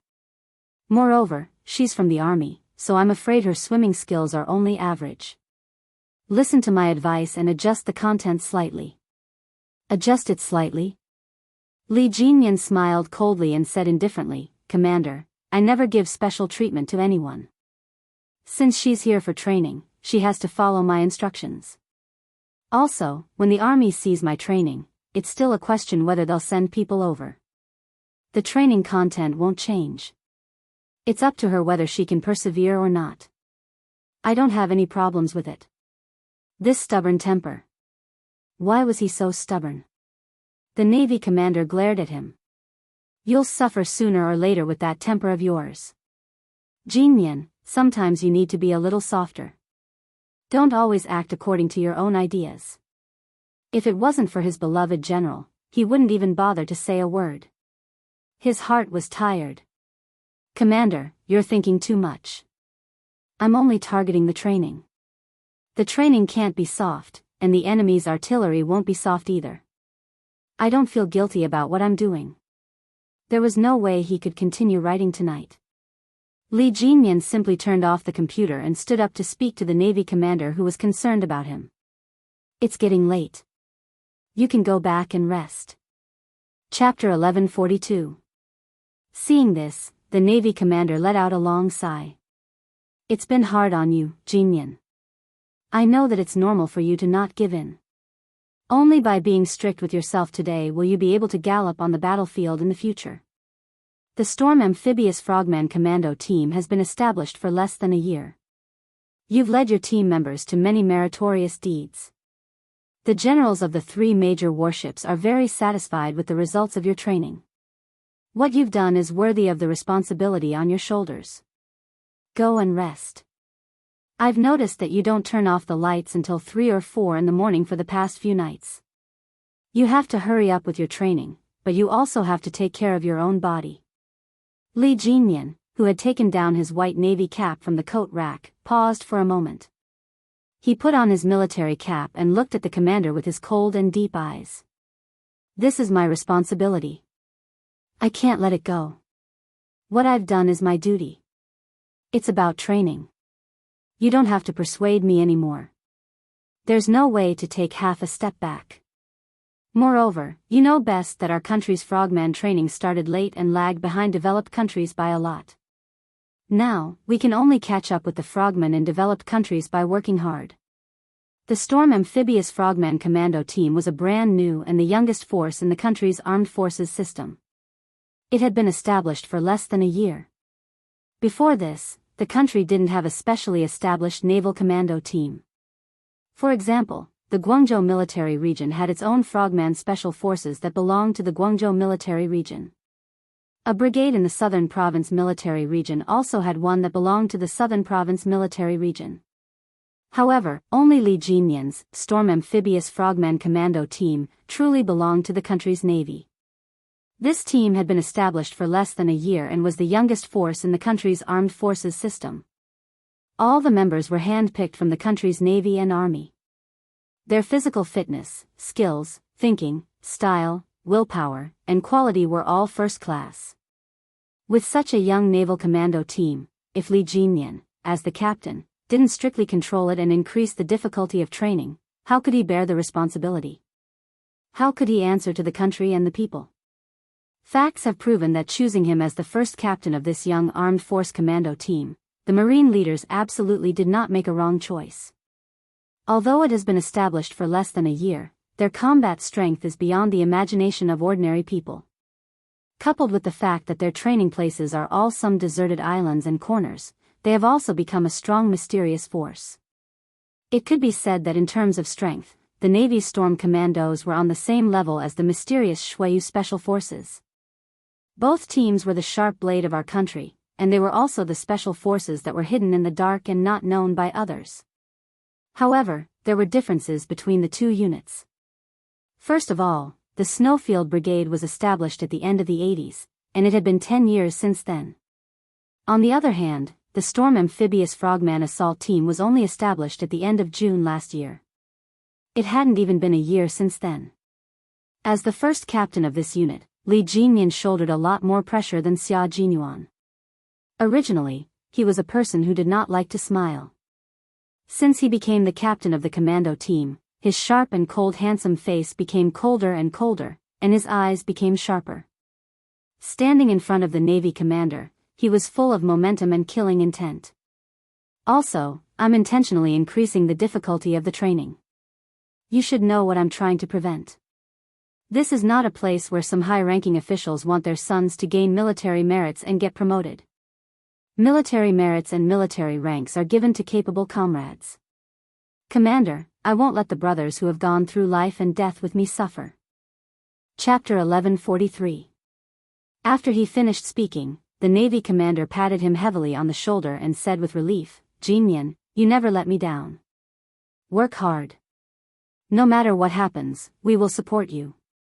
The 3 major warships will also support you. I will not interfere with Yi Qian's matters anymore. You are the captain, so you should have full authority to make arrangements. I will not have any objections." At this point, a trace of a smile finally appeared on Li Jinyan's face. It was very faint, like a small wave in the sea that quickly splashed and disappeared, but it was enough to dissolve the coldness in his handsome face. "You've always been supportive of my work. I understand."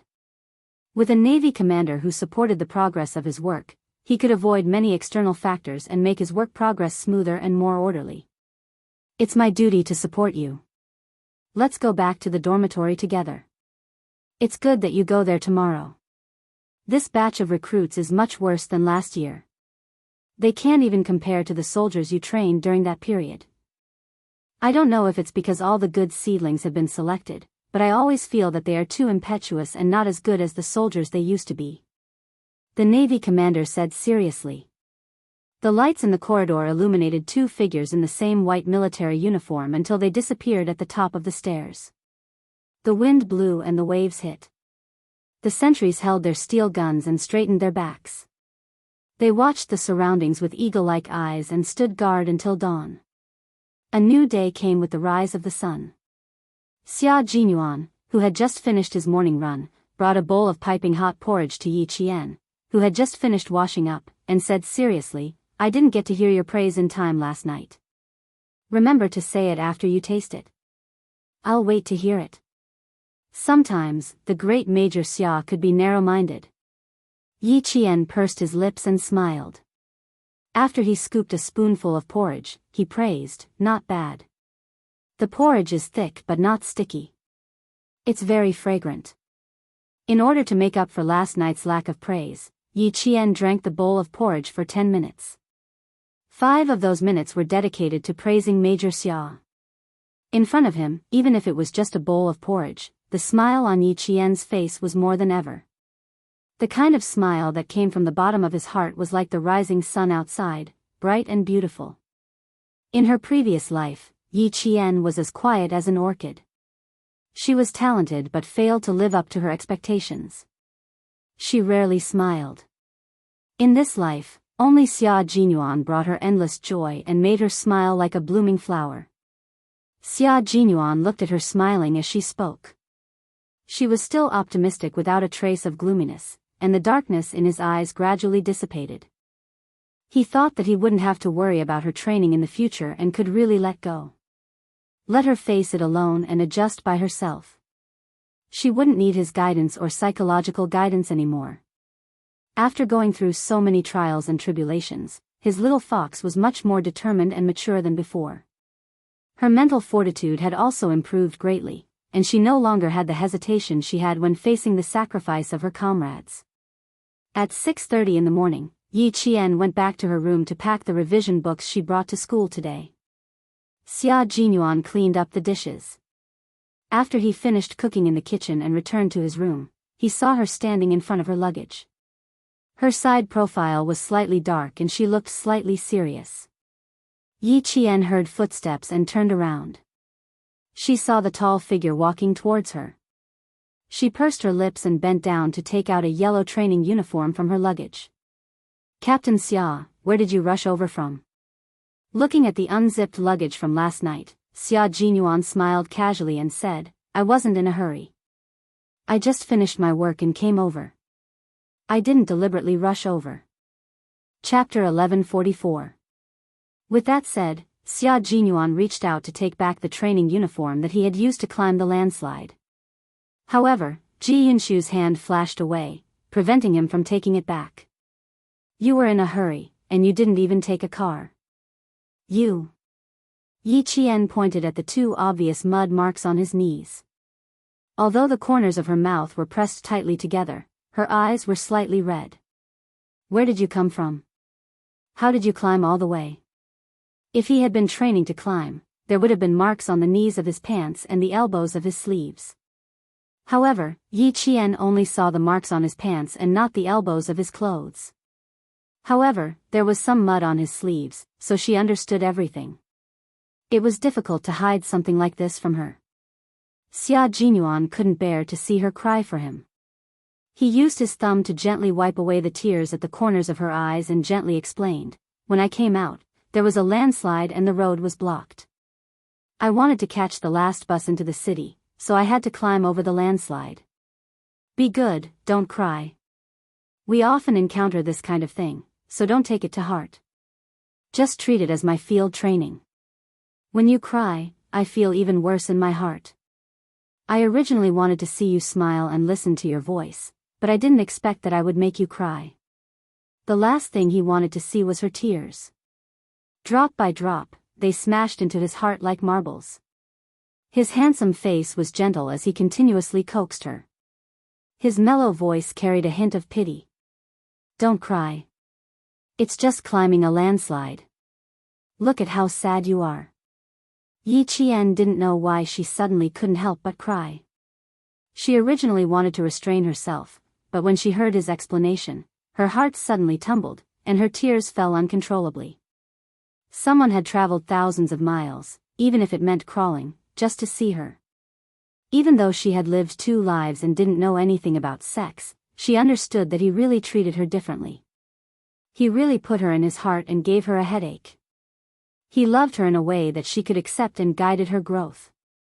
No matter how strong her personality was, she had been too lonely in her previous life. Now that there was such a person in this life, she felt a warmth that she had never felt before. It was so warm that her heart was burning, so warm that tears suddenly flowed down her cheeks. Xia Jinyuan was a little flustered. He really didn't know why she was crying. In all these years, he had only heard her cry twice. The first time was when her comrades sacrificed themselves, and the second time was right now. He really didn't expect her to cry like this. Just because he had climbed over a landslide, it had caused her to tear up in bunches. Xia Jinyuan was a natural at comforting others. He spoke in a low voice and did not repeat a single sentence. I wouldn't be standing in front of you if something happened to me. I just wanted to see if you were okay, but I ended up making you cry.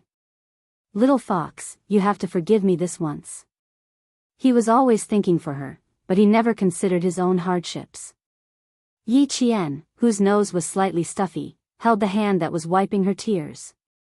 She looked up at the man whose handsome face was filled with tenderness. Captain Xia, I will definitely take good care of myself. Just like how you take care of me, I will take good care of myself. You don't have to appear every time when my training is at its toughest. I know that you care about me a lot and are worried about me, but you really don't have to rush over every time when my training ends. I will grow as fast as possible and won't let you worry about me anymore. Yi Qian looked at the man who was crying because of her with his clear eyes. His deep, dark eyes were filled with reluctance. She tiptoed and gently planted a kiss on his chin. You're heartbroken that I traveled thousands of miles to come here. Similarly, I'm heartbroken that you've worked so hard for me. Chapter 1145. You were in such a hurry yesterday, yet you were still wearing a white shirt. You clearly put away your dirty clothes in advance and purposely put them on because you didn't want me to worry. Since you know that I would be worried, don't tire yourself out like this in the future, okay? In order to not tire Xia Jinyuan out again, Yi Qian even resorted to seducing him with her beauty. She paused after every sentence, then kissed him gently on the chin. She kissed him back and forth, whispering sweet words to him in a soft voice. It was early in the morning, but the young major's heart was already racing. His long arms wrapped around her slender waist. Xia Jinyuan kissed the little mouth that was messing with his emotions. He nibbled on her soft lips and sucked deeply. Sometimes he was gentle and sometimes he was domineering. Her breaths were intertwined with his. Their breaths were so intertwined that they could no longer tell who was who. The sudden deep breath made Yi Qian's body tremble slightly. Her trembling hands wrapped around his muscular waist. She stood on her heels and used her lips and tongue to kiss the man who gave her a sense of security and love. Her active response made Xia Jinyuan very happy. At the same time, he heaved a sigh of relief. At least she didn't cry anymore. People always said that women were made of water. He didn't believe it at first, but now he really believed it. His little fox, who didn't even blink when she saw blood, suddenly burst into tears. Her tears fell like strings, and he was stunned for a few seconds. Last time, he was prepared when she cried for her comrades who had sacrificed themselves. This time, she cried because she had climbed down the slope. He really didn't have any time to prepare, and it was completely out of his expectations. Their relationship had been progressing well ever since the love letter, but they were still separated more than they were together, so they lacked the intimate interaction between lovers. If they really wanted to interact with each other, both of them were the type of people who could restrain themselves. They wouldn't let anything happen to them. After the kiss, the two of them pressed their foreheads against each other and quickly adjusted their breathing. Xia Jinyuan was tall, so when he lowered his head, he could see Yi Qian's well-developed chest rising and falling right in front of his eyes.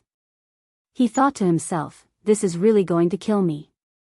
Then he closed his eyes and stopped looking at the scene that was going to kill him. Yi Qian, who exercised all year round, not only did she develop well, her body proportions were also perfect. Her legs were long and slender, her waist was slender, and her breasts were firm. Coupled with her imposing manner, she attracted the attention of boys wherever she went. When Xia Jinyuan walked her to the back door of the provincial first high school, she saw several boys looking at her. However, they didn't look like they were in love with her. Instead, they looked confused. It's only been 7 days. How did Yi Qian become so thin? Also, who was the man beside her? He had never seen it before. When another 2 boys glanced over again, Major Xia slightly straightened his expression and swept his gaze over them. Without doing anything, he killed the 2 boys and made them leave in a panic. Let's go, it's so scary. Who's that man? Why did Yi Qian lose so much weight? The 2 boys from grade 2 class 2 whispered to each other as they walked quickly. Yi Qian was definitely a celebrity in the provincial first high school. There wasn't a student from grade 1 to grade 3 who didn't know her. It couldn't be helped. Every year at the opening ceremony, she would go on stage as the student representative. The teachers of each class would often say to their students, "Look at your senior, Yi Qian. Look at your senior, Yi Qian. Look at Yi Qian from grade 3 class 1. Look at her. Her grades are good enough, right? She's still so hardworking." Chapter 1146. Look at you, your grades are a mess, yet you're still not working hard. Do you think you're good? If you're really good, learn from Yi Qian. If you're half as good as her, I won't even care if you sleep in class. In the second year of high school, Yi Qian had always been compared to others. She had to compete with them every day without fail. Under such circumstances, it would be strange if someone didn't recognize her. Because they recognized her, when they saw a young man with a strong aura beside her, their gazes lingered on her longer than usual. Who's that man? His gaze is so scary. He must be Yi Qian's brother. They look a little alike. The way they walk and their expressions are similar. They look like siblings. Are you crazy? Yi Qian doesn't have a brother. She's the only one left at home. How can he be her brother? But they do look a little alike. Cousin? Distant relative. 7:20 in the morning was the peak time for school. There were many people at the front gate and back gate. Students who passed by would usually pay attention to Yi Qian, and some would even come over to greet her. However, none of them did that today. They all looked at her silently and then left. Why did she lose so much weight? Is she sick? She did lose weight, but she doesn't look like she's sick. She's in good spirits. Who's the person beside her? He's quite handsome, but his gaze is a little scary. I don't dare to look at him too much. Some of the whispers reached their ears clearly, while others were muffled and couldn't be heard clearly. Even if they reached his ears, it didn't affect Xia Jinyuan. He smiled and walked elegantly to school with Yi Qian. Everyone says you've lost weight. I'm afraid they think you've lost weight because of a scary man like me. Am I scary? I don't think so. I look decent. It was the first time Xia Jinyuan was accompanying his future girlfriend to school. The corners of his mouth were raised high. Although they weren't holding hands, he could at least show his face in front of the provincial first high school students to make his presence felt. Although his identity hadn't been recognized, it was good to be able to walk in front of her classmates. Don't think too much, Captain Xia. They looked at me first, then you. You, take a second look.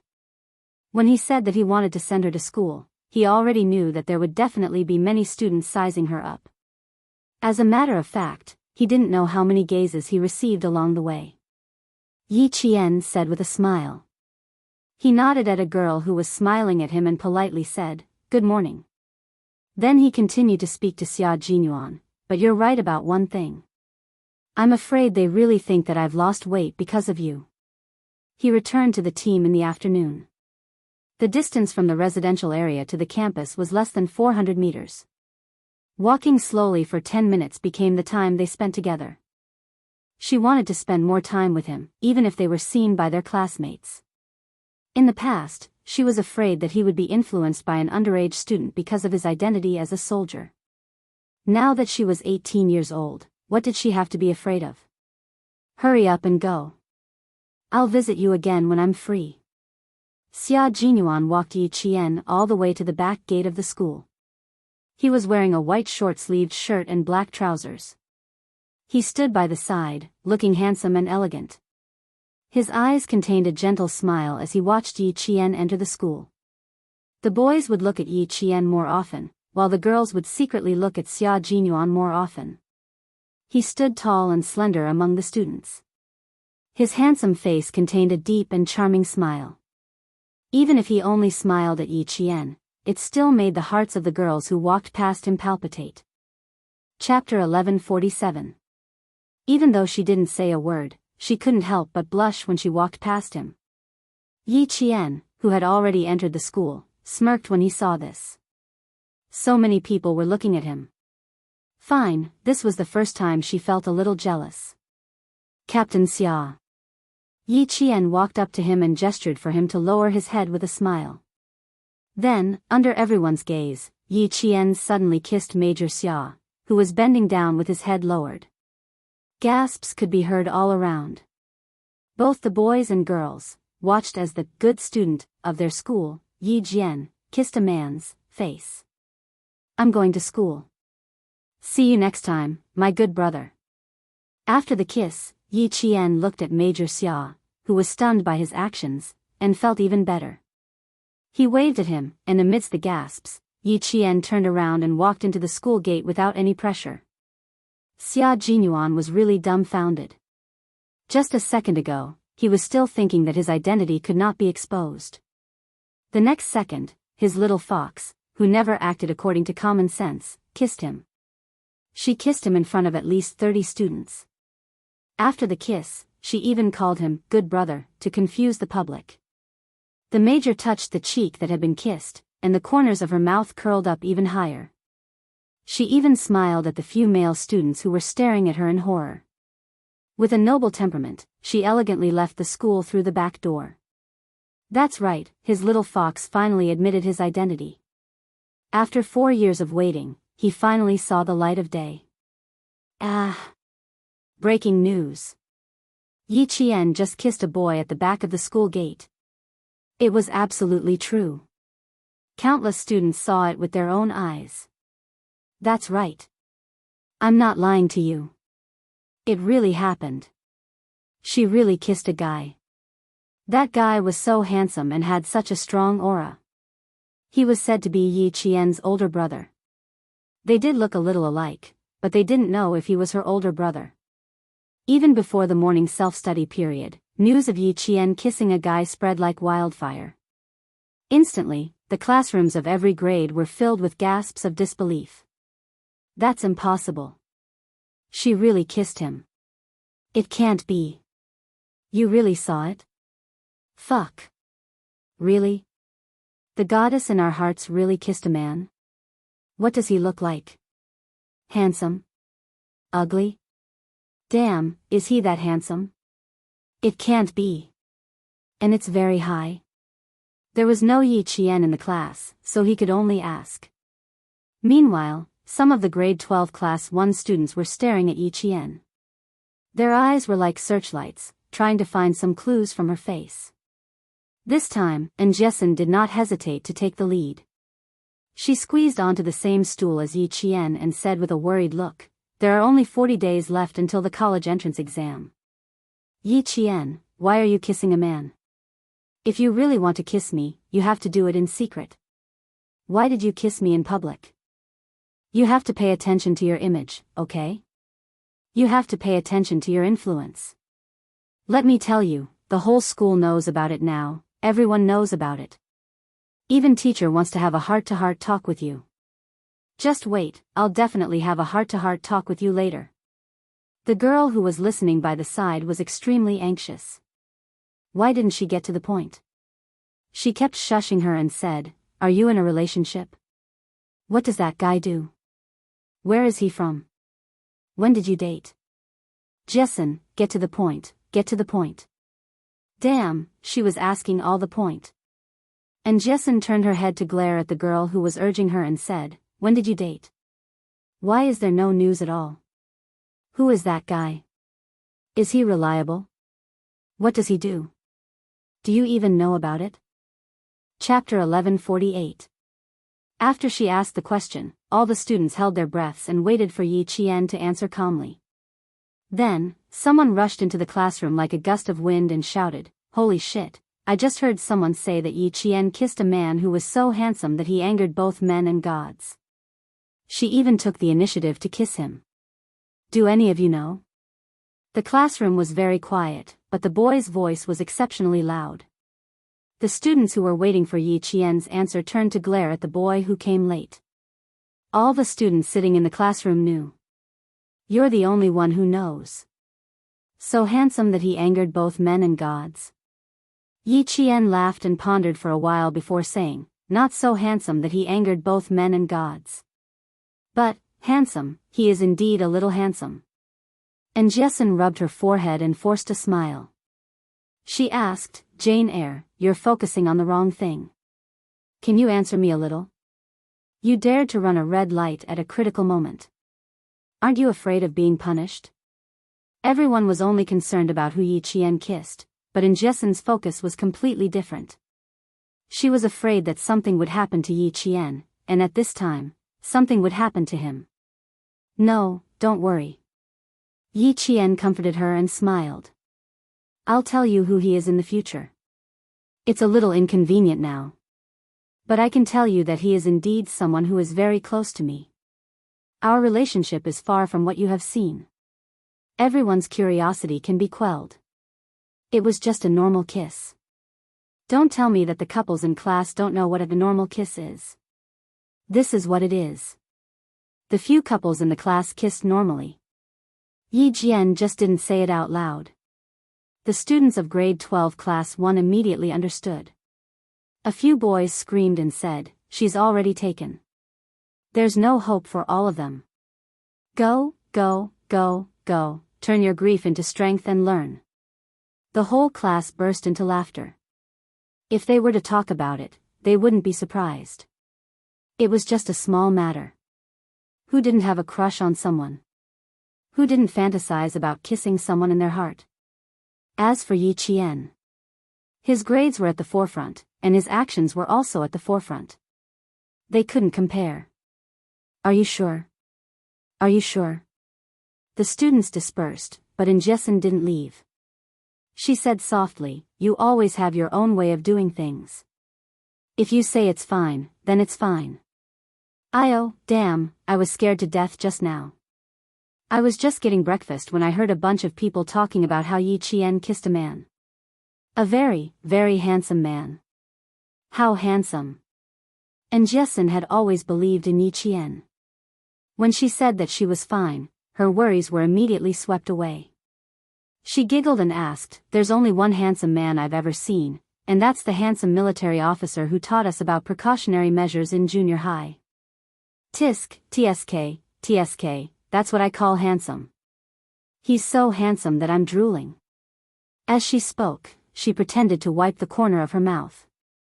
"I'm drooling all over the floor." She still remembered. Yi Qian smiled meaningfully and said, "Yes, he is. Next time, I'll bring you to meet him." "No way, he's really that handsome." Okay, bring me to meet him. Bring me to meet him." And Jessen immediately nodded. Then she touched Yi Qian's arm and frowned as she stared at her wrist. "What happened? You've lost so much weight in 7 days. Where did you go?" "I went to do something. I didn't eat much." "It's fine. I'll be fine after a few days." Just then, the morning self-study bell rang. Yi Qian gestured for her to quickly return to her seat. "I'll be fine here. It won't affect anything. Hurry back to your seat." Chapter 1149. Since Yi Qian dared to kiss him, she was not afraid that something would happen. Moreover, she did not do anything bad. What impact could it have? Affect her studies? No. Even if she went home and rested until the day of the college entrance exam, it would not affect her studies. Affect her classmates? She did not date anyone in school, nor did she go around talking about who she dated. What impact could it have? The teachers naturally knew about it. How could they not know about it when the entire school knew about it? The school doesn't have to worry about this. I know who that man is. He is someone who has known Yi Qian for many years. Principal Chow smiled at the worried teacher Tong. You don't have to mention it or worry about it. It won't affect Yi Qian's exams. Principal Chow was not surprised at all when he heard the news. He had long noticed that Major Xia treated Yi Qian differently. Now that Yi Qian had turned 18, there was some progress in their relationship. The two of them were already restraining themselves. If she could restrain herself from falling in love, why would she be afraid of anything else? There was no need to worry at all. Nothing would happen. Since the principal had said so, Teacher Tong did not look for Yi Qian to have a heart-to-heart talk. The school did not intervene. The incident of Yi Qian kissing a man faded away on the third day with the arrival of the midterm exams. The midterm exams were for the first to second year of high school. The third year of high school was a mock college entrance exam. The entire school was quiet. Only the sound of writing could be heard in the classroom. Old Madame Yi stood at the school gate and looked at the deserted campus. She said to Yi Zhifan, who had accompanied her, Zhifan, ask the security guard when the students will be dismissed. Also, ask around where Yi Qian's form teacher is. I'll go talk to her first. She was quite capable. She even managed to get into the provincial No. 1 middle school. But she was too disobedient. Yi Zhifan had always been good at pretending. When he heard this, he smiled and said, Okay, then you rest first. I'll go ask around. After 2 minutes, he came back. What a coincidence.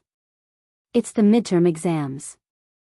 I asked the security guard to call Miss Jian's form teacher. We can only go in when she arrives. Mom, what kind of lousy school is this? Don't you have any respect for your elders? Yi Zhixiang, who was dressed in bright red, frowned and said in disgust, Lei and Qingqing should go to an elite school. Mom, I don't like this kind of place. Yi Zhifan glanced at her and said calmly, being able to enter the provincial first high school is equivalent to having one foot in the door of a university. Whether Lei and Qingqing can enter is still unknown. Here, it mainly depends on the results. What do you mean by looking at the results? Donate 100 to 200,000 yuan to their school, and my 2 sons can enter whenever they want. They can even choose their teachers. Yi Zhixiang rolled her eyes at her brother and curled her lips in disdain. Besides, I'm going to send them abroad to further their studies. Who asked them to stay in the country? Yaozu and I are even considering becoming American citizens. Old Madame Yi did not like her daughter's exaggeration and said unhappily, Don't talk about things that have no basis in reality. The province's No. 1 middle school is a century-old school. It's not a school you can enter just because you want to. Also, don't keep talking about what school you want to join. I don't like to hear that. Ever since Sun Yaozu's identity was cleared, old Madame Yi clearly felt that her daughter and son-in-law did not like to listen to her. But she had no choice and could only accept it. But that did not mean that she could not do anything. She still had to deal with Yi Qian's matter. One did not want Yi Qian to ride on her daughter's head, the other did not want Yi Qian to stand out. Both of them wanted to get what they wanted, so they still had to rely on her at crucial times. Chapter 1150. The whole school was in the middle of a midterm exam. Even if the school guard connected the phone to the teacher's office, Teacher Tong could only come out after she was done invigilating the exam. The weather in May was not too hot. Sitting under the shade of a tree and chatting for 10 to 20 minutes could pass in the blink of an eye. However, Yi Zhixiang had no intention of chatting at all. After standing for less than 5 minutes, she said impatiently, Why hasn't she come out yet? Brother, hurry her up. What is she doing? We've been waiting for so long and there's still no sign of her. She was standing outside the school like a fool. She thought that her family valued that wretched girl a lot. Zhixiang, go back to the car and wait. Don't walk around in front of me. You're making me dizzy. Seeing that her daughter was so impatient, old Madame Yi asked her to go back to the car so that she would not leave a bad impression on the teacher. She also wanted to play the family card in front of the teacher. She wanted to let the teacher know that it was not that the family could not tolerate Yi Qian, but that the girl was too wild and could not tolerate the family. She wanted to control the teacher's attitude first and then let the teacher lecture Yi Qian. She wanted to see if she knew how to respect the teacher and whether she had any sense of propriety and shame. Old Madame Yi was definitely an expert in handling family matters. After learning about Yi Qian from Yi Zhifan, she immediately decided not to go to Yi Qian directly. She would go to the teacher first and ask the teacher to stand on her family's side. When the time was right, she would wipe away a few drops of tears and cry. She did not believe that the girl could escape unscathed. In terms of success, Yi Zhifan was definitely skilled in politics. However, he was not half as good as old Madame Yi when it came to handling family matters. As for Yi Zhixiang, needless to say, she had not learned anything at all. She believed that there was nothing in the world that could not be solved with money. Yi Zhixiang really went back to her imported red BMW. Old Madame Yi secretly frowned as she watched her leave.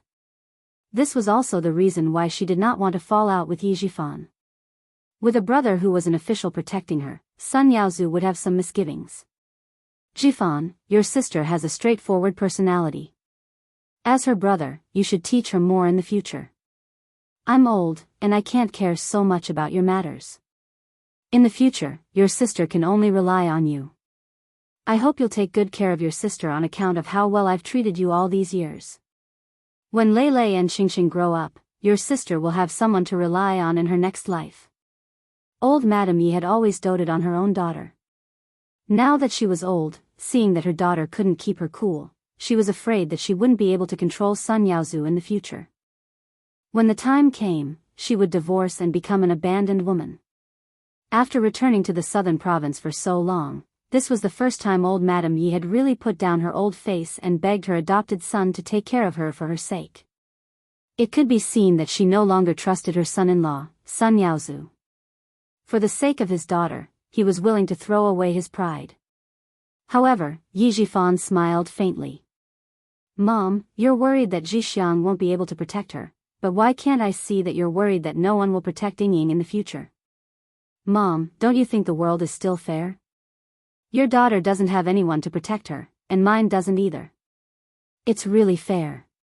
His words made old Madame Ye's eyelids twitch. That matter. She was indeed a little too cruel. She was also a little too young back then. She was afraid that her second daughter-in-law would get pregnant with a boy and take away the Yi family's assets. You still blame me in the end. I know. Old Madame Yi let out a long sigh. Her youthful spirit instantly withered with that sigh.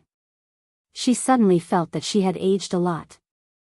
Chapter 1151.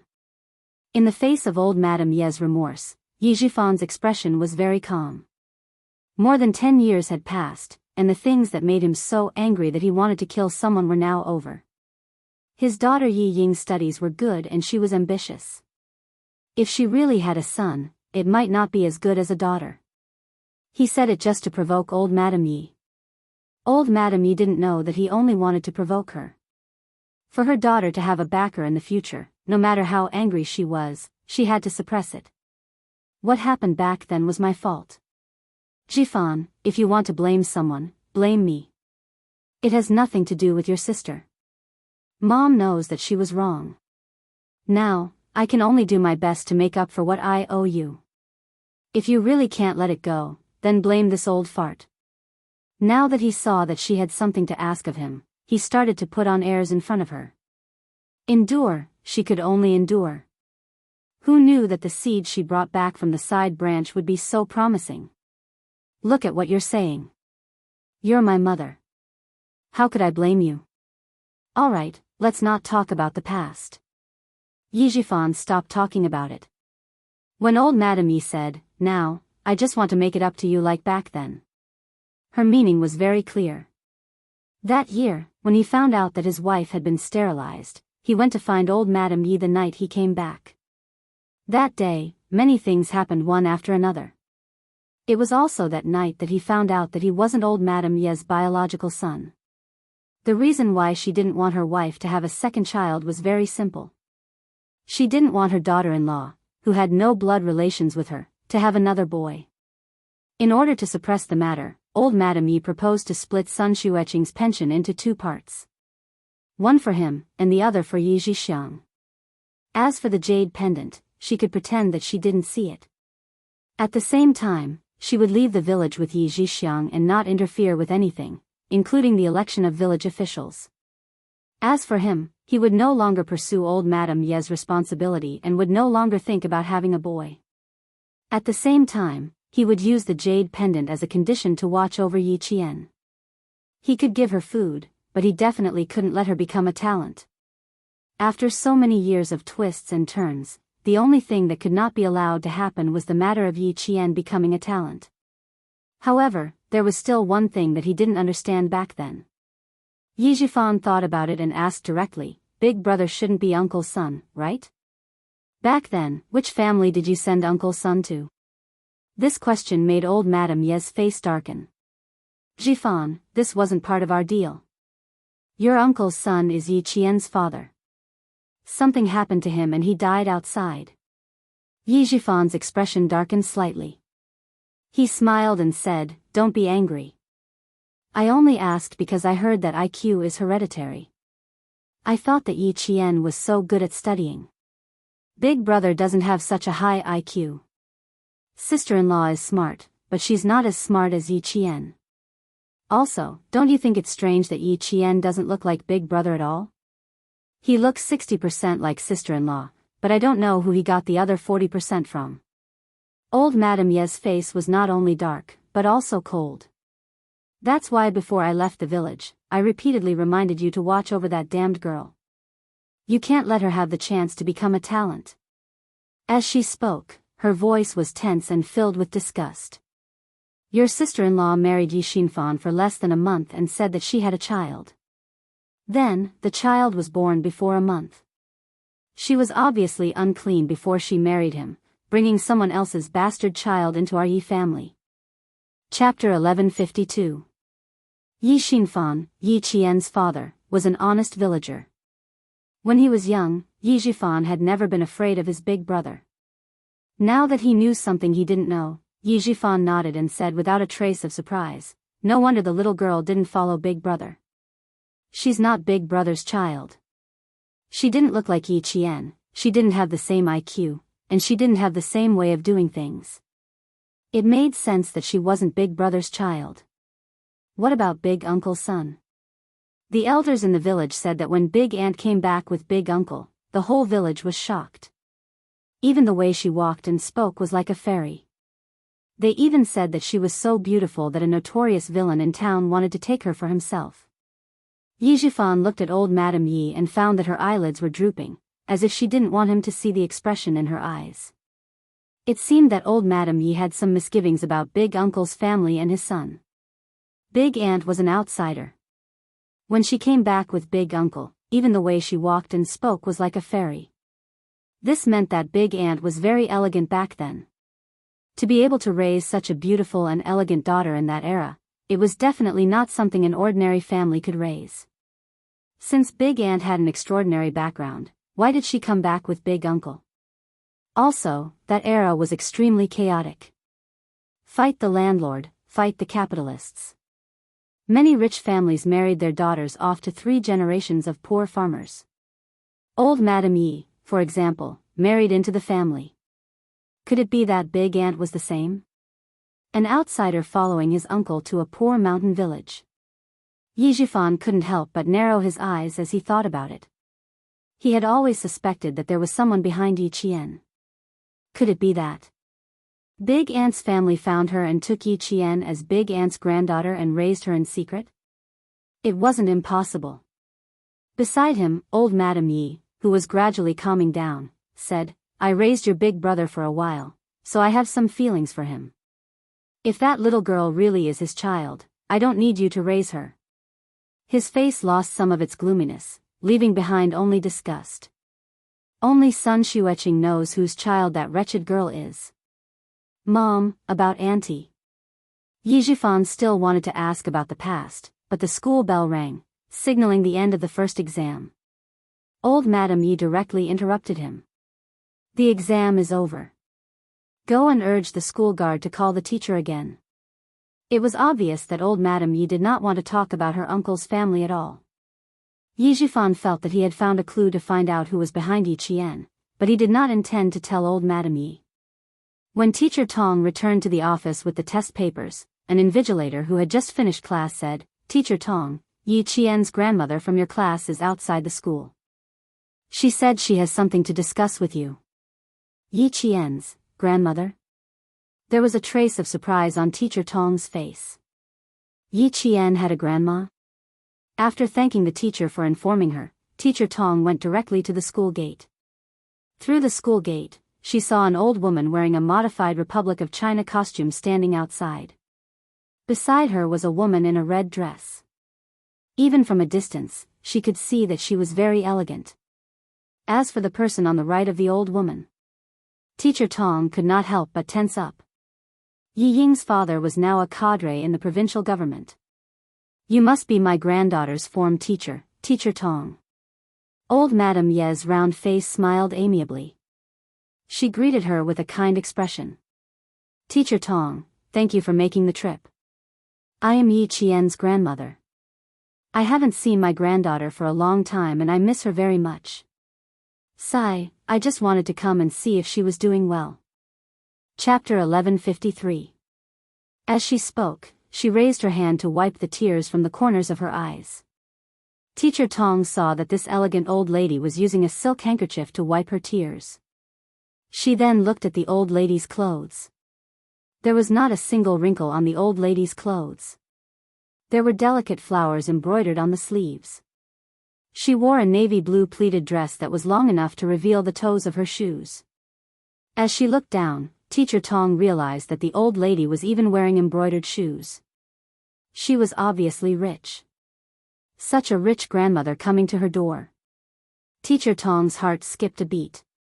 She maintained her composure and said politely, "You're too kind. As far as I know, Yi Qian is an orphan." Before the second year of the Lunar New Year, she had been living with Mr. Yi.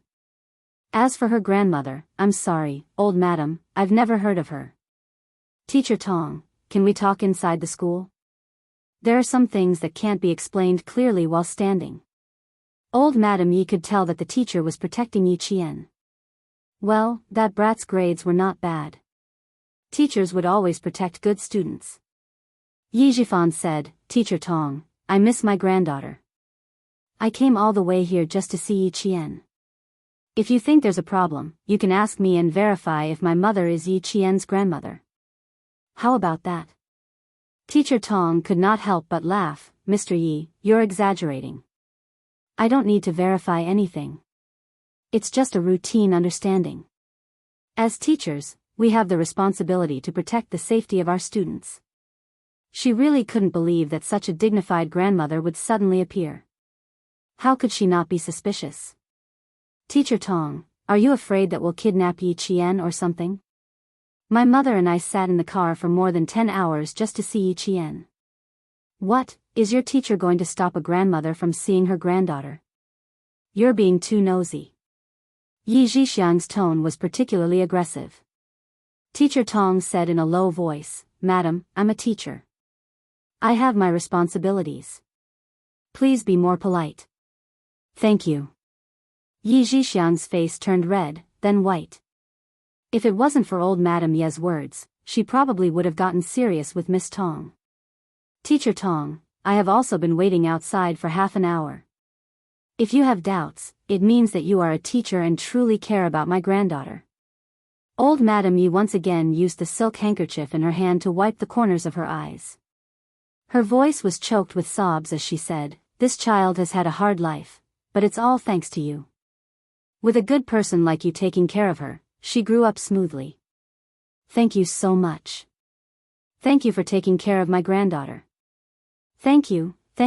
Seeing an old woman apologizing, crying, and thanking her from time to time, Teacher Tong, who was a little vigilant, finally invited the three of them to her office.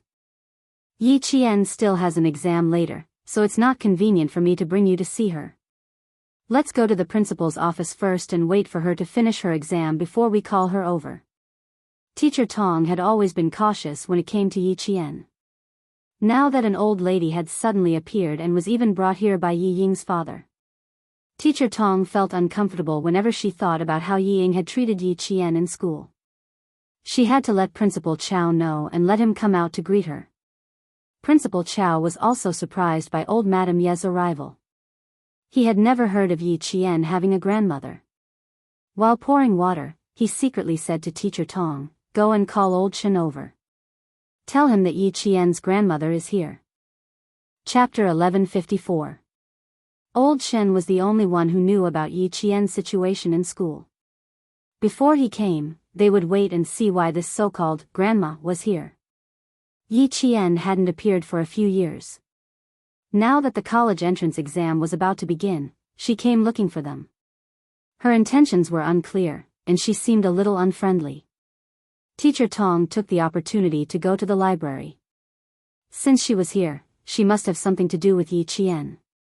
But she had to think about why she was here. Principal Chen was organizing the new batch of books in school when he heard that Yi Qian's grandma was here.